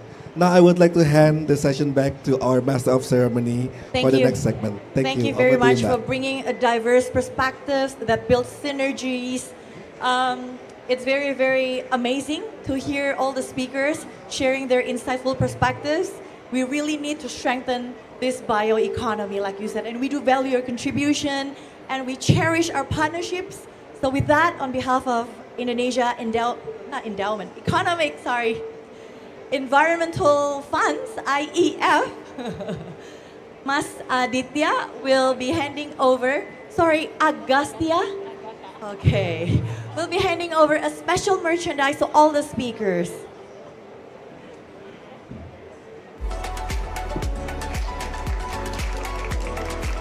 And I wonder how many of these, Valerie, you got already. You're our regular speaker. Okay, thank you. Okay, a group picture together before we all leave. Please take a few steps forward. Just want to make sure everybody in frame. So I think we do need a consistent funding, right? To strengthen, to maintain this ecosystem sustainability, and also to support the transition. Oh, Pak Sunandar, I'm so sorry. Please be in the center. Yeah, we do have the responsibility to actually support this sustainable financing and transition to a just, inclusive, and green economy. Thank you very much once again. Okay, that's the end of this afternoon session. We're going to continue with another one in just a minute. In the meantime, please take some snacks or drinks that we provided and enjoy your time. Thank you.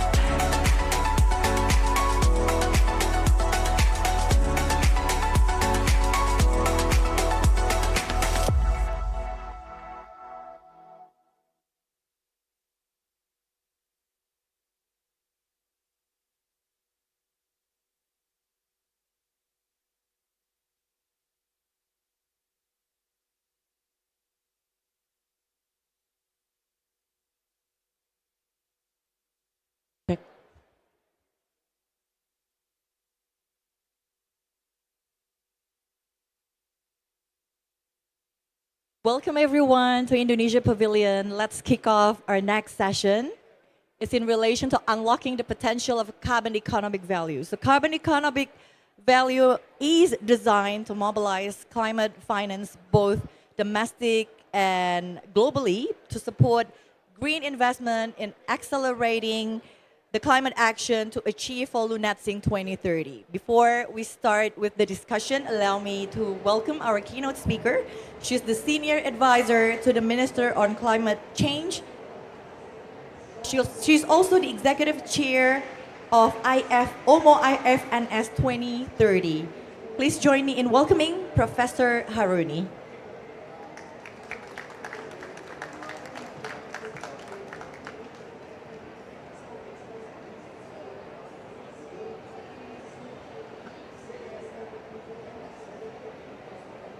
Distinguished delegates, panelists, and colleagues. Assalamualaikum warahmatullahi wabarakatuh. Good afternoon and warm greetings from the Indonesia Pavilion.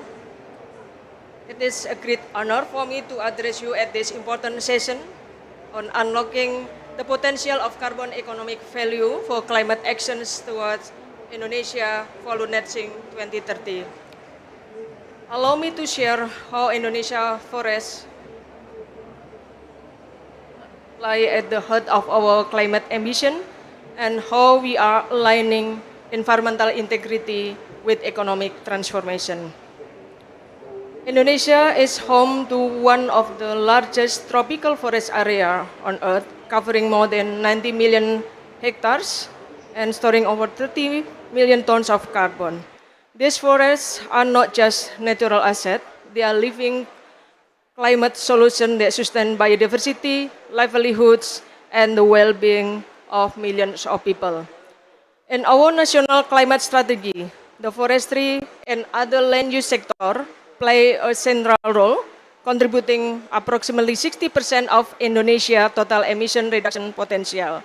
This places the forestry sector at the heart of our mitigation pathway and our long-term climate leadership. Guided by the Astacita vision for a golden Indonesia 2045 and aligned with the Sustainable Development Goals, we see forests not as constraint to the development, but as engine of sustainable growth, integrating food, energy, and environmental security, and ensuring that prosperity goes hand in hand with ecological resilience. Our national target is clear and ambitious. By 2030, the value sector must become a net sink of carbon, absorbing more greenhouse gases than it emits. This is the essence of value net sink 2030, a milestone toward achieving net zero emission by 2060 or sooner. It embodies our belief that protecting and restoring our forests can go hand in hand with economic resilience and community welfare.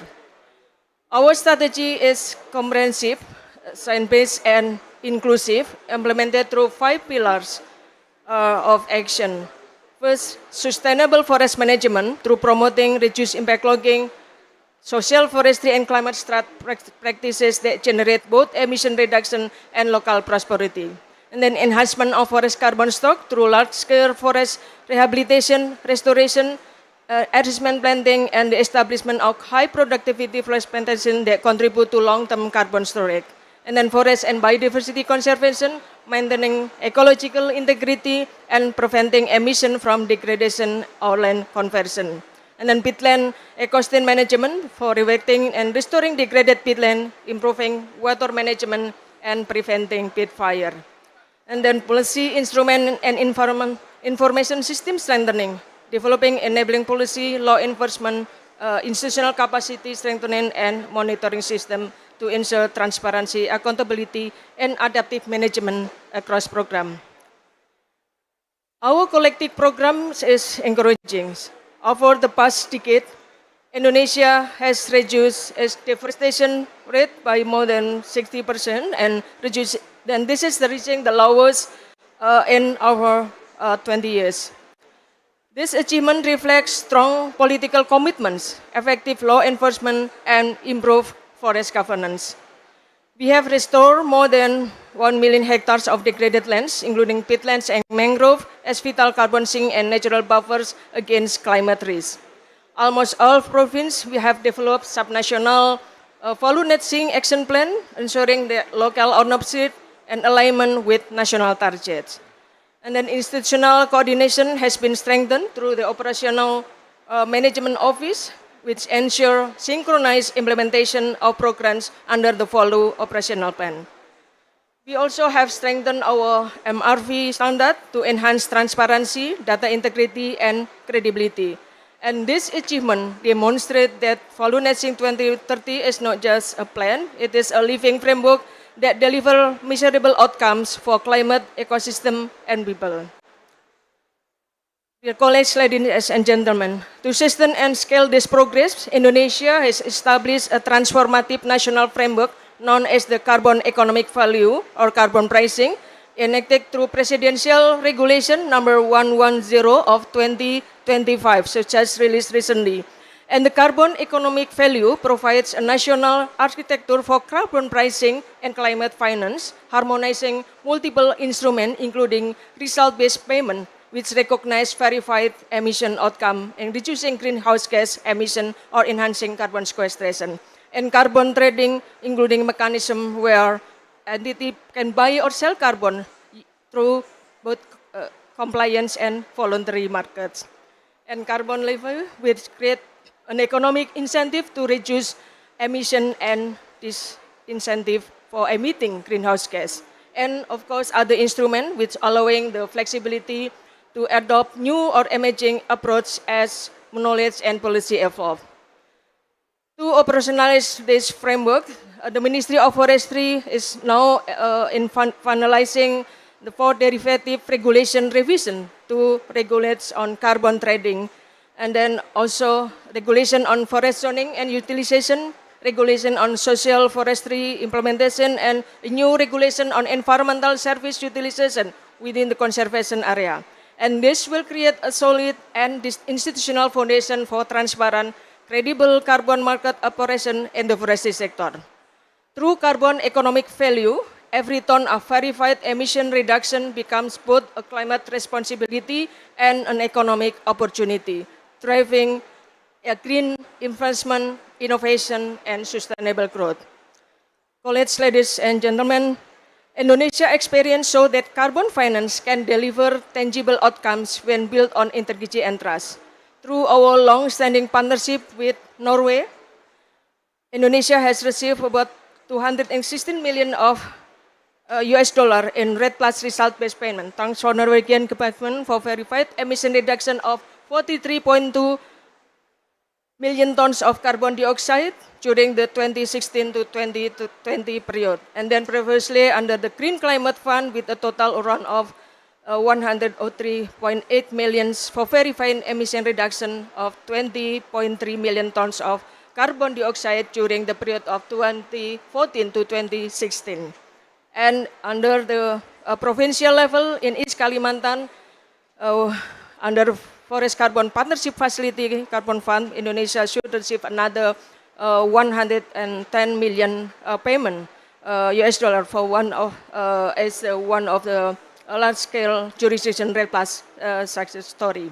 We also deepening cooperation through recent MOU with ITA and ICVCM, which strengthen our capacity, knowledge exchange, and alignment with global carbon market standard. This initiative demonstrates that well-governed carbon finance can mobilize resources at scale, empower community, and support the broader transformation toward a low-carbon economy. Indonesia is witnessing rapid growth in carbon market participation and advancing readiness for Article 6 implementation, signally stronger engagement from the private sector and international partners alike. This initiative demonstrates that climate ambition can attract investment and the well-governed carbon finance to serve as a powerful catalyst for sustainable development. We believe that integrity and inclusivity are the foundation of any credible carbon governance system. We have Indonesia have national regulation system to ensure that full transparency by tracking every carbon credit from its generation and verification to transfer and transaction under a single national registry. Our MRV protocol also being updated to align with international standards, safeguard environmental integrity and comparability of results across all carbon programs. Through social forestry and also recognition of customary or other forests, local and indigenous people community will receive fair and equitable benefits for their stewardship. We apply a pentahelix approach, bringing together governments, media, academia, private sector, and civil society to ensure that carbon governance remain participatory, transparent, and equitable. Dear colleagues, ladies and gentlemen, the Volume Net Sink 2030 and the Carbon Economic Value Framework are not only about reducing emission, they are about they create green jobs through forest restoration, rehabilitation, and also sustainable enterprise that empower local economies. They also open new income opportunity for rural communities through social forestry, ecosystem service, and responsible investment. They also protect biodiversity, safeguard water resource, and strengthen ecosystem resilience to climate impacts. And of course, they enhance Indonesia's contribution to global climate stability, positioning our forests as part of the global climate solution. And this is Indonesia model of green growth with justice, a pathway where environmental integrity uplift both nature and people. Looking ahead, Indonesia is ready to scale up implementation. We are developing a digital carbon economic value platform integrated with the One Map policy, ensuring efficiency, traceability, and real-time transparency. We will expand jurisdictional and result-based approach across province, enhance readiness for Article 6 cooperation, and continue inviting collaboration from government, private sector, and communities alike. Indonesia, we aim to position in forestry sector as regional carbon hub, producing high-integrity carbon credit that contribute to global decarbonization while driving local prosperity. Ladies and gentlemen, Indonesia's journey toward Volume Net Sink 2030 and carbon economic value implementation is more than a national effort, and it is a message to the world that forests are not obstacle to the development, they are the foundation of sustainable prosperity. By aligning carbon integrity with economic opportunity, we demonstrate that the path to net zero can also be a path to shared growth, justice, and resilience. Let's us move together, let's us work together for forests, for climate, and for our collective future. For closing, let's watch a short video featuring our Minister of Forestry for some insight and message related with our event. Thank you.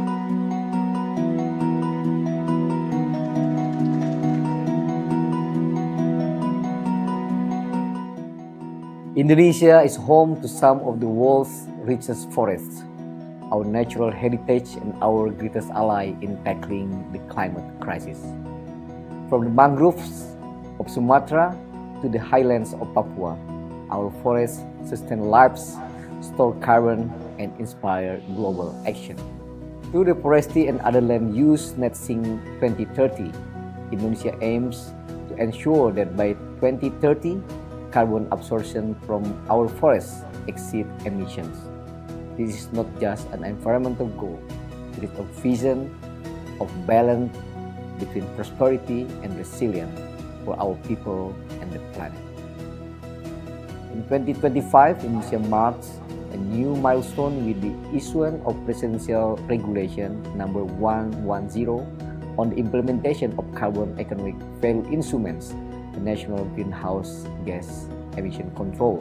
This regulation establishes a unified framework to measure, price, and manage carbon, turning environmental stewardship into economic opportunity and policy into real climate action. Through strong governance and collaboration, Indonesia is integrating science, technology, and community participation into climate solutions.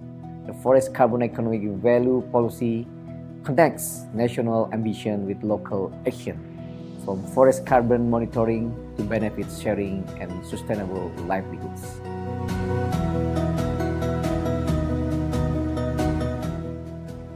In Indonesia's journey toward full net sink 2030 continues with optimism and determination. By unlocking the potential of carbon economic value, we are transforming our forests into engine of climate action, economic growth, and shared prosperity. Together with nature, for nature, Indonesia leads with integrity, innovation, and collaboration. Indonesia, from rainforest to global carbon hub and marketplace. Thank you again.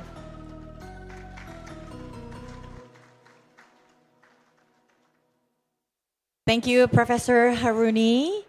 So based on the presentation as well as the statement made by the minister, we're going to deep dive and look more into the details on the strategy in accelerating full net sink 2030 and what's the progress up to date, and how the partnerships with communities, with private companies, with international actors, local government as well be strengthened to scale up the impact, and what lessons can Indonesia share with other countries, developing countries, on integrating carbon governance into national climate targets. So, to start with the discussion, allow me to invite our moderator. He is the principal scientist of C4 Aircraft, Bapak Daniel Mudiarso.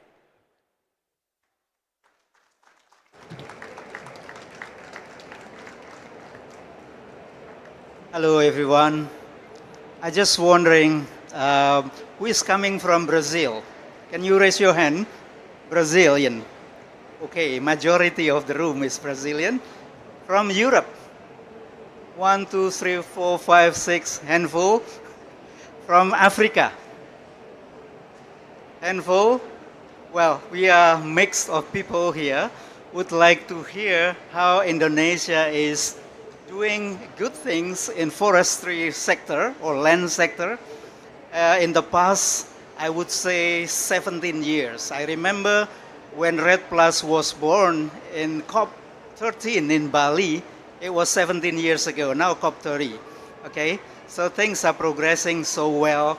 And during that time, we also collaborate with Norway and other partners. Indonesia has been kind of a melting pot for people to collaborate and see the potential of forests to reduce emission from fossil burning and etc. So I'm privileged to host this session by having 4 prominent speakers that we have today to comment and perhaps also giving us wisdom how to do that in the next 5 years. Full net sink 2030 is only 5 years away from now. So how can we do that with the current situation and the current setting in terms of financial architecture and also the challenge of involving indigenous people and local communities. So we have a lot to handle, but with kind of collaboration that we have and transpired by the speech of the minister, I believe we can do something better than what we have done in the last 17 years. So without further ado, I would like to invite our speaker, Leif John Fosse. He's been with us since 2008. Take your seat, Leif John, from Norwegian International Climate Forest Initiative. The second speaker will be, the order is like this. Bapak Wahyu Marjana, who is Director for Economic Value of Carbon in the Ministry of Environment. The third speaker will be Leticia Gulmarais from UNDP in Washington, but she is Brazilian, believe me. And last but not least is Mr. Purwadi from the Association of Forest Concessionaires. So we have everybody here. So if you allow me to sit somewhere, maybe following the order there. So I would like to invite you, Liv John, to start with how can Norway start with this thing in the past 17 years until today. We heard about the amount of carbon reduced through the RED Plus mechanism, and what would be the next step to take in order to meet this objective of net follow net sink. Liv John. Thank you so much, Papa Daniel. And it's a personal pleasure to be here, standing in for my director, Andreas Dahl Jørgensen. Having been part of the initial negotiations for the letter of intent 15 years ago, it's a real pleasure to be back in this circuit and to celebrate Indonesia's fantastic results. So, Indonesia is delivering true leadership here in BLM, as you have done in many other areas in the past few years, through impressive results on social forestry, and most recently committing to recognize 1.4 million of hutan adat forests, or customary forests, sorry. And also by announcing Indonesia's surprise decision to support the Tropical Forest Forever facility. Fantastic news, opening up new opportunities for international collaboration and access to climate finance. Indonesia has also just delivered its second NDC with ambitious targets for the Hulu sector, as we have just seen. And this is excellent news, as deserves proper recognition. So, not least, also recognizing the impressive result you have achieved in reduced deforestation over the last decade, making Indonesia a global leader in this field. So, climate finance, the topic of the day. That's crucial for Indonesia, of course, and for the Hulu sector, your strategy. And it is a priority issue on Norway's agenda. Through Norway's bilateral cooperation, which, as we learned, go back 15 years now, we support India in Indonesia through different channels. The most important, of course, is our partnership on results-based contribution to support Indonesia's Hulu Net Sink 2030 plan, a very ingenious and innovative experiment in climate strategy. So, established in 2022, this partnership supports Indonesia's efforts to reduce deforestation. Results are verified by an independent third party based on a jointly agreed model. Norway has, so far, as we just heard, provided 216 million USD as a result-based contribution to Indonesia. Managed by the Indonesia Environmental Fund with prudence and integrity, supporting efforts under the Hulu Net Sink 2030 framework. So, our partnership, based on this results-based model, gives Indonesia the recognition it does deserve for significant emission reductions from reduced deforestation. It also recognizes Indonesia's own systems for managing contributions and prioritizing support for the Follow Net Sink 2030 plan. So we are pleased to see other countries exploring this approach to results-based contributions with Indonesia. And we hope lessons from our collaboration with Indonesia can mobilize efforts to have other partners join, and indeed to finance and develop forest carbon markets. So, Norway have supported Indonesia and continues to support Indonesia through results-based payments.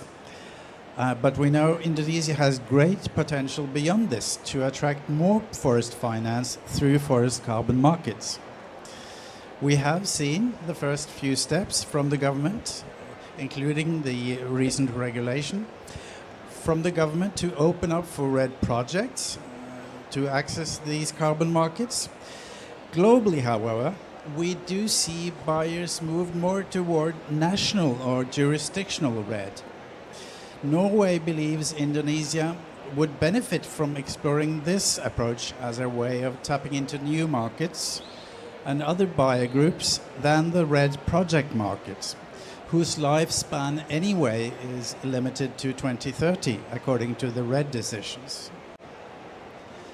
Now, especially seeing our current partnership is based on national accounting, meaning a key condition for making the most out of the jurisdictional forest carbon market is, or in fact, already in place.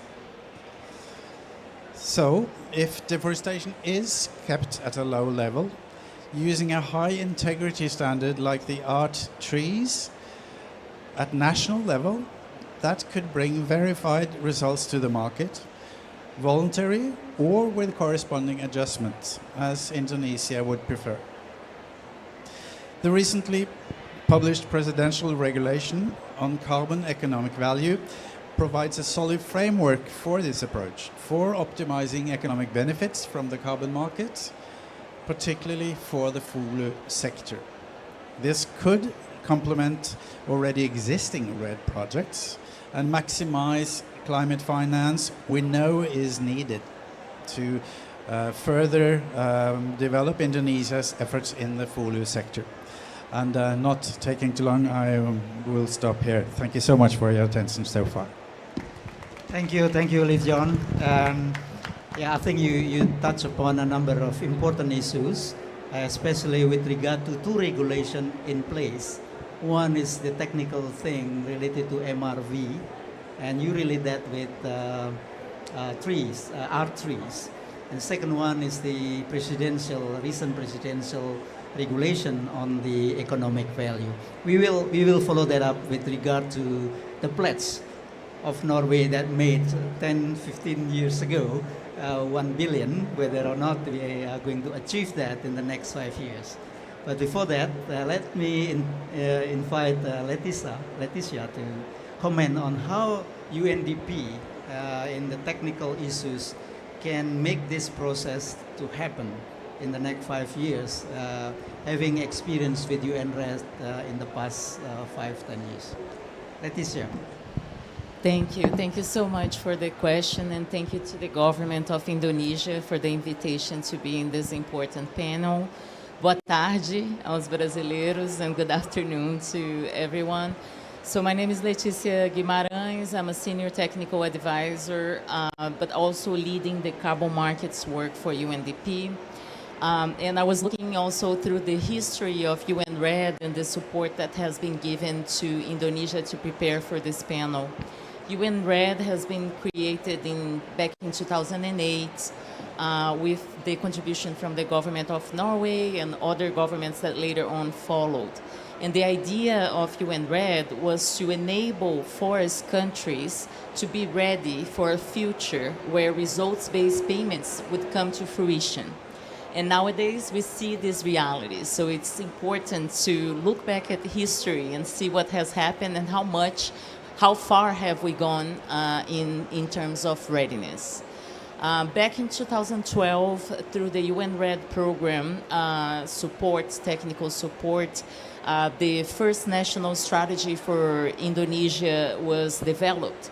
And this was a moment for the country, of course, to understand the different patterns of deforestation and forest degradation in the country, organize the governance according to the principles of transparency and participation that are required under the UNFCCC, and also start developing the systems to track the information and ensure that there is transparency in monitoring and also measuring for the impact that these policies have in terms of reducing deforestation and forest degradation.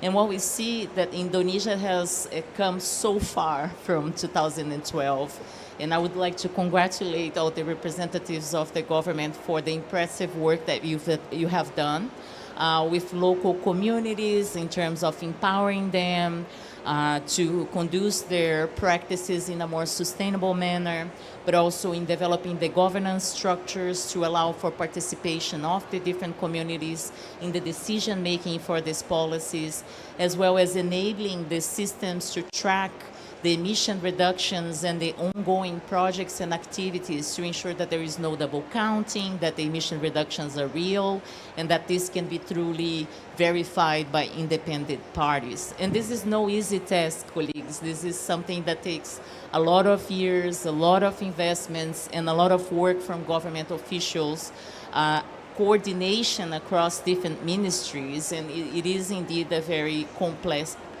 task. It is important to remember that we are talking here about performance-based finance. So performance-based finance encompasses RED plus results-based payments, which is a way that you pay payments for environmental services, basically. As the government shows that they are reducing deforestation and they measure the carbon of this reduction, they are allowed to seek potential donors or funds like the GCF to pay for these results and acknowledge all the efforts done with the intention that this finance will mobilize and ensure incentives for further action to continue reducing deforestation. And we see that that has happened in Indonesia. So UNDP has worked also beyond UN-RED and beyond the work on the readiness. We were also selected by Indonesia to be their accredited entity to the Green Climate Fund, where Indonesia has received $103 million in results-based payments. And UNDP worked with the government of Indonesia in setting up the Indonesia Environment Fund with the principles and operations that allow the government to respond to the social and environmental safeguards that are required not only for RED plus results-based payments, but also for carbon markets in the future. So I think that Indonesia is a very important case of a country that has progressed over time consistently from readiness to RED plus results-based payments, and I'm very happy to see now that they are structuring the policies, the organizations, and the data to allow the country to further benefit from carbon finance and potentially attract very much needed private resources to continue the great work that they are doing. Thank you so much. Thank you very much, Leticia. I'm glad to hear about the transparency and the participatory issue. Maybe we can elaborate more about that, how, you know, in the next 5 years, things getting more and more transparent and wider participation can take place. Without further ado, I would like to invite our friend from private sector here, especially the Association of the Concessionaire. I would consider this is a big player in the next RED plus RBP, whatever, economic value of carbon with regard to land use and land use change. Pak Purwadi, time is yours. Yeah, thanks, Prof. Daniel. Distinguished ladies and gentlemen, thank you for inviting me. It's very glad to see you all of to discuss about the future of the climate change can be maintained. I'm Purwadi Supriyanto, Secretary General of the Indonesian Association of Indonesian Forest Concessionaire. Let me give you the brief of the association. We manage around 30 million hectares area under our member. It is around 50% of the total of production forest in Indonesia. So regarding Indonesian Voluntary 2030, our management in the field will play important role. Why? Because when we are dealing with the issue of the additionality, permanency, and also additionality and baseline, etc. So what kind of the mitigation action implemented by the member or APRBI will determine, influence the the achievement of Indonesian voluntary target in 2030. So when we are talking about the carbon governance, Pak Daniel, I think we are dealing with the issue of the high carbon integrity. So in the context of implementation carbon integrity in the field, so we're glad to see that it now open opportunity for our member to get the credit carbon not only from the compliance approach but also from the voluntary based on the presidential regulation number 110. So I like to underline three pillars that it should be addressed, to make sure that carbon governance, especially resulted the high integrity of carbon market, will be ensured in the field. First of all, I think we have to deal with the legality first. Based on the Indonesian regulation, all of the carbon project should be based and comply with the government regulation. It means that first you have to hold the concession license first, then you have to put you have to overlay your management plan with the target map of the Indonesian follow netting 2030. Based on follow netting, there are almost more than 10 mitigation action that should be implemented in the field, like reducing emission from forest degradation and deforestation, then sustainable forest management, then developing plantation forest, rotation and non-rotation, also maintaining water management and preventing feed from the fire and etc. So you have to overlay this. It means that your management plan should be comply with the government first. This is the first stage that we have to fulfill. The second one, of course, technically we have to meet with the robust carbon accounting, meaning that including dealing with the issue of the additionality, preparing baseline, and also issue the permanency and no double counting. Then it can be implemented in the field if at the beginning you have already done all of the preparation.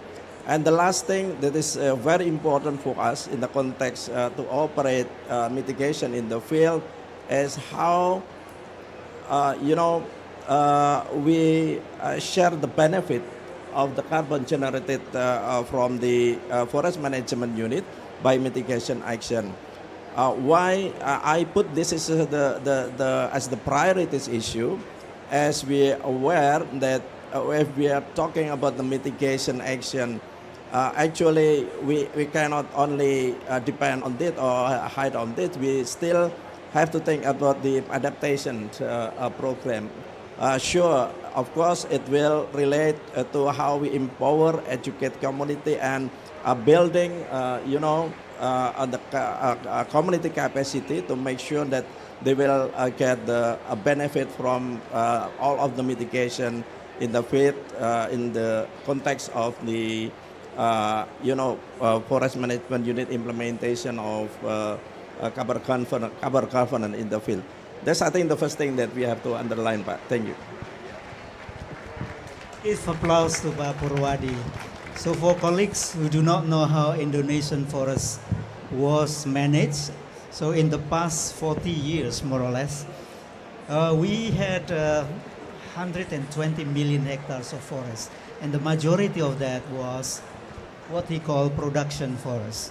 So his association related to the concession was granted a permit to cut down forests of about 30 million hectares back in the decree came out in 1980, 30 million. And now the amount or the size of forest which is under the concession and can be considered as production forest is about the same size. And we can hear just now from Pak Purwadi that there is a shift of paradigm. Instead of cutting them down, the value standing for us as carbon stock, which can be traded, can be generating income and also job for people within which people are alive in this area.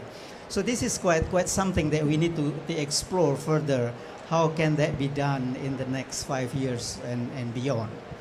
So it was mentioned in the opening speech by Ibu Haruni that there is a new regulation related to economic value of carbon, which is handled by the Ministry of Environment for all sectors, including land sector. So we would like to hear more about how to implement that. In addition to RBP, the NAK and other scheme of financing climate will profile in the future. So Pak Wahyu Marjaka will explain to us how this new scheme will be implemented starting from this year. Pak Wahyu. Well, thank you very much, Prof. Daniel Mudiar. So thank you very much to be invited in this very good forum. As we understand that recently we just heard that the new regulation has issued, we call it Presidential Regulation number 110/2025, concerning the carbon economic value. One of the important issues of this regulation is aimed for strengthening the implementation of carbon trading in the NDC sector and subsector. Of course, it is including the forestry sector. It is hoped that strengthening can be carried out by ensuring that the consolidations and transparency of sector data will be further improved. We have a lot of experience. We have the experience in the REDD Plus that we need to be improved the data integration in the registry system. We understand that to develop new registry system is very important. To strengthen the carbon trading in every sector need to be supported by the registry system. So it means this registry system from the sector, subsector to national registry system and the interconnected to international registry is very important. That we can track all transaction, we can track the budget, the movement of the credit, including forestry sector, is needed to be transparent with a high integrity criteria. So by strengthening the registry system has a consequence. Each sector have to develop their capacity. They need to develop their technology and they need to develop the financial support. This is very important in the future. So that's why starting with the new regulation, we have to prepare the consolidation and the integration, the system data in all sectors. Thank you. Thank you very much, Pak Wahyu. Give a big applause to Pak Wahyu and all the speakers. And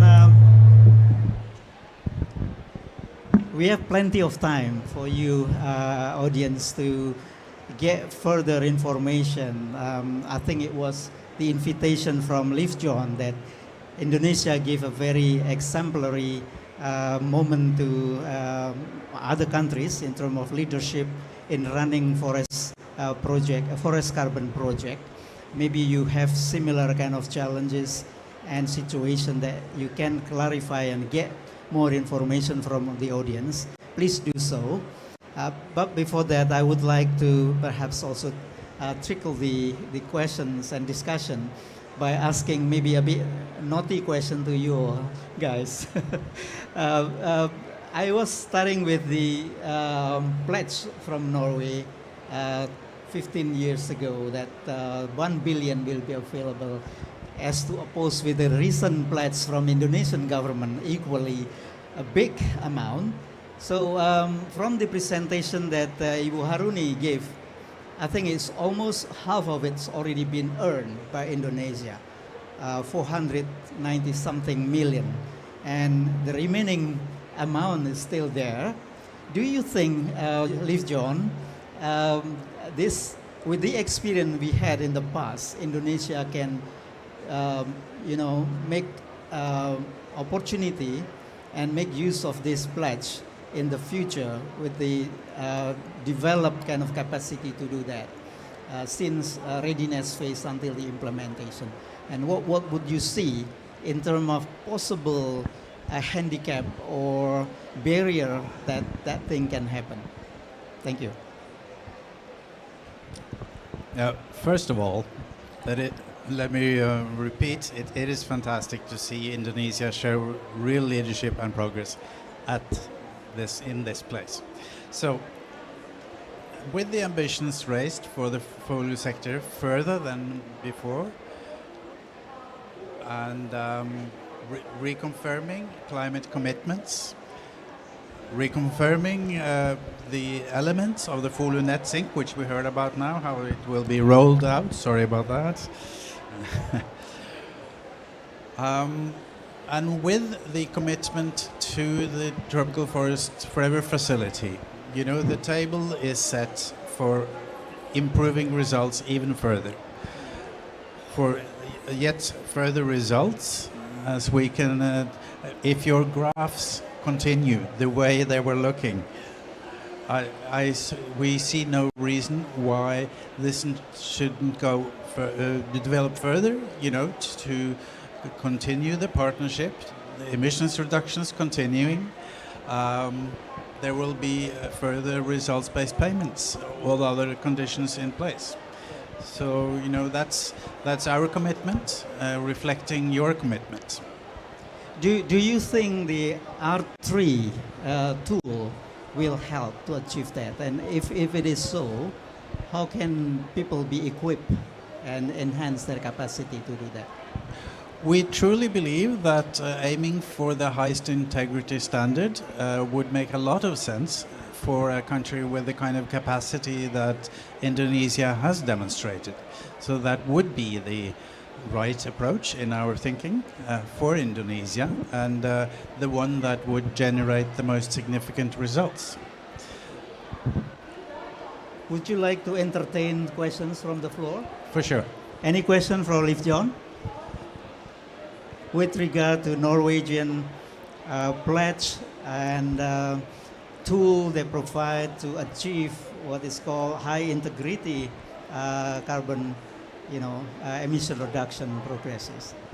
Questions from Indonesia, Brazil, or I saw there. Lei.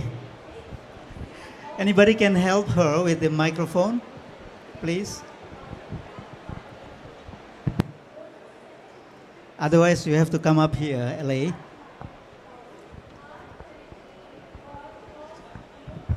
Thank you, Pak Daniel, for the opportunity. I would like to ask questions to Liv regarding your pledge on the Norway. You've been investing in Indonesia. Your country has been investing in Indonesia for some money, some funds, especially under the result-based payment. Yeah. So, how do you see the lessons from RBP to ensure that next batch of funding for climate and forest can be more effective as well as flow into the right direction and also targeting the correct and right beneficiaries? Thank you. Thank you very much. Good questions. I think the current basis of the cooperation, the results-based cooperation, already lays an excellent basis for Indonesia expanding into forest carbon markets, because this results-based payment is already based on a forest reference emissions level, having been agreed between the parts. The model is based on the RED decisions, the RED model agreed by the UNFCCC. So, this is the best possible preparations for entering into forest carbon markets at scale.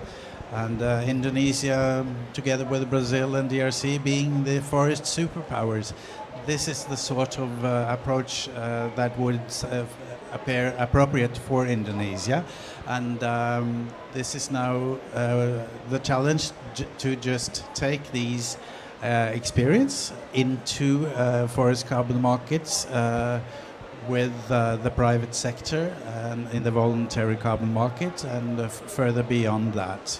And we think our cooperation has been makes an excellent preparation for that. Thank you, Liv-John. You mentioned about superpower. The next one will be Brazil, I guess. Anybody from Brazil would like to ask further questions with regard to the pledge and facilities that Norway provide? Colleagues from Brazil? No? Or from other countries?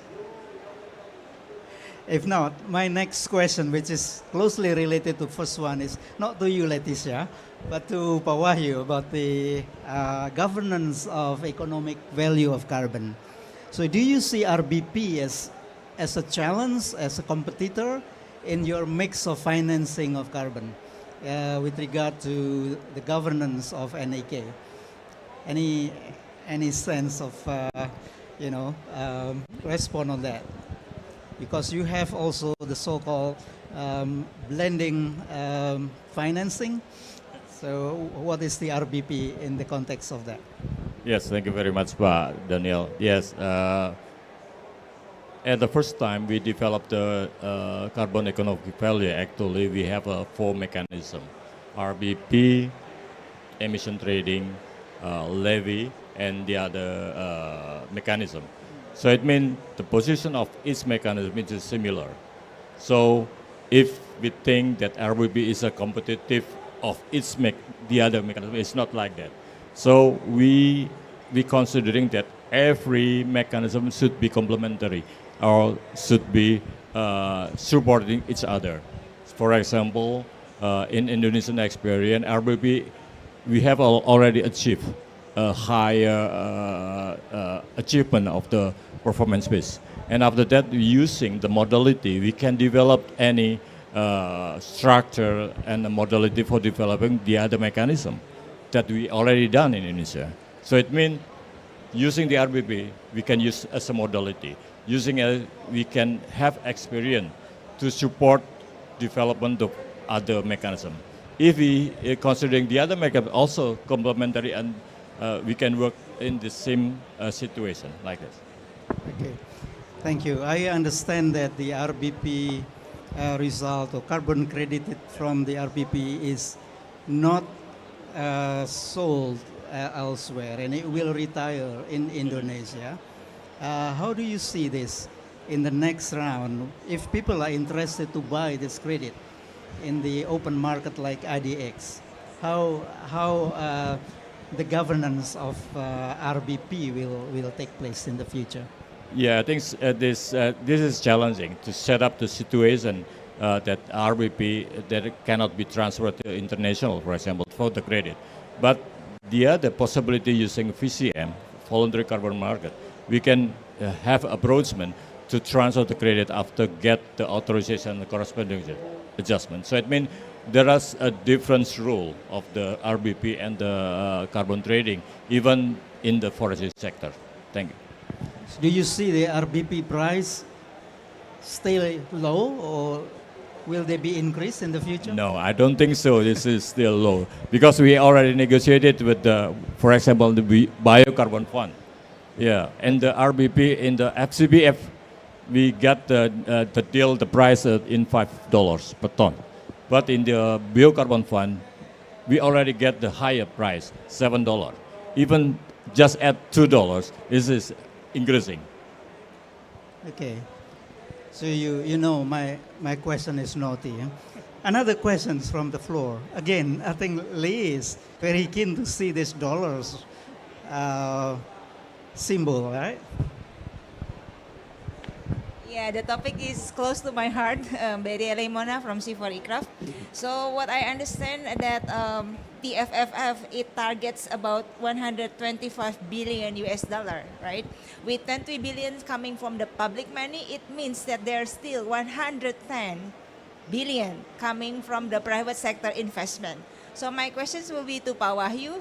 How confident are Indonesian government as one of the future recipients of this TFFF, ensuring that there will be still coming money to our country instead of our investment of 1 billion. Yeah, and then maybe also to leave for the NICFI, what will be the NICFI strategy to ensure that this rest of money also can come and also integrate together to make the fissions happening? Thank you.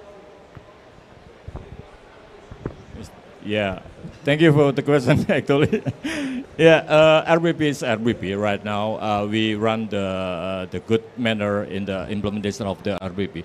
However, Indonesia using the new regulation, we try to align compliance market and voluntary carbon market.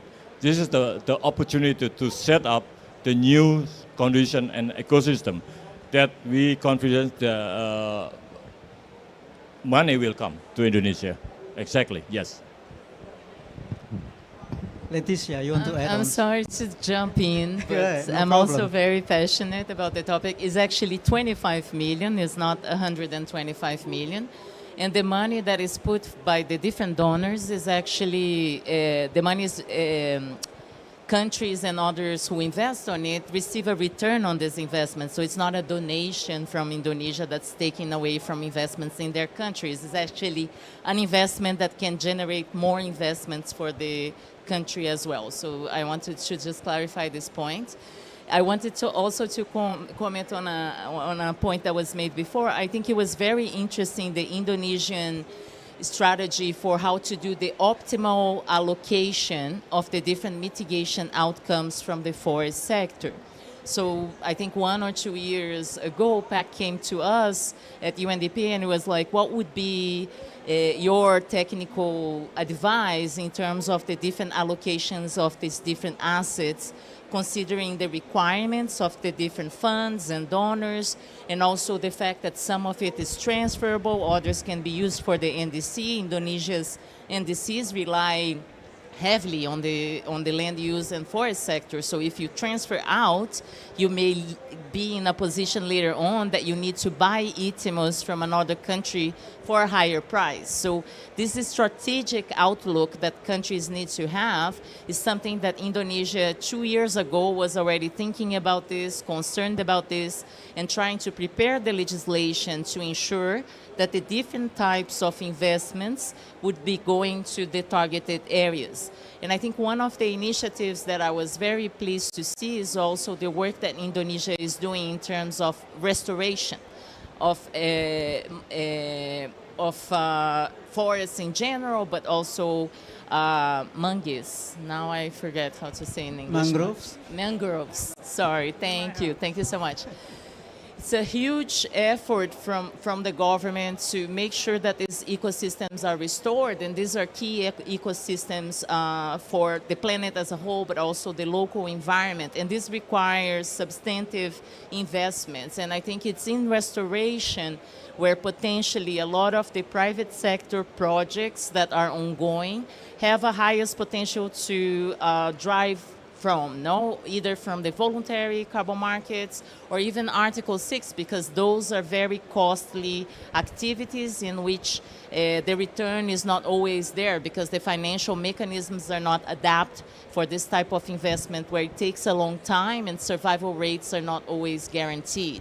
So I think it's very interesting, and this type of strategic outlook, thinking about what Daniel said in terms of 5 years, the country will need to constantly think about the next steps, move forward, go back, rethink, is this working or not? What would be the best allocation? How are prices of the different assets? And I see in Indonesia and the way that they are organizing the different instruments that they are making sure that there is this flexibility and that strategic guidance is being given to the private sector and other investors with how the country can progress achieving the NDC and bringing prosperity to people on the ground as well.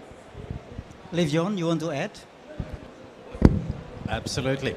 And I think the most fantastic thing about the Tropical Forest Forever facility is that it does address the issue that was somehow and to some extent left behind when we set up RED back in the day.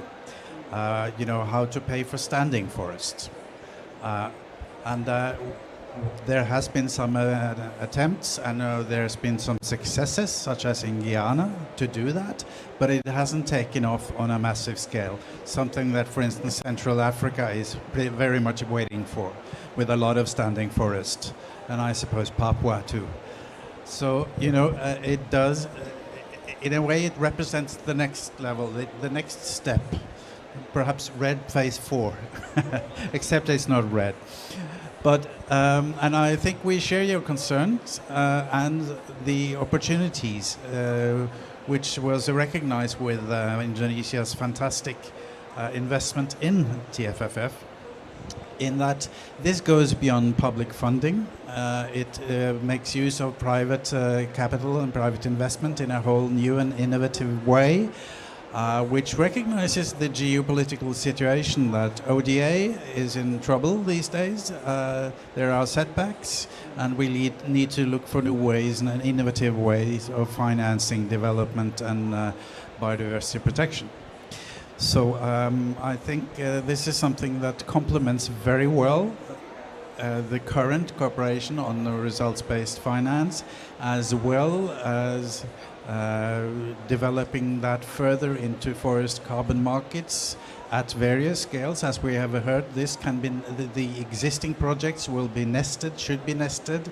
The projects will have to account for their environmental integrity at large, and you know, let's hope that the projects haven't already taken up so much of the carbon quotas or carbon accounting that there will be little left for national accounting. That would be too bad, because that's the experience of some other countries, and so that's why nesting needs to be done carefully so as to ease projects into jurisdictional and national accounting, especially since 5 years to go before 2030, when everything has to be national.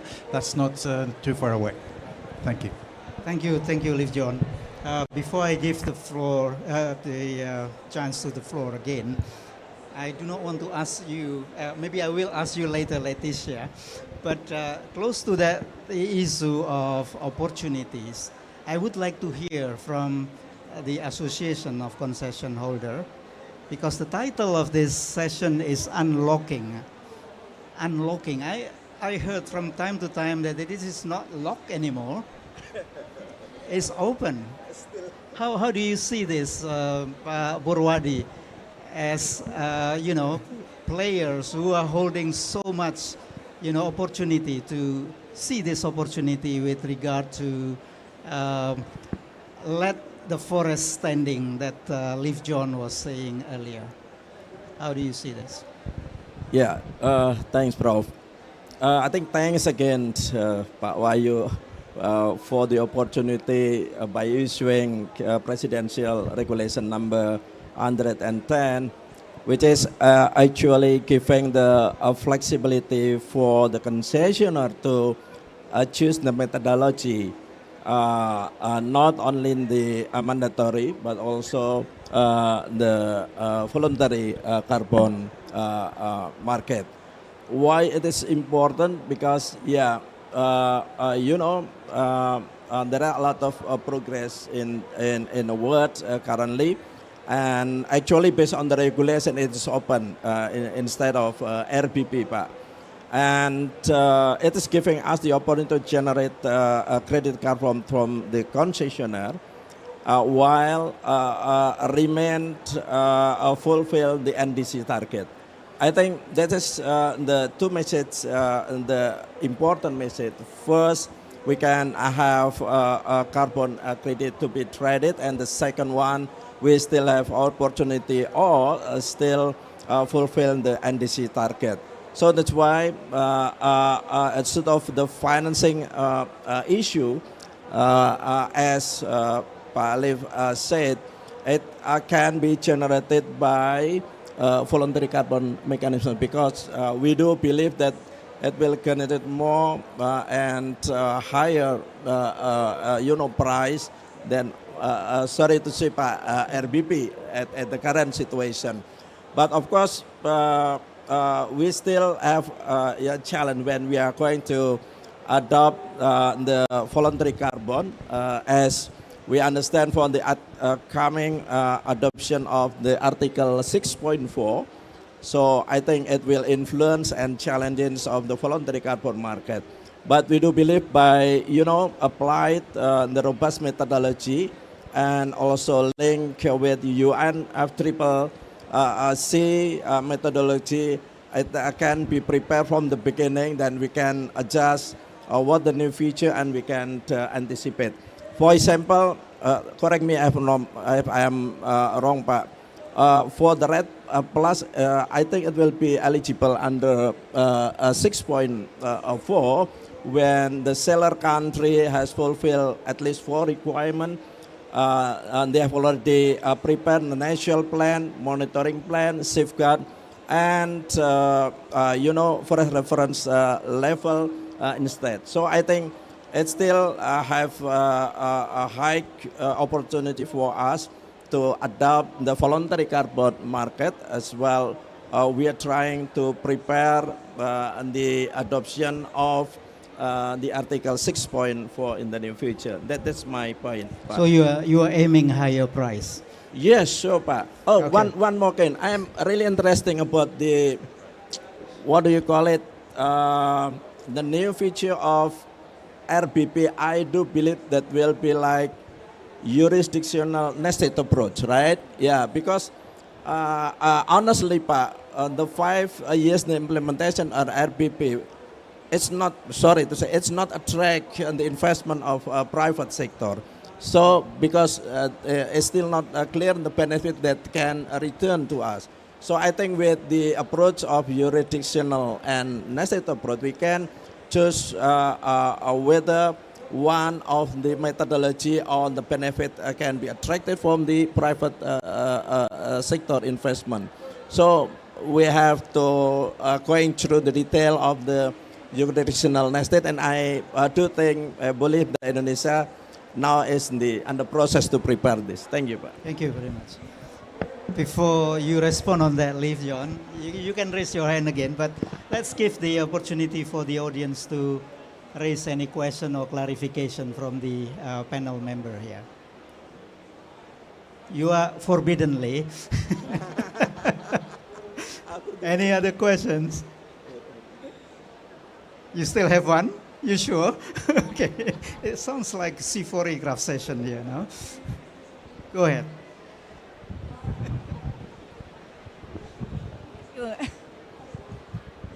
I cannot help asking question. Well, yeah, as you know that the TFFF, they are talking about structure of forest, yeah? They use the definition of FAO for eligibility of the funding. Don't you think this is something that become decreasing? I mean, before when we are talking about the payment for ecosystem services, we are talking about payment of performance-based. But now, which is linked to the functions of ecosystem. But now you're coming back to the structure. Don't you think this is something making it left behind? Thank you. Yes, sure. I think the involvement Indonesia and then TFFF is very important, and I do believe that a lot of discussion will be going through in detail how this pledge can be implemented in the supporter of the country.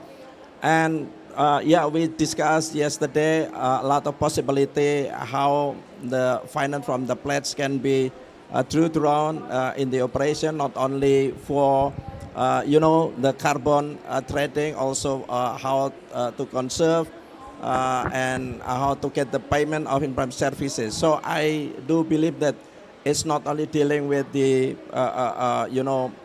carbon trading, carbon credit. It will be a large issue that we can address by this pledge, I do believe. Thank you. Please, John. Thank you so much. And just to make sure, while we're discussing projects and national and whatever is in between nesting, right? Just like I highlighted in my introduction, one of the key features of our current cooperation is to respect Indonesia's way of setting up their own systems and the way of distributing funds and investing in how to go further in the future. Much the same way as we have worked with Brazil over the years. And this will obviously continue, and this is very well reflected in the regulation we have discussed here, that all of these efforts have to be supported in their own ways. Meaning that there is a place for the existing projects, there is a place for mangrove restoration, there is a place for peat restoration. All of these systems, whether they fit into a forest carbon market model or not.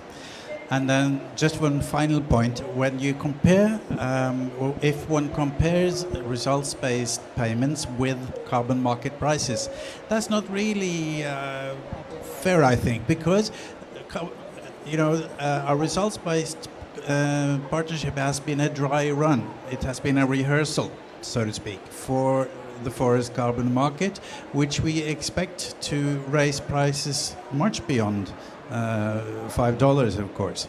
So that shouldn't be the comparison, but the main thing here is Indonesia, as it is already demonstrating so well, it is using the full panoply of approaches to reduce emissions and restock forests and increase value of forests. So that's in all of these dimensions, Indonesia is an example for others. And the main point is, again, Indonesia chooses its own systems and its own approaches, and the world will listen. Fair enough. Thank you very much, Liv John, for the clarification. I think we are comfortable with that, I guess. Leticia, one thing which is always forgotten here is, as development agency, how this business of carbon trading, result-based payment, be better performed when the indigenous people and local community are involved. Do you have any advice or perhaps way forward kind of action to do involving them, please?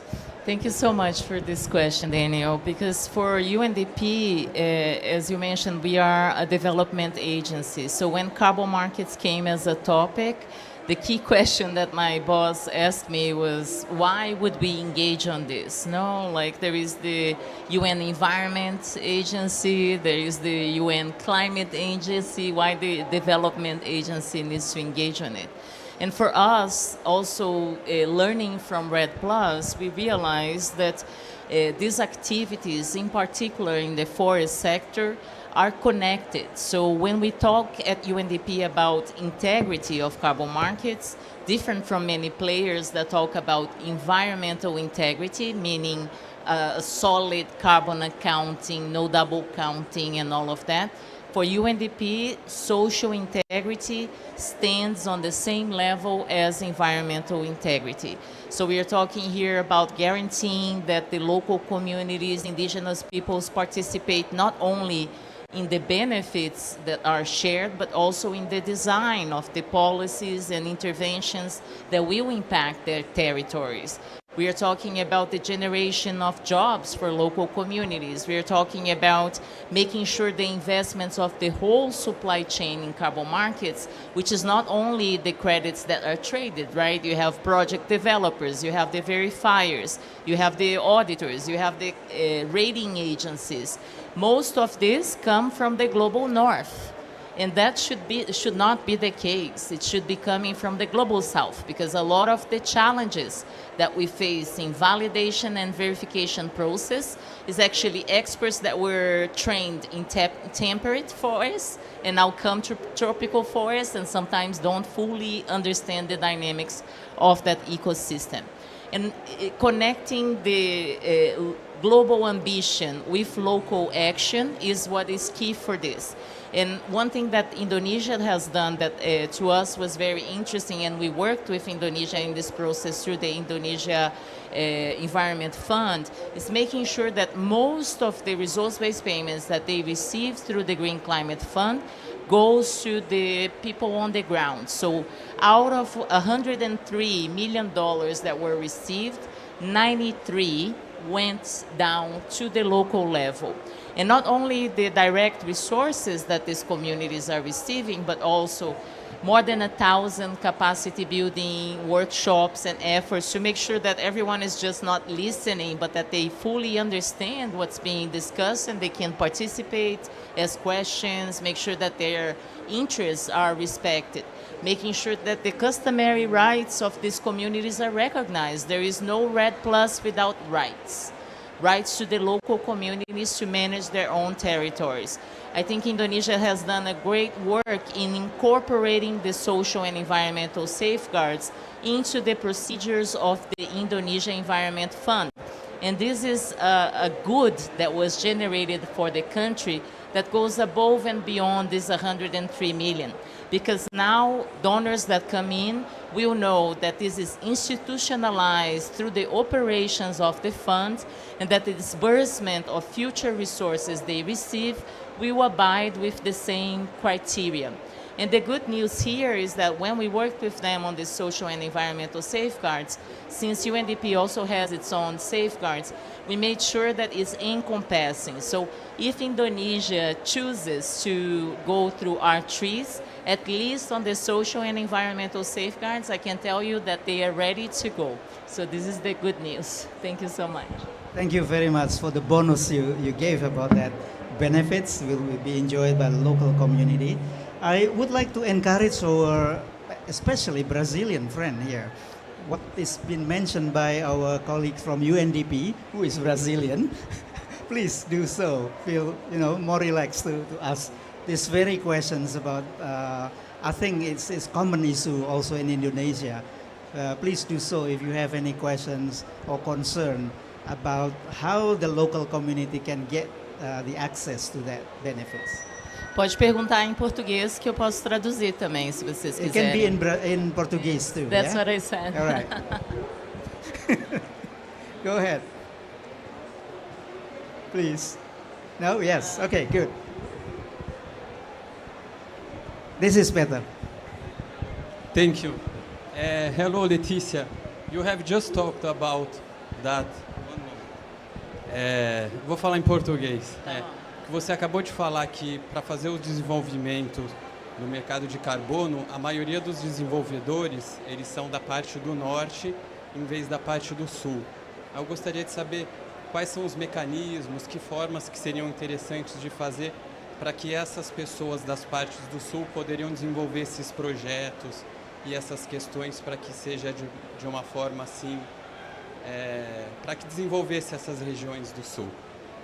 So his question is about the comment that I made about the global north being where most of the experts in carbon markets are, and the fact that most of the resources are not only in the purchase of the credits, but also investments in the supply chain.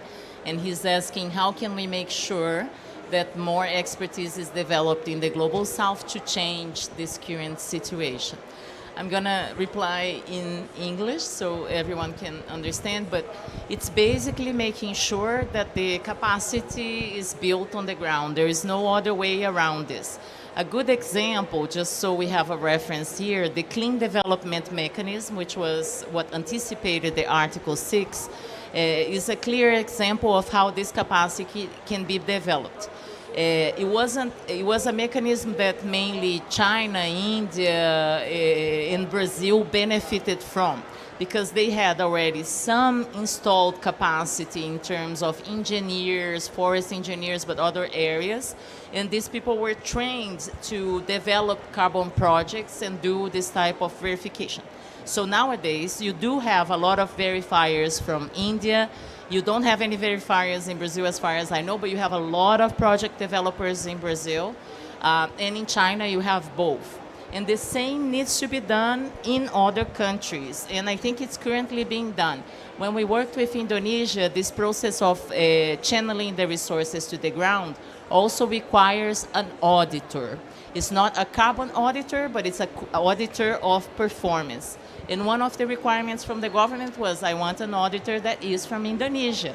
Having the opportunity to engage in markets is how you build capacity. You can do a lot of courses and training, but it is through experience that this is learned. So we need to start building these capacities, but also creating incentives for these companies to operate in this market as well. Thank you. Thank you very much, Leticia. So I think I've got the signal that our time is over. Just to conclude what we can take home, the message from the distinguished panel here is, number one, well, RBP is a kind of experience that Indonesia and perhaps also other countries can learn how we can benefit from protecting forests to reduce emission and also get the wealth of that process for the local community. And the new area or arena under the TFFF would be a kind of stimulus to go beyond RBP and certainly to achieve the main objective of TFFF is to let the forest standing. And we can get incentive from there beyond what we have been doing through RBP processes. And lastly, for Indonesian context, I think RBP is only one of the financing mechanism, and there are many more, including the trading and within this context of land sector. So with that, I would like to end this session. And again, let's give a round of applause to our panel here. Thank you. Thank you, Pak Daniel, for navigating such an interesting and interactive discussions. Please stay on the stage, Pak, and thank you also to all speakers for bringing diverse perspectives on unlocking the potential of carbon economic value. And we do value your contribution and your time. And Professor Haruni, on behalf of the Ministry of Forestry, would like to hand over a special note of thanks to everyone.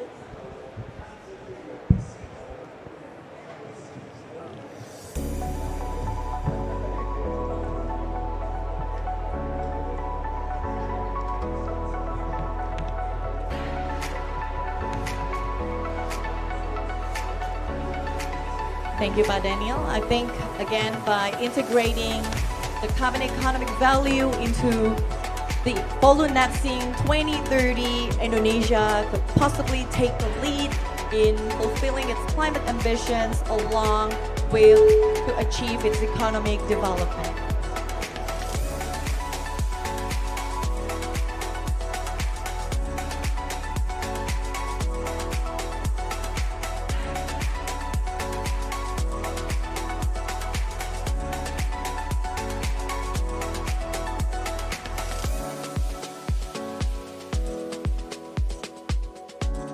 Lastly, to Lee Fyong, thank you very much once again for the insightful experience you share with all of us today.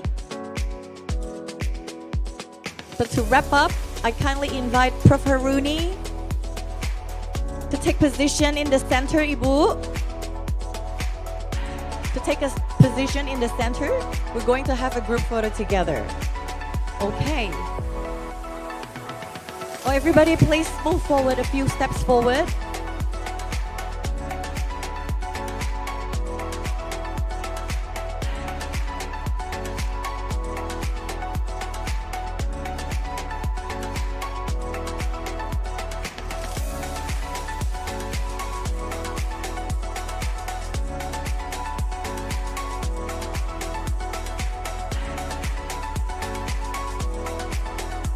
Okay, thank you very much once again. Thank you, Pak Daniel.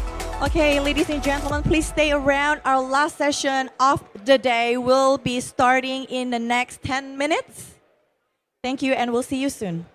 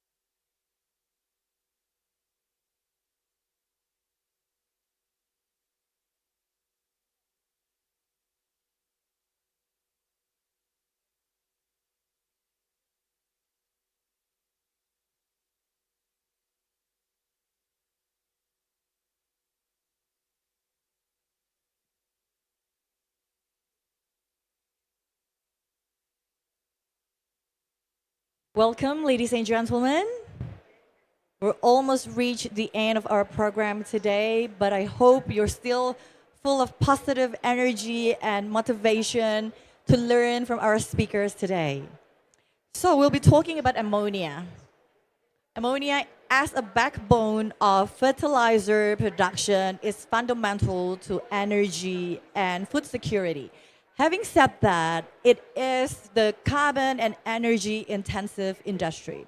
So we're going to learn what are the industrial innovatives to redefine the fertilizer production in order to not reduce carbon emissions, but also to create opportunities beyond the agriculture sectors. Let's begin the session by inviting our keynote speaker, Bapak Dwi Satrio Anurogo. He is the Director of Operation from PT Pupuk Indonesia.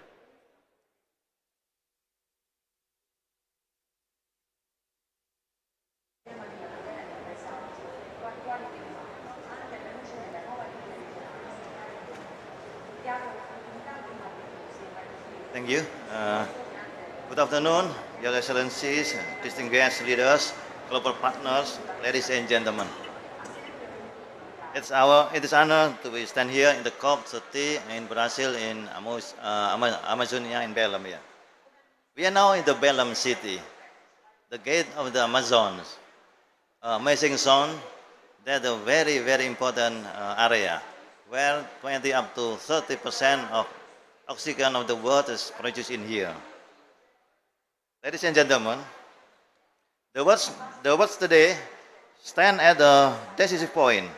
Climate resilience is no longer a matter of choice. It is a necessity to the economic stability, global security, and human survival. As we accelerate toward a low-carbon future, one-third become clearer.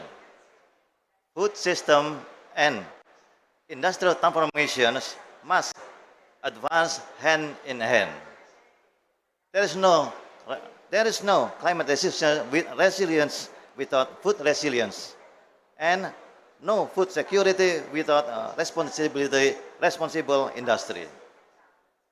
Ladies and gentlemen, as the N-based fertilizer producer, as the largest N-based fertilizer producer in Asia Pacific, Middle East, and North Africa region, Pupuk Indonesia carries a responsibility that goes beyond business. We help farmers grow food for more than 280 million Indonesian people. At Pupuk Indonesia, we believe the circular economy is essential to securing both climate goal and food security.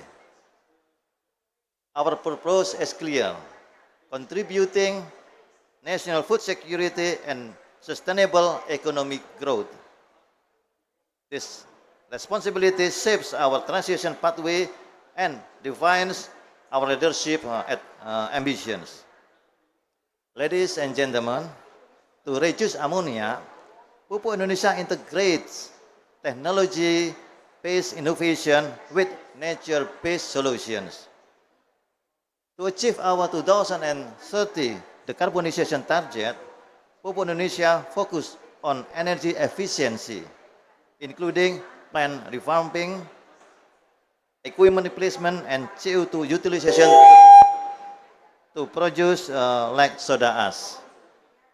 Between 2030 up to 2045, we will begin a gradual transition from gray ammonia to blue and green ammonia. By 2050, we aim to achieve net zero emissions. Around 95% of the reduction will come from technological sides.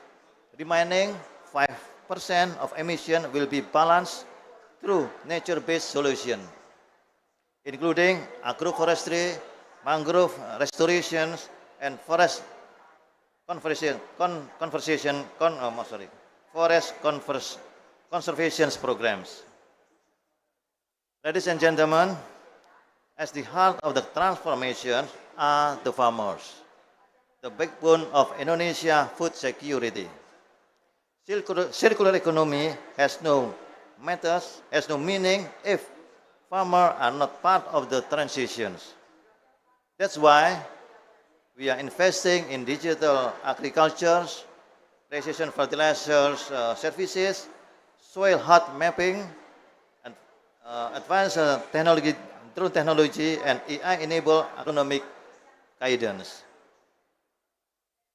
These innovations This innovation helps farmers use nutrient efficiency, reduce waste, and increasing productivity, and will preserving soil and water system. Our aspiration goes beyond providing fertilizers. We are building a new generation of climate smart farmer. Ladies and gentlemen, Pupuk Indonesia Group comes to COP30 not only to share the progress, but to forge alliance with global partners and who share our vision of a circular, resilience and low carbon business and also agri-chemical industry system. We are ready to learn collaborations and to lead where we can. Finally, I'm eager to hear the perspective shared in the upcoming dialogue and continuing learning together on our journey. Thank you. Muito obrigado. Thank you, Pak Satrio. He did mention about the circular economy that's being adopted within the business value chain and the operation. So we're going to learn later on the impact when it's rooted across the industry operation and what it is like, the output, as well as the technological innovation applicable to ensure the transition towards sustainable and resilient agricultural system is effective and affordable. So to be able to answer these questions, please welcome Nendra Gunawan. He is the VP of Environmental Affairs PT Pupuk Indonesia.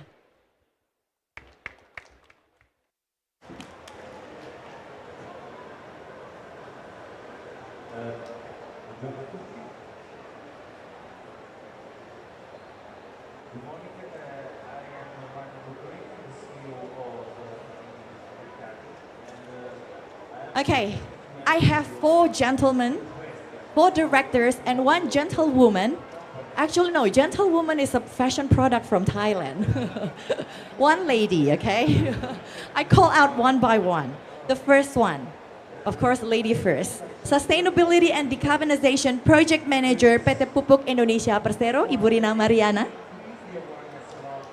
Bapak Bambang Ari Wibowo, SVP of HSE and Technology, PT Petro Kimia Gresik. Bapak Happy Abivara, SVP of HSE and Technology, PT Pupuk Kalimantan Timur. Bapak Panji Ruki, Director of Risk Management, PT Pupuk Sriwijaya Palembang. As well as Felipe Salgado, Energy Transition and Low Carbon Economy Expert and Professional, KPMG Brazil. Over to you. Thank you. Assalamualaikum warahmatullahi wabarakatuh. Boa tarde. Bem-vindo ao Pavilion Indonesia. Selamat siang, selamat datang di Pavilion Indonesia. Good afternoon everyone, ladies and gentlemen. We welcome you to the Pavilion Indonesia to discuss regarding the redefining fertilizer for climate and food securities, also with implementations and the best practices that we have done throughout our Pupuk Indonesia group. And today we will have Felipe Salgado, Pak Happy Abivara, Pak Panji Ruki, Pak Bambang, and Ibu Rina to present their respective presentation. And we will start with Felipe to deliver his presentation. Felipe, The stage is yours.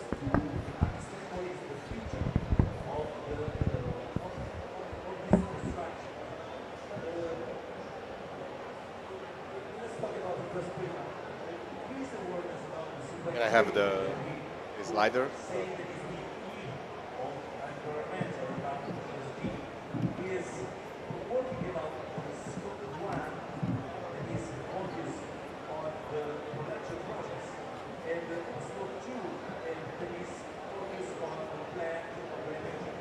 Good afternoon, everyone. It's an honor to be here with you to share some thoughts, initial thoughts about the Sustainable Development Goals, or SDGs, and how the SDGs can accelerate collective action for people, planet, and prosperity, with a particular focus on fertilizer sector and the whole of circular economy in driving systemic transformation. I'm Felipe Salgado. I'm the Director of Climate Change for KPMG Brazil, and also supporting a few countries in South America. Sorry about this. So here's a few topics that we want to share today. And to start, the SDGs are more than just a list of goals. It's important to understand that these are humanity's shared blueprint of for peace, prosperity, and planetary well-being.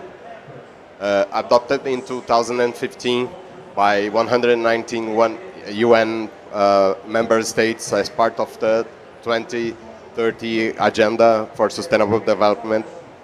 They provide a universal framework to balance economic growth, social inclusion, and environmental protection.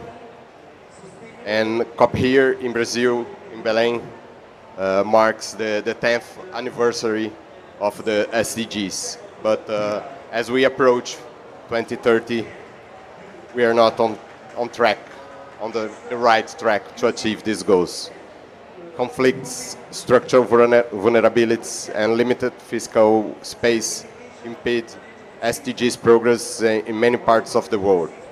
According to the latest Sustainable Development Report, most UN member states have made strong progress on targets related to access to basic service and infrastructure, including mobile broadband use, SDG 9, access to electricity, SDG 7, internet use, SDG 9, under 5 mortality rate, SDG 3, and also neonatal mortality, SDG 3 also.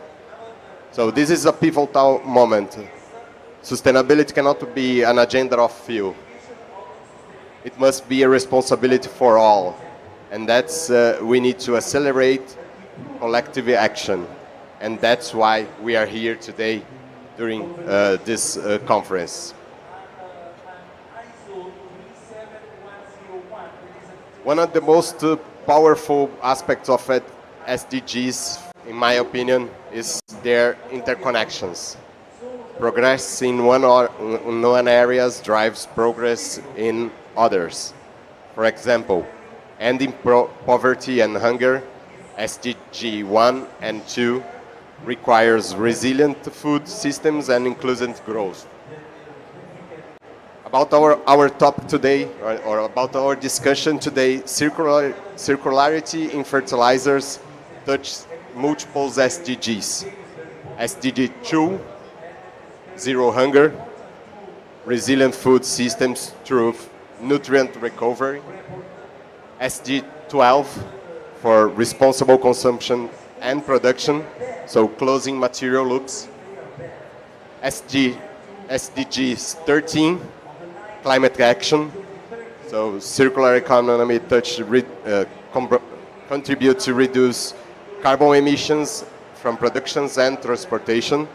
And also SDG 9, we can have that is related to industry, innovation, and environmental enabling clean techs and regenerative agriculture, So the main message, the key message here is there is no single actor to achieve these SDGs alone. This is a multi-stakeholder approach. This is our collective agenda.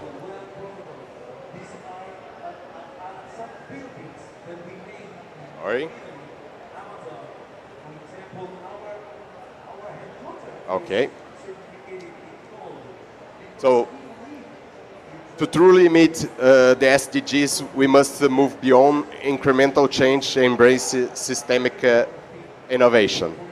This means rethinking how we produce, consume, and manage resource. Not just optimizing process, but redesign the entire value chain. And this is what we are going to discuss here with some concrete examples.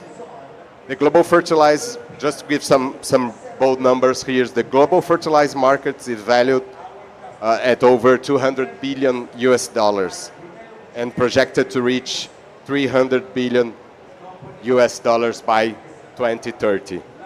Brazil alone represents 37 billion US dollars, growing at a rate of 5 to 7% annually. And yet over 80% of the Brazilian fertilizers are imported. So circular models such as recovery nutrient fertilizers from agriculture residues, wastewater and food waste can reduce important dependence, cut emissions by up to 30 to 40% and unlock new revenue streams. For example, nutrient recovery from livestock waste in Europe has already saved millions of tons of synthetic fertilizer annually.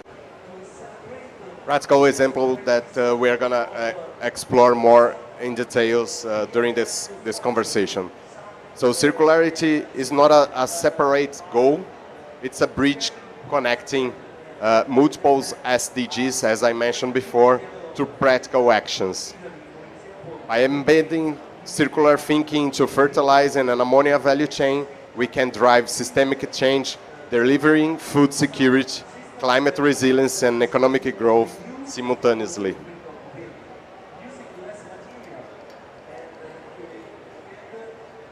So, how do we accelerate this progress? First, we need to integrate policies that align economic, social, and environmental objectives. The private sector must lead responsible investments, innovation, and supply chain transparency. Imagine if 20% of the global fertilizer demand came from recovered nutrients, as I mentioned before, by 2030. This could save millions of tons of CO2 and billions in resources extraction. So what policies, partnerships, and investments are willing to commit today to make this happen? This is something that I really want to ask you to think about during this discussion. Political and private partnerships are crucial to mobilize finance and technology at scale. We must also engage young and communities to ensure inclusivity and long-term impact. And just a quick message for the vision, for the future. Advancing the ESGs means building a future where growth is inclusive and equitable, energy is clean and affordable, cities are resilient and livable, and production and consumptions are sustainable. This is not only a moral imperative, it's an economic opportunity, a new business model that we should consider in our day by day. By unlocking innovation, investments, and resilience, we can create value for society and for the business.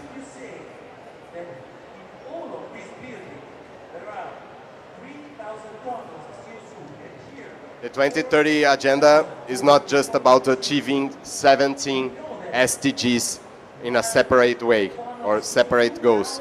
It's about realize one integrated vision, a world that thrives in balance with people and planet.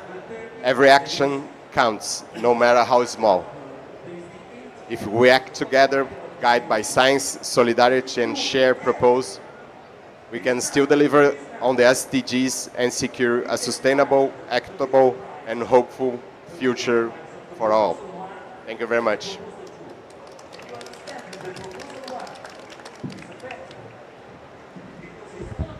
Thank you very much, Felipe. And the next presentation, we will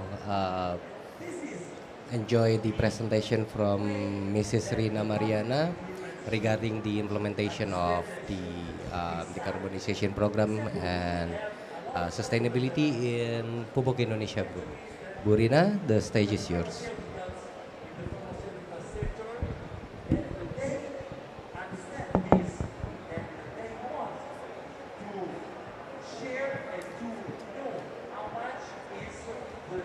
Test.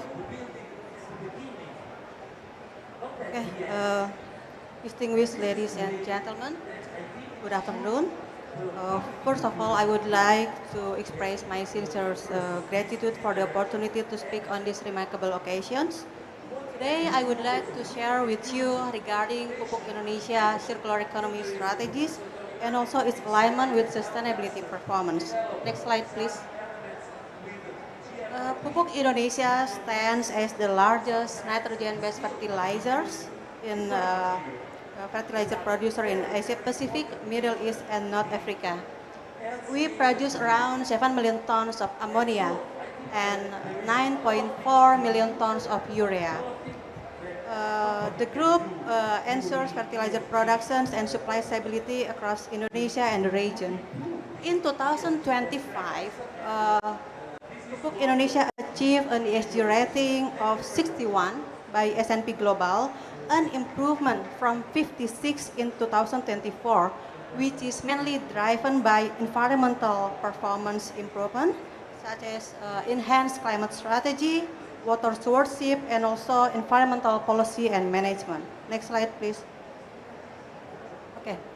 This slide shows how Pupuk Indonesia transformed the linear process to circular process.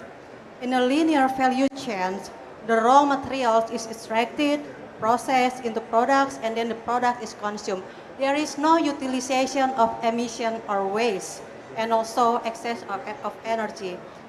This is different with the circular process. In the circular process, we implement the energy recovery, decarbonization, process optimization, product improvement, and also operational enhancement. We also begin by shifting gradually our fossil-based feedstock to the green hydrogen to produce the hybrid green ammonia in order to reduce the emission intensity of the fertilizers. In the circular process, we treat waste not as a burden, but as a resource. For example, CO2 emissions is captured and also utilized, become soda ash, liquid CO2, and also dry ice. Organic waste becomes compost and also organic fertilizers. Inorganic waste such as plastics and paper go to the recycle programs, and then the fly ash is used for the filler for the NPK fertilizers, and also the particulate dust from urea granulation has a potential to be converted into multi-nutrient fertilizers. Here also the excess energy is recovered going back to the process to be utilized, so therefore we can achieve the more efficient product. Okay, next slide please.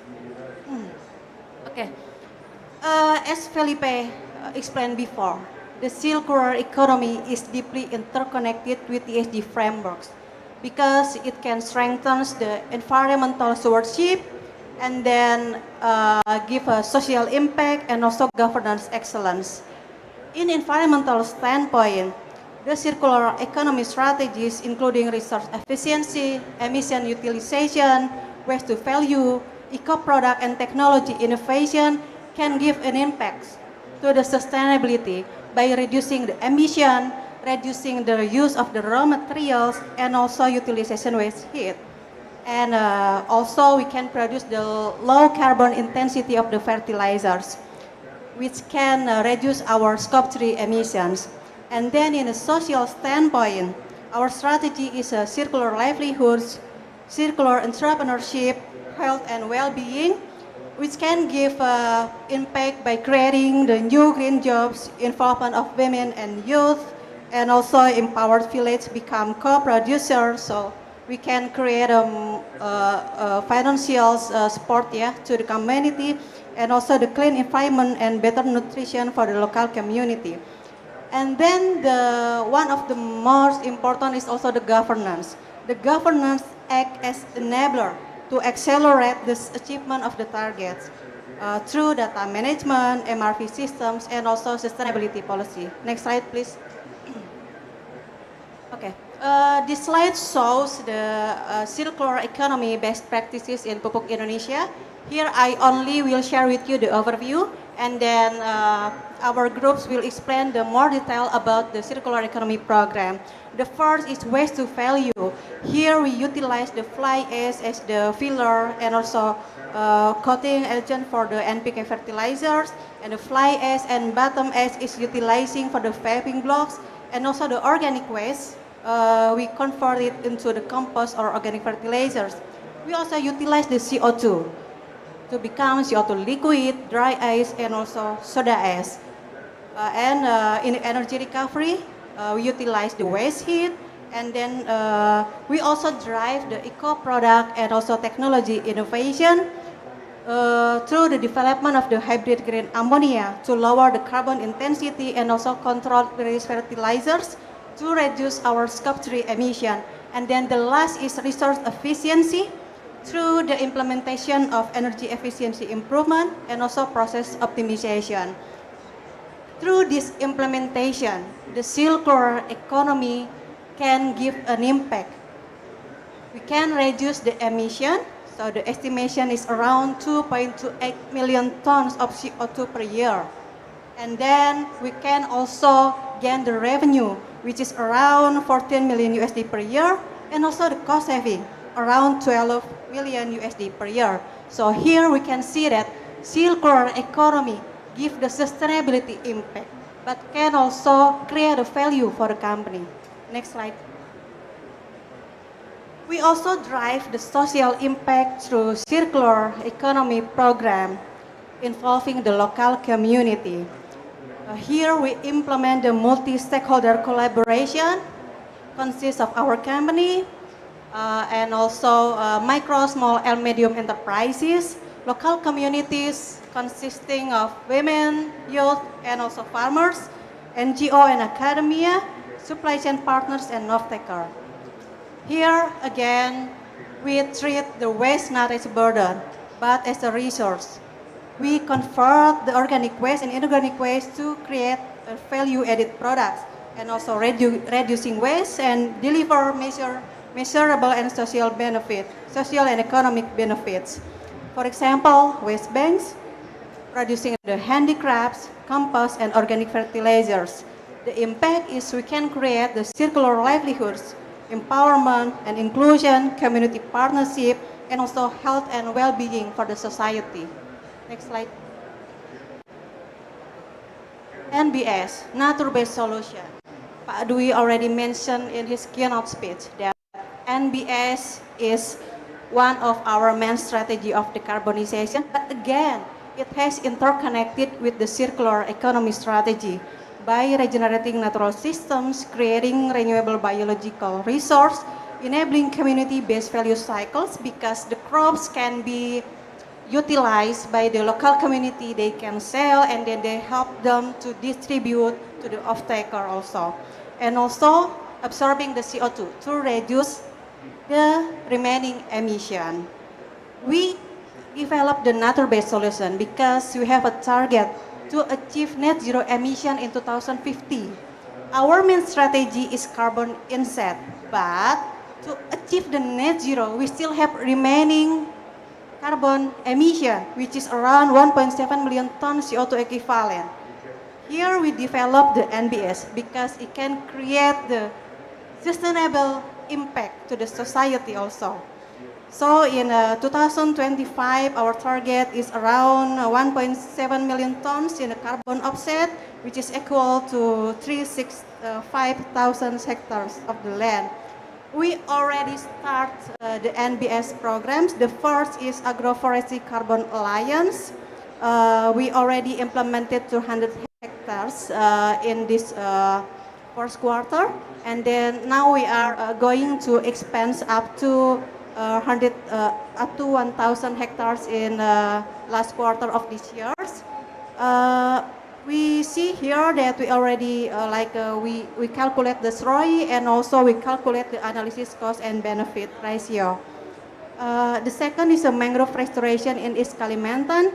Here we cannot alone because we don't have the land, so we create the collaboration and joint initiative with other company and also with Lembaga Hutan Desa. Currently, the feasibility study is done. Now we are in progress to prepare the project design document. And then the third is agroforestry in Blora, Central Java.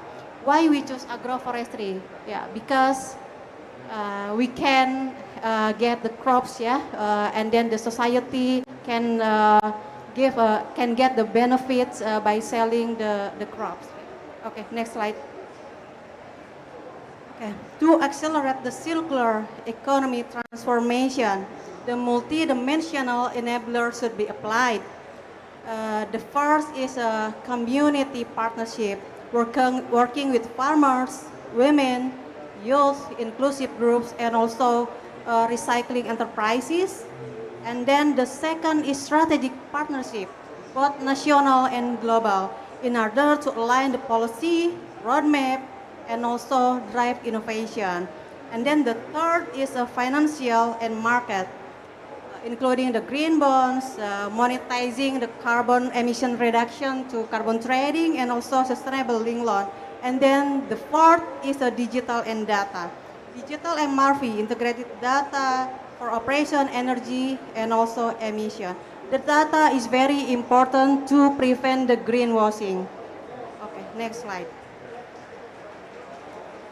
Okay, this is the strategic framework and roadmap of our circular economy. The core layer, the first is the policy and guidelines. This is very important to drive the direction, which consists of sustainability policy, and Pupuk Indonesia already have the sustainability policy. And then the second is a climate action policy. And then the third is product, energy, social circularity guidelines. In the middle layers, the government aspects, data baseline, now we are working with that, and also data management, MRV systems, ISO implementation for the circular economy. And then the outer layer is the pillar and the focus area, including industry, energy, product circularity, social circularity. And this is our roadmap. Up to 2027, we would like to establish our circular economy roadmap. Actually, we already established the roadmap, and then the next is we would like to prepare the implementation strategy and action plans yearly, and then strengthening governance aspects. From 2028 up to 2030, we would like to upscale circular impact, empower multidimensional enablers that I said before, and then develop digital MRV.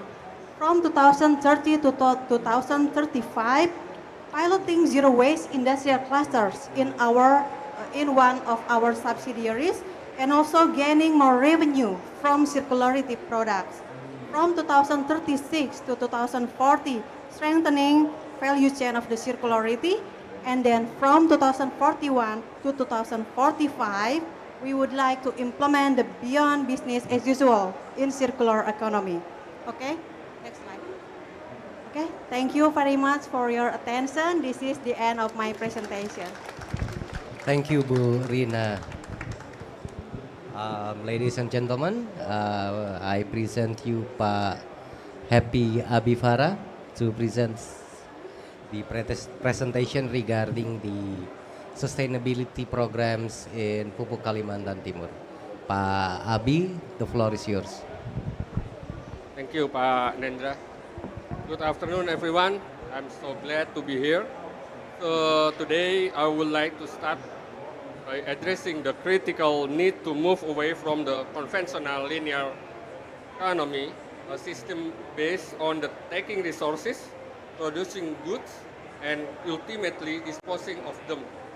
This model is no longer compatible with the growing environmental challenges and resource limitation that we face.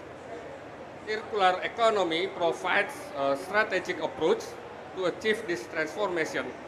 It focuses on maintaining the value of material as long as possible, turning byproduct into valuable resources, optimizing production processes, and driving continuous improvement. In this presentation, I will highlight several circular economy initiatives within Pupuk Kaltim, including the utilization of fly ash, bottom ash, or we call FABA, Biodex, and other resource recovery programs, which demonstrate how environmental responsibility can go hand in hand with operational and economic benefits. Next, this is my company profile. So Pupuk Kaltim was established in 1977 and is located in Bontang, East Kalimantan. Today we stand as the largest fertilizer producer in Indonesia. Our production facilities include, we have 5 ammonia plants with total capacity is around 2.6 million ton per year, and then 5 urea plant with total capacity around 3.4 million ton per year, and 3 NPK plants or compound fertilizer with the total capacity around 300,000 tons per year. In terms of environmental performance, Pupuk Kaltim has been recognized as the first fertilizer company to consistently achieve gold proper at the national level, maintaining the highest environmental compliance and innovation standards for several improved operational efficiency production cycle. This program as well improve material efficiency and reduce potential product waste. Related to the transportation, we also implement the Green Gear. So the Green Gear is our program which support transportation decarbonization by generating renewable energy and providing efficient charging system for public electric vehicle. In the stage regarding waste management and water treatment, we also implement how to manage liquid and solid waste through our integrated treatment system. In this program, the main program is related to we call it PKT Bersih, a waste segregation system, organic, recyclable, and residual waste, and then material reuse factory or FABA program, which is utilization of fly ash and bottom ash waste as construction material, land reclamation media, and artificial coral reef structure, and sake waste, management of used sakes through pressing and recycling processes. Related to the consumer, we also have a social program which we call it Biodex, transform organic waste into nutrient-rich biofertilizer to support sustainable agriculture. And PKT Bersemi and PKT Bisa, community-based agricultural programs aim at strengthening local economic resilience and promoting environmental sustainability. Through these various innovations, Pupuk Kaltim has successfully built a production system that is cleaner, more efficient, and created added value, supporting the company's broader goals of sustainability and circular economy implementation. Next. And now we discuss about the impact of the circular economy. regarding the implementation of SMEN, which is an energy management system that improve efficiency and reduce emission. Since 2016, Pupuk Kaltim has implemented the ISO 50001 based energy management system. This implementation goes beyond technical energy saving. It embeds circular principle into plant design, material selection, production processes, and the resource life cycle within our operation. Until now, through this program, FABA is fully utilized internally, enabling 100% absorption of annual FABA generation at 35,000 tons per year. This initiative successfully reduced waste disposal needs and generate cost saving up to $1.1 million US. For Biodex or PKT Bursary and PKT Bisa, which is a program to converting organic waste into biofertilizer for farmer. Biodex, which is produced by our research department with an annual production capacity of 50 tons. It is a bioactivator formulated with active microorganisms that accelerate the degradation of organic matter. Biodex also contribute to two key social programs, PKT Bisa and PKT Bursary, both demonstrating strong social performance. From the three parameters, such as social return on investment, it achieved 4.8. And another parameter, social license index or SLI, achieved 68.59%, and community satisfaction index is 93.46%, which means is categorized as excellent, reflecting high level of satisfaction. The next program we call regarding transportation, we call Green Gear, generating renewable energy and efficient charging for green electric public transportation. As part of its decarbonization commitment, Pupuk Kaltim has transitioned several operational vehicles from fossil fuel power to electric vehicle. However, the EV charging system still rely on the grid electricity generated from natural gas, resulting in residual emission. To address this challenge, Pupuk Kaltim developed Green Gear, a solar power EV charging station.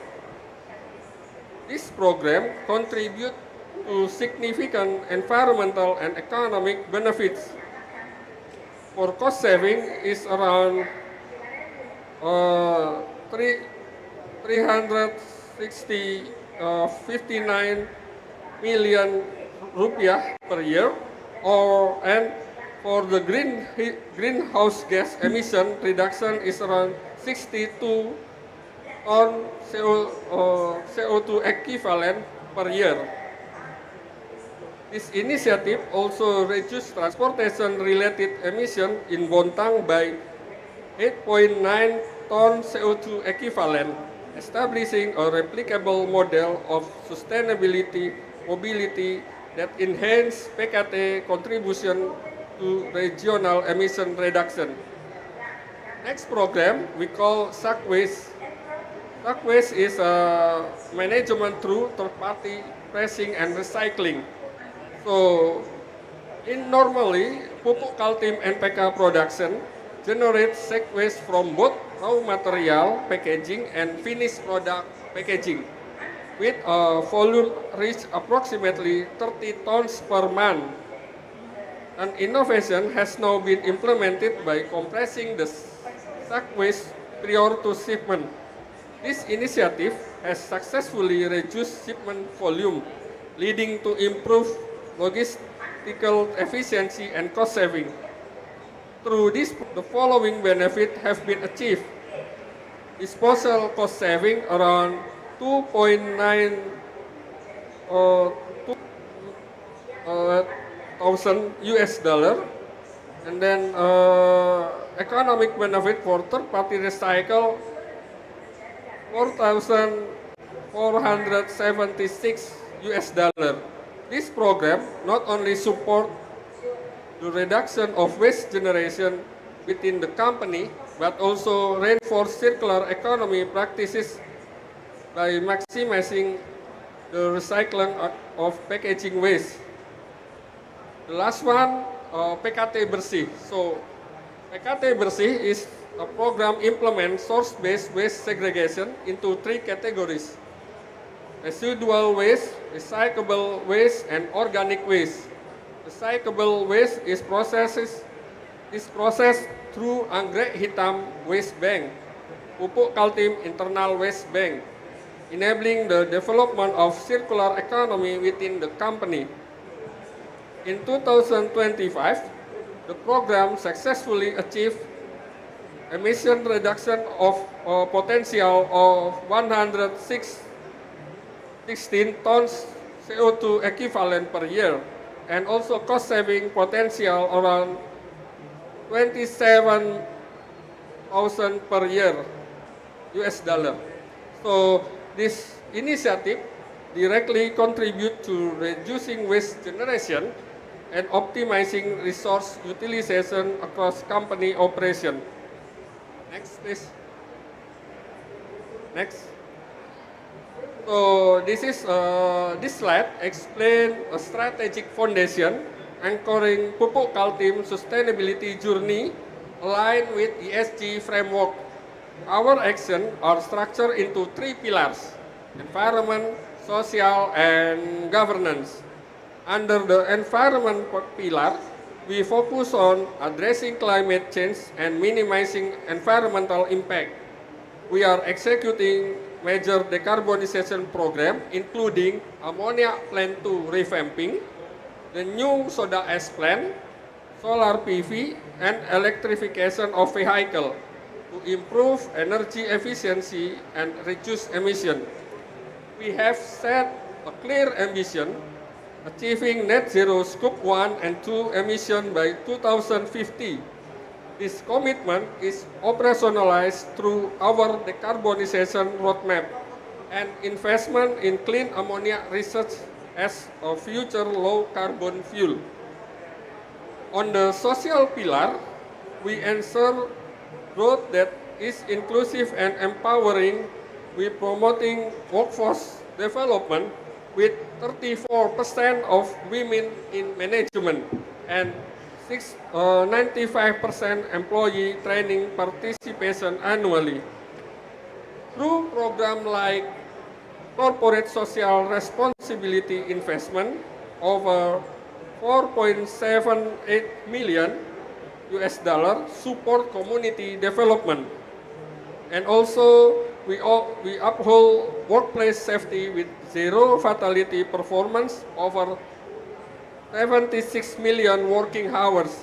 We also strengthen our agricultural supply chain loyalty through 30,000 farmers and empower 29,000 small medium enterprise partner. For governance pillar, we ensure ethical, transparent, and resilient business practices. We adopt the 3 line of defense model and target a risk maturity index score 2.9 by 2025. Next. This slide presenting pupuk kaltim future direction in strengthening its decarbonization and circular economy efforts. We can see on the slide our tagline, "Future is ours." We aim to convey that the future of sustainability doesn't belong to a single party, but is the result of collaboration among all. Companies, government, communities, and younger generation. Future is ours means that the future is in our hands. what we decide, innovate, and commit to today will shape the world we live for the next generation. Therefore, every step toward efficiency, clean energy, and green innovation is an investment in our shared future. To realize this vision, Pupuk Kaltim has prepared four main development directions. First, low carbon supplier selection, which expand the implementation of circular economy to the supply chain by promoting low carbon procurement and integrating carbon footprint criteria into supplier evaluation. Second, tissue culture laboratory which support biotechnology innovation for biodiversity conservation to reduce dependence on fossil fuel. And finally, the Decarbonization program, which focus on carbon capture and utilization technologies, improving energy efficiency and expanding the use of low carbon energy across operation.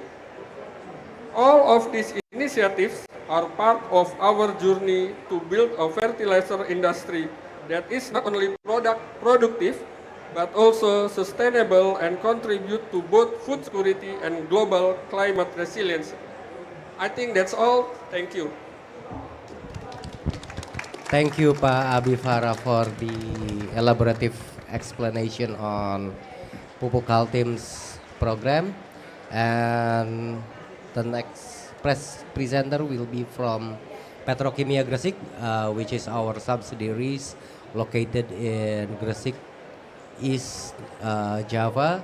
And the presentation regarding implementing circular economy principles in Petrokimia Gresik will be presented by Pak Bambang. Pak Bambang, the stage is yours.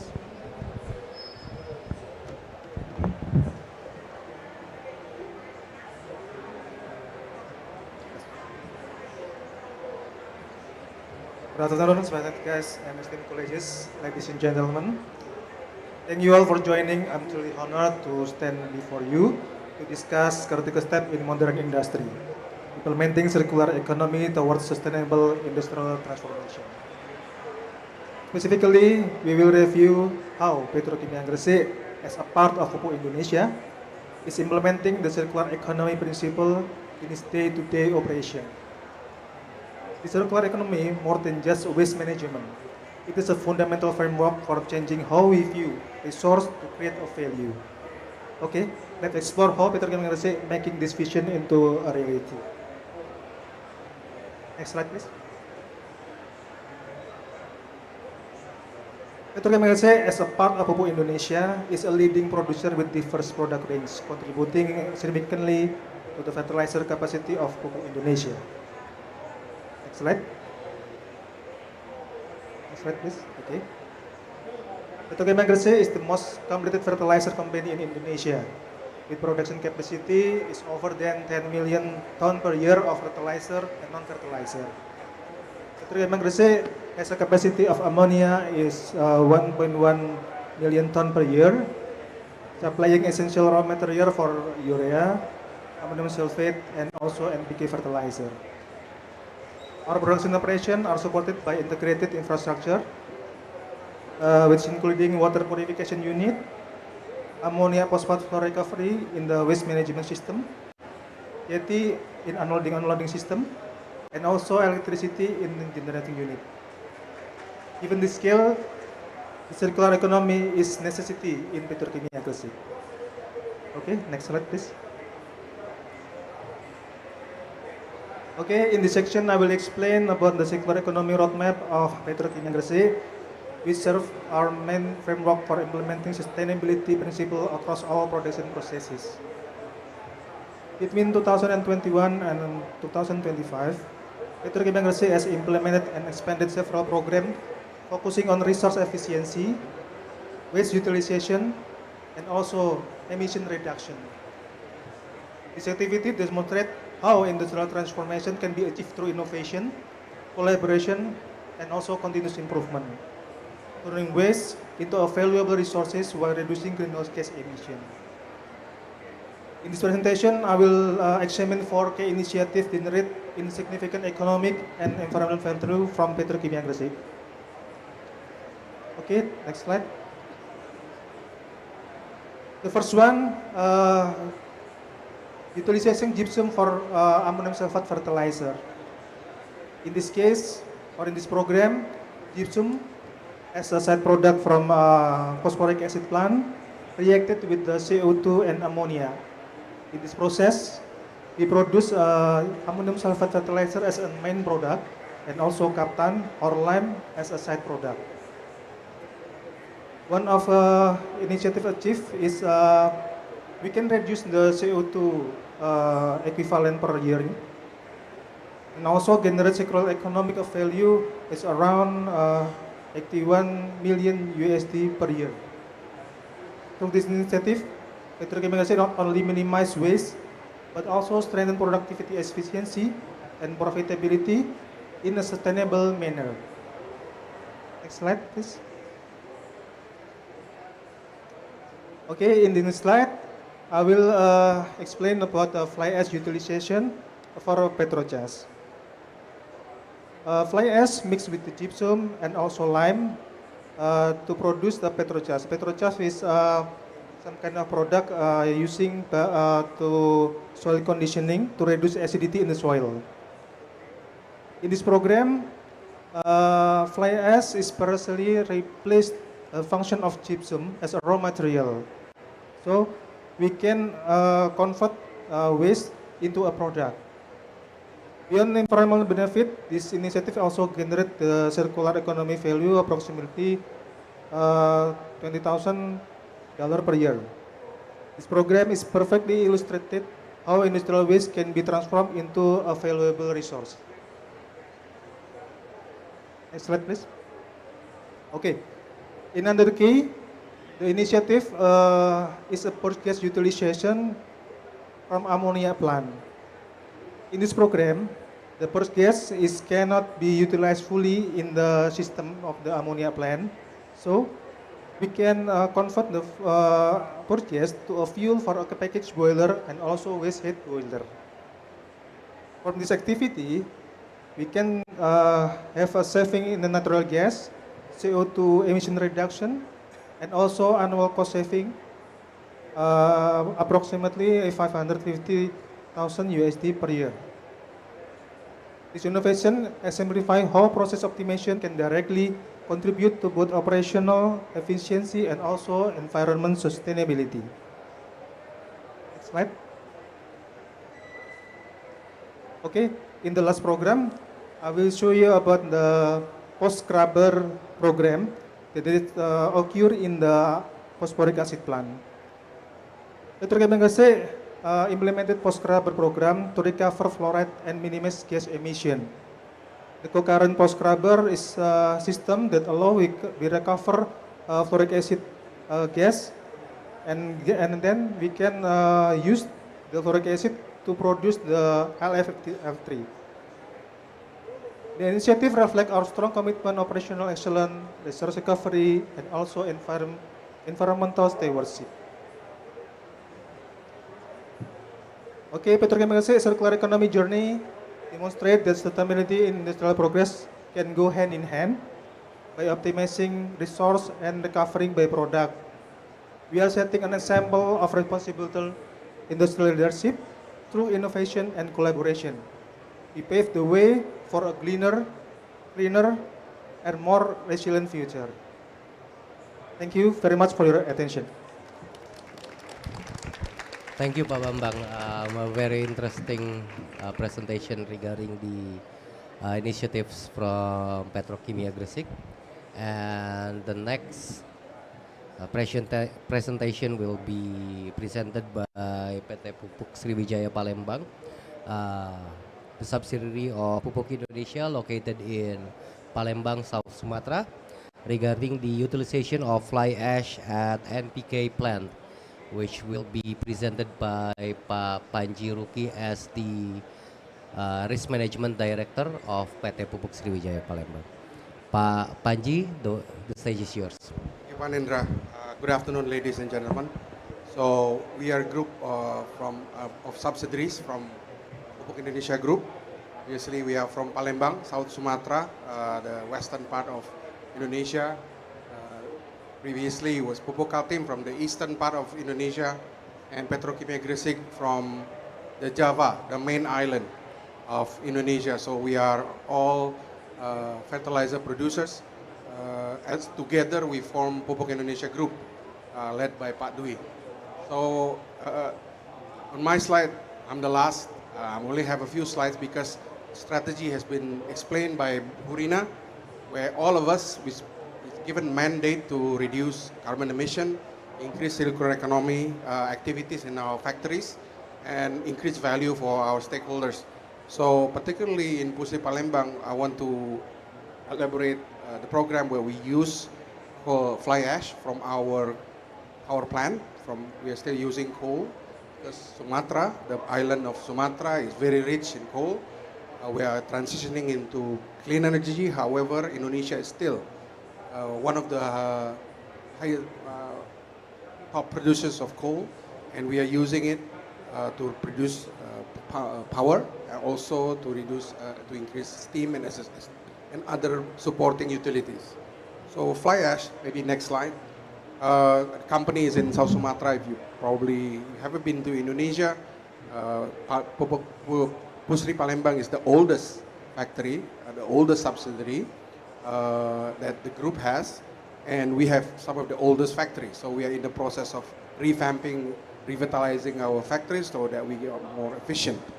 But we still have legacy processes such as coal plants to power some of our power generation units. So next please. We supply fertilizers primarily for the small farmers, almost 11 million. I want to talk specifically on NPK, which is really the most used fertilizer in agriculture today. More and more, and less urea, but more and more NPK. NPK is nitrogen, phosphorus, and calcium or potash. So next slide, please.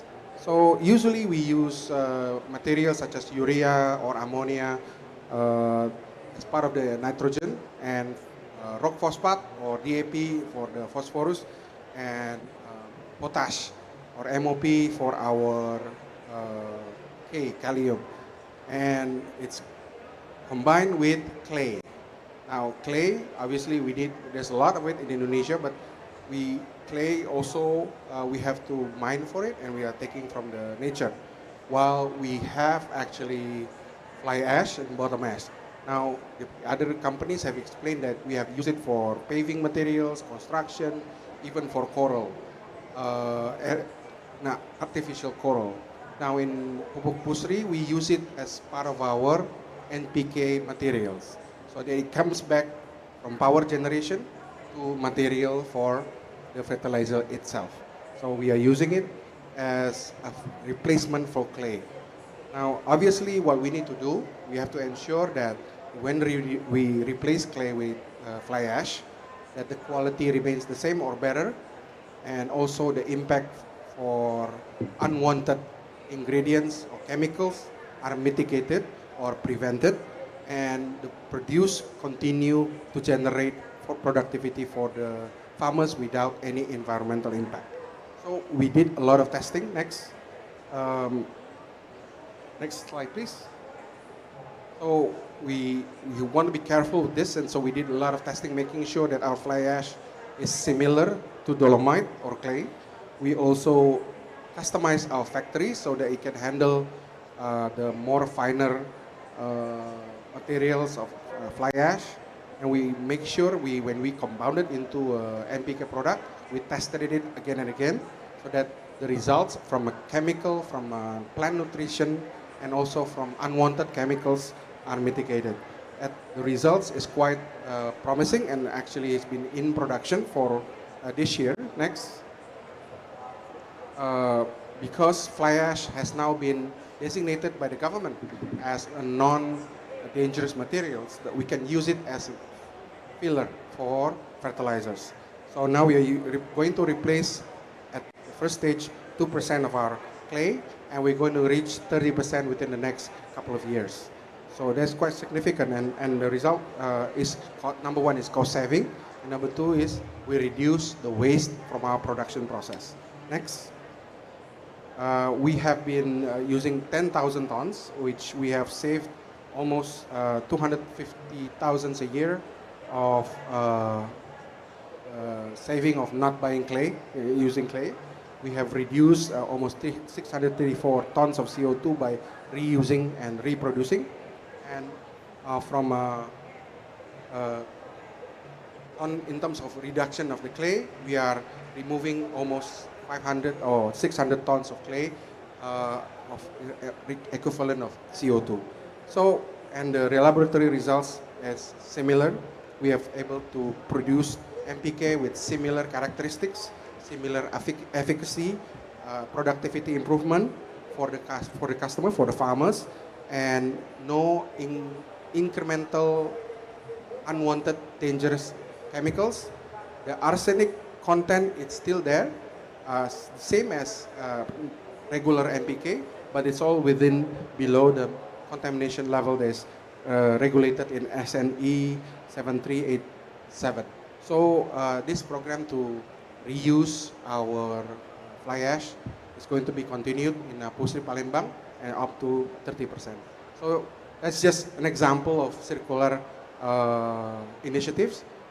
One of the many that all the other subsidiaries have explained, and I think what matters is to start. It starts small, but we are continuing to be measured, and we are giving it to our farmers at the same quality.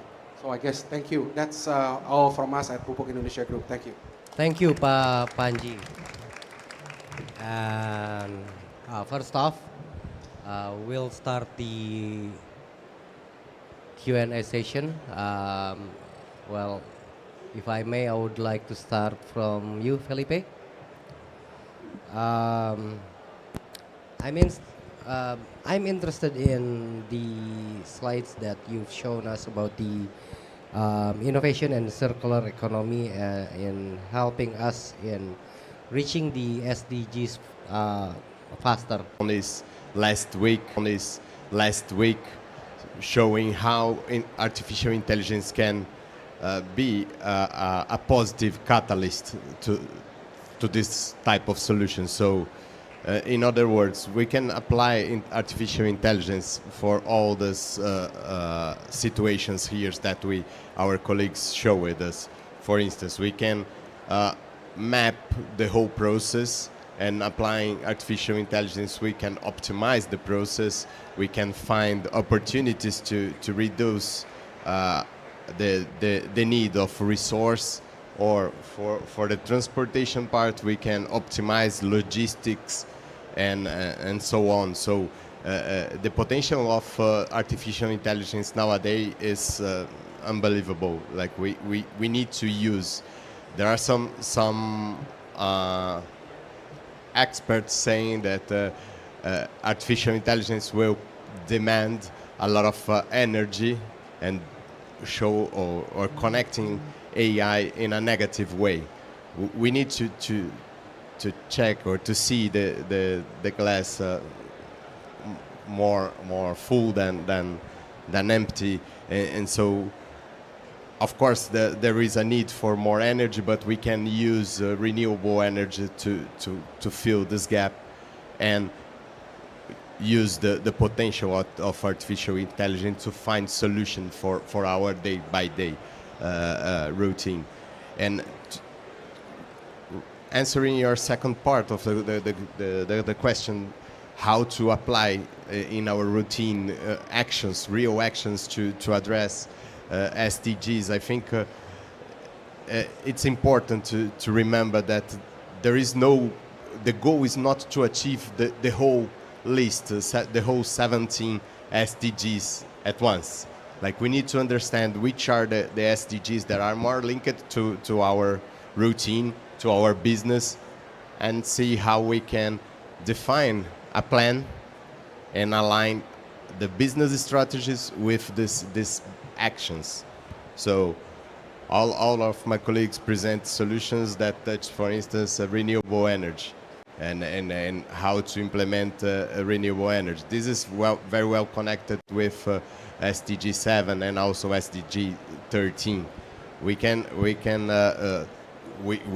heard a lot of how to implement the circular economy, so we are connected with a more sustainable production. So if we analyze our business, we will find that we have a lot of points of connections with SDGs, but we keep explaining this important message to our clients. You don't need to check all the boxes. That's not the goal. You need to find the most material ones for you, and then address strong actions to accelerate the SDGs. Interesting point on the AI.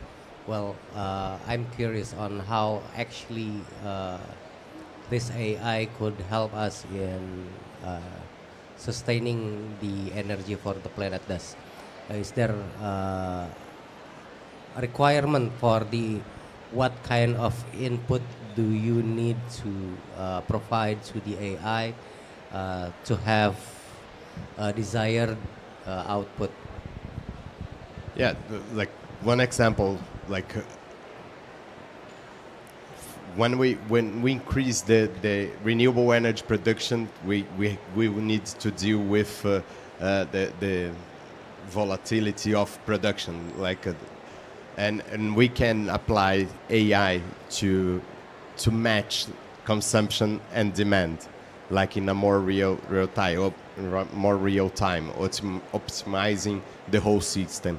So you reduce the pressure over the distribution companies and the transmission companies. So this is one example. Other example, you can think in a more small scale in your own company. So if you have like solar panels at your site, you can apply models using AI to deal with your consumptions and reduce the needs for power from the grid. So this is some small examples that it's not that simple. Like I'm trying to make it simple just to show, but you can also understand or use AI to try to consume energy at the lower rate, as we have there are several regions in the world that are applying variable price for energy. So you can try to use AI to maximize your consumption and reduce your price, your costs. Okay, so basically the input is actually what number do we desire to reduce? Exactly. Okay, interesting, Felipe. Thank you very much. And probably I would like to continue to Bu Rina. Bu Rina's a bit of curiosity from my part regarding your company's effort to maintain sustainability and to reduce energy consumption within the company. Also on the circular economy circular economy programs that being implemented in Pupuk Indonesia. How can circular economy strategies be scaled across value chains through collaboration? Well, it's a bit interesting because Pupuk Indonesia has a massive supply chain, and I'm curious on how the strategy be scaled across the company. Thank you, Pak Dender, for your question. Okay, first is like to scaling the circular economy across the value chain. We cannot do it alone. So multi-stakeholders dimension should be applied. We should have a partnership with the community and also the strategic partnership with a national and a global, and financing, sustainability financing is also very important. And now we also start to monetize our carbon reduction to carbon trading. And then the last is data and digitalization. Like Felipe said, that the AI will give impact in the future. For example, for the MRV system, I will give you an example how we calculate the emissions, and then how we do the verification. To calculate the emissions across the value chain is very time consuming. And if we apply the AI, like Felipe said, we can shorten the time, and also we can do it more efficient, and also it's like for the verification we can do it faster. Okay, thank you. This is my answer. Well, interesting. AI is beginning to scare me, actually. Okay. Probably the next question will go to Pupuk. Yes, please. May I add one point here, because we can look AI for this side of consumption and demand, but we also can apply AI for predictions and see how do you need, or how your production will need to increase or to attend a certain demand from the market.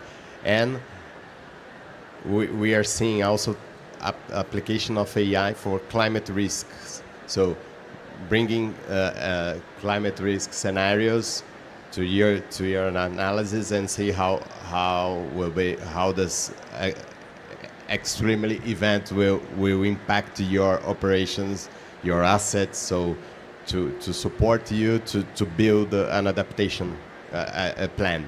So there's several possibilities here to discuss AI, and it's also scaring me.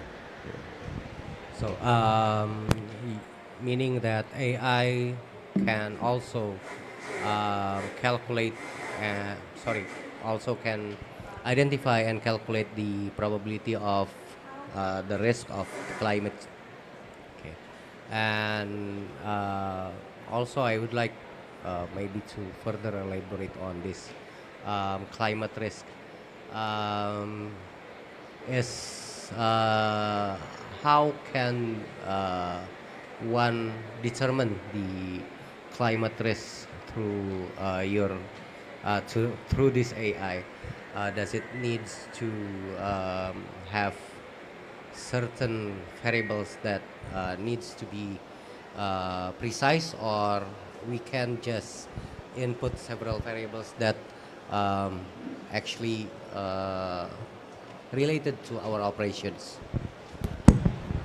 Here, we don't need to reinvent the wheel, because we already have the IPCC scenarios, so we can choose 2-3 different scenarios, one more optimist, one more business as usual, or one more pessimist, and insert in the model and see how this could impact your business. So there is no need to try to create scenarios. The point that you need from the business side is more informations regarding your assets, your supply chain, your value chain, to cross this information with the scenario. So therefore, at the end, you will see, for different scenarios, how the temperature will affect my business, or how floods can disrupt my supply chain, or interrupt my operation. So that's the idea here. Use AI to make the analysis faster, more precise, but we don't need to build the new scenarios. We already have a good scientists working on this.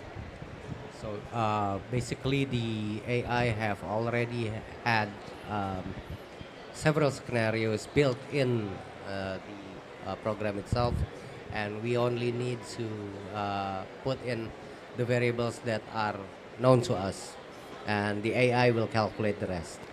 Yeah, the AI will cross the informations and see how your operations are exposed to different types of risks. And then you need to analyze this. Of course, AI can support and can suggest you, but you always will need to have like a human analyze after this and to digest and to discuss, because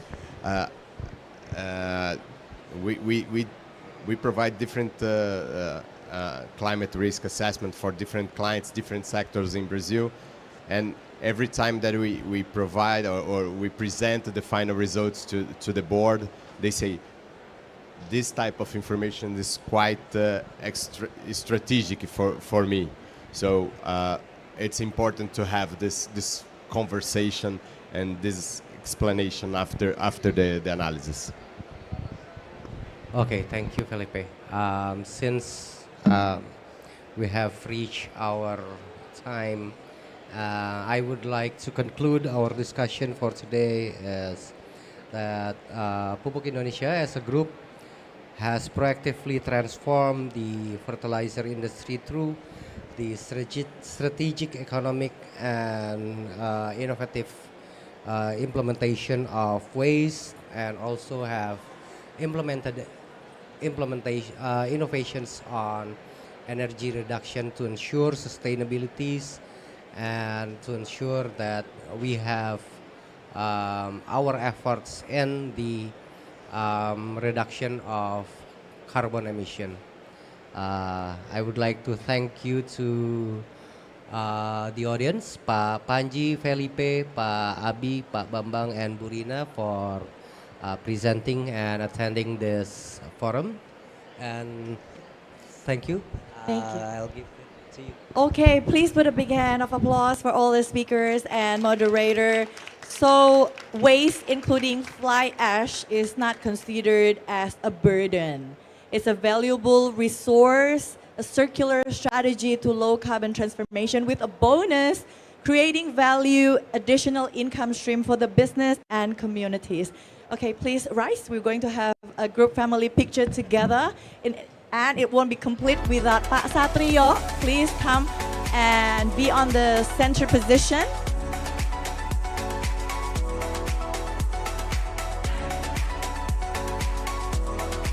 And it seems like the topic AI is very, very interesting. So for suggestion, probably next year in 2026, we will see PT Pupuk Indonesia come up with a topic AI in fertilizer, chemical, and agriculture industry. Once again, please put a big hands for all of them. Thank you very much for joining this session. Let's wrap it up. We've reached the end of our program today, but don't worry, we'll come back tomorrow. We'll see you again tomorrow. Safe travel home and goodbye. Thank you.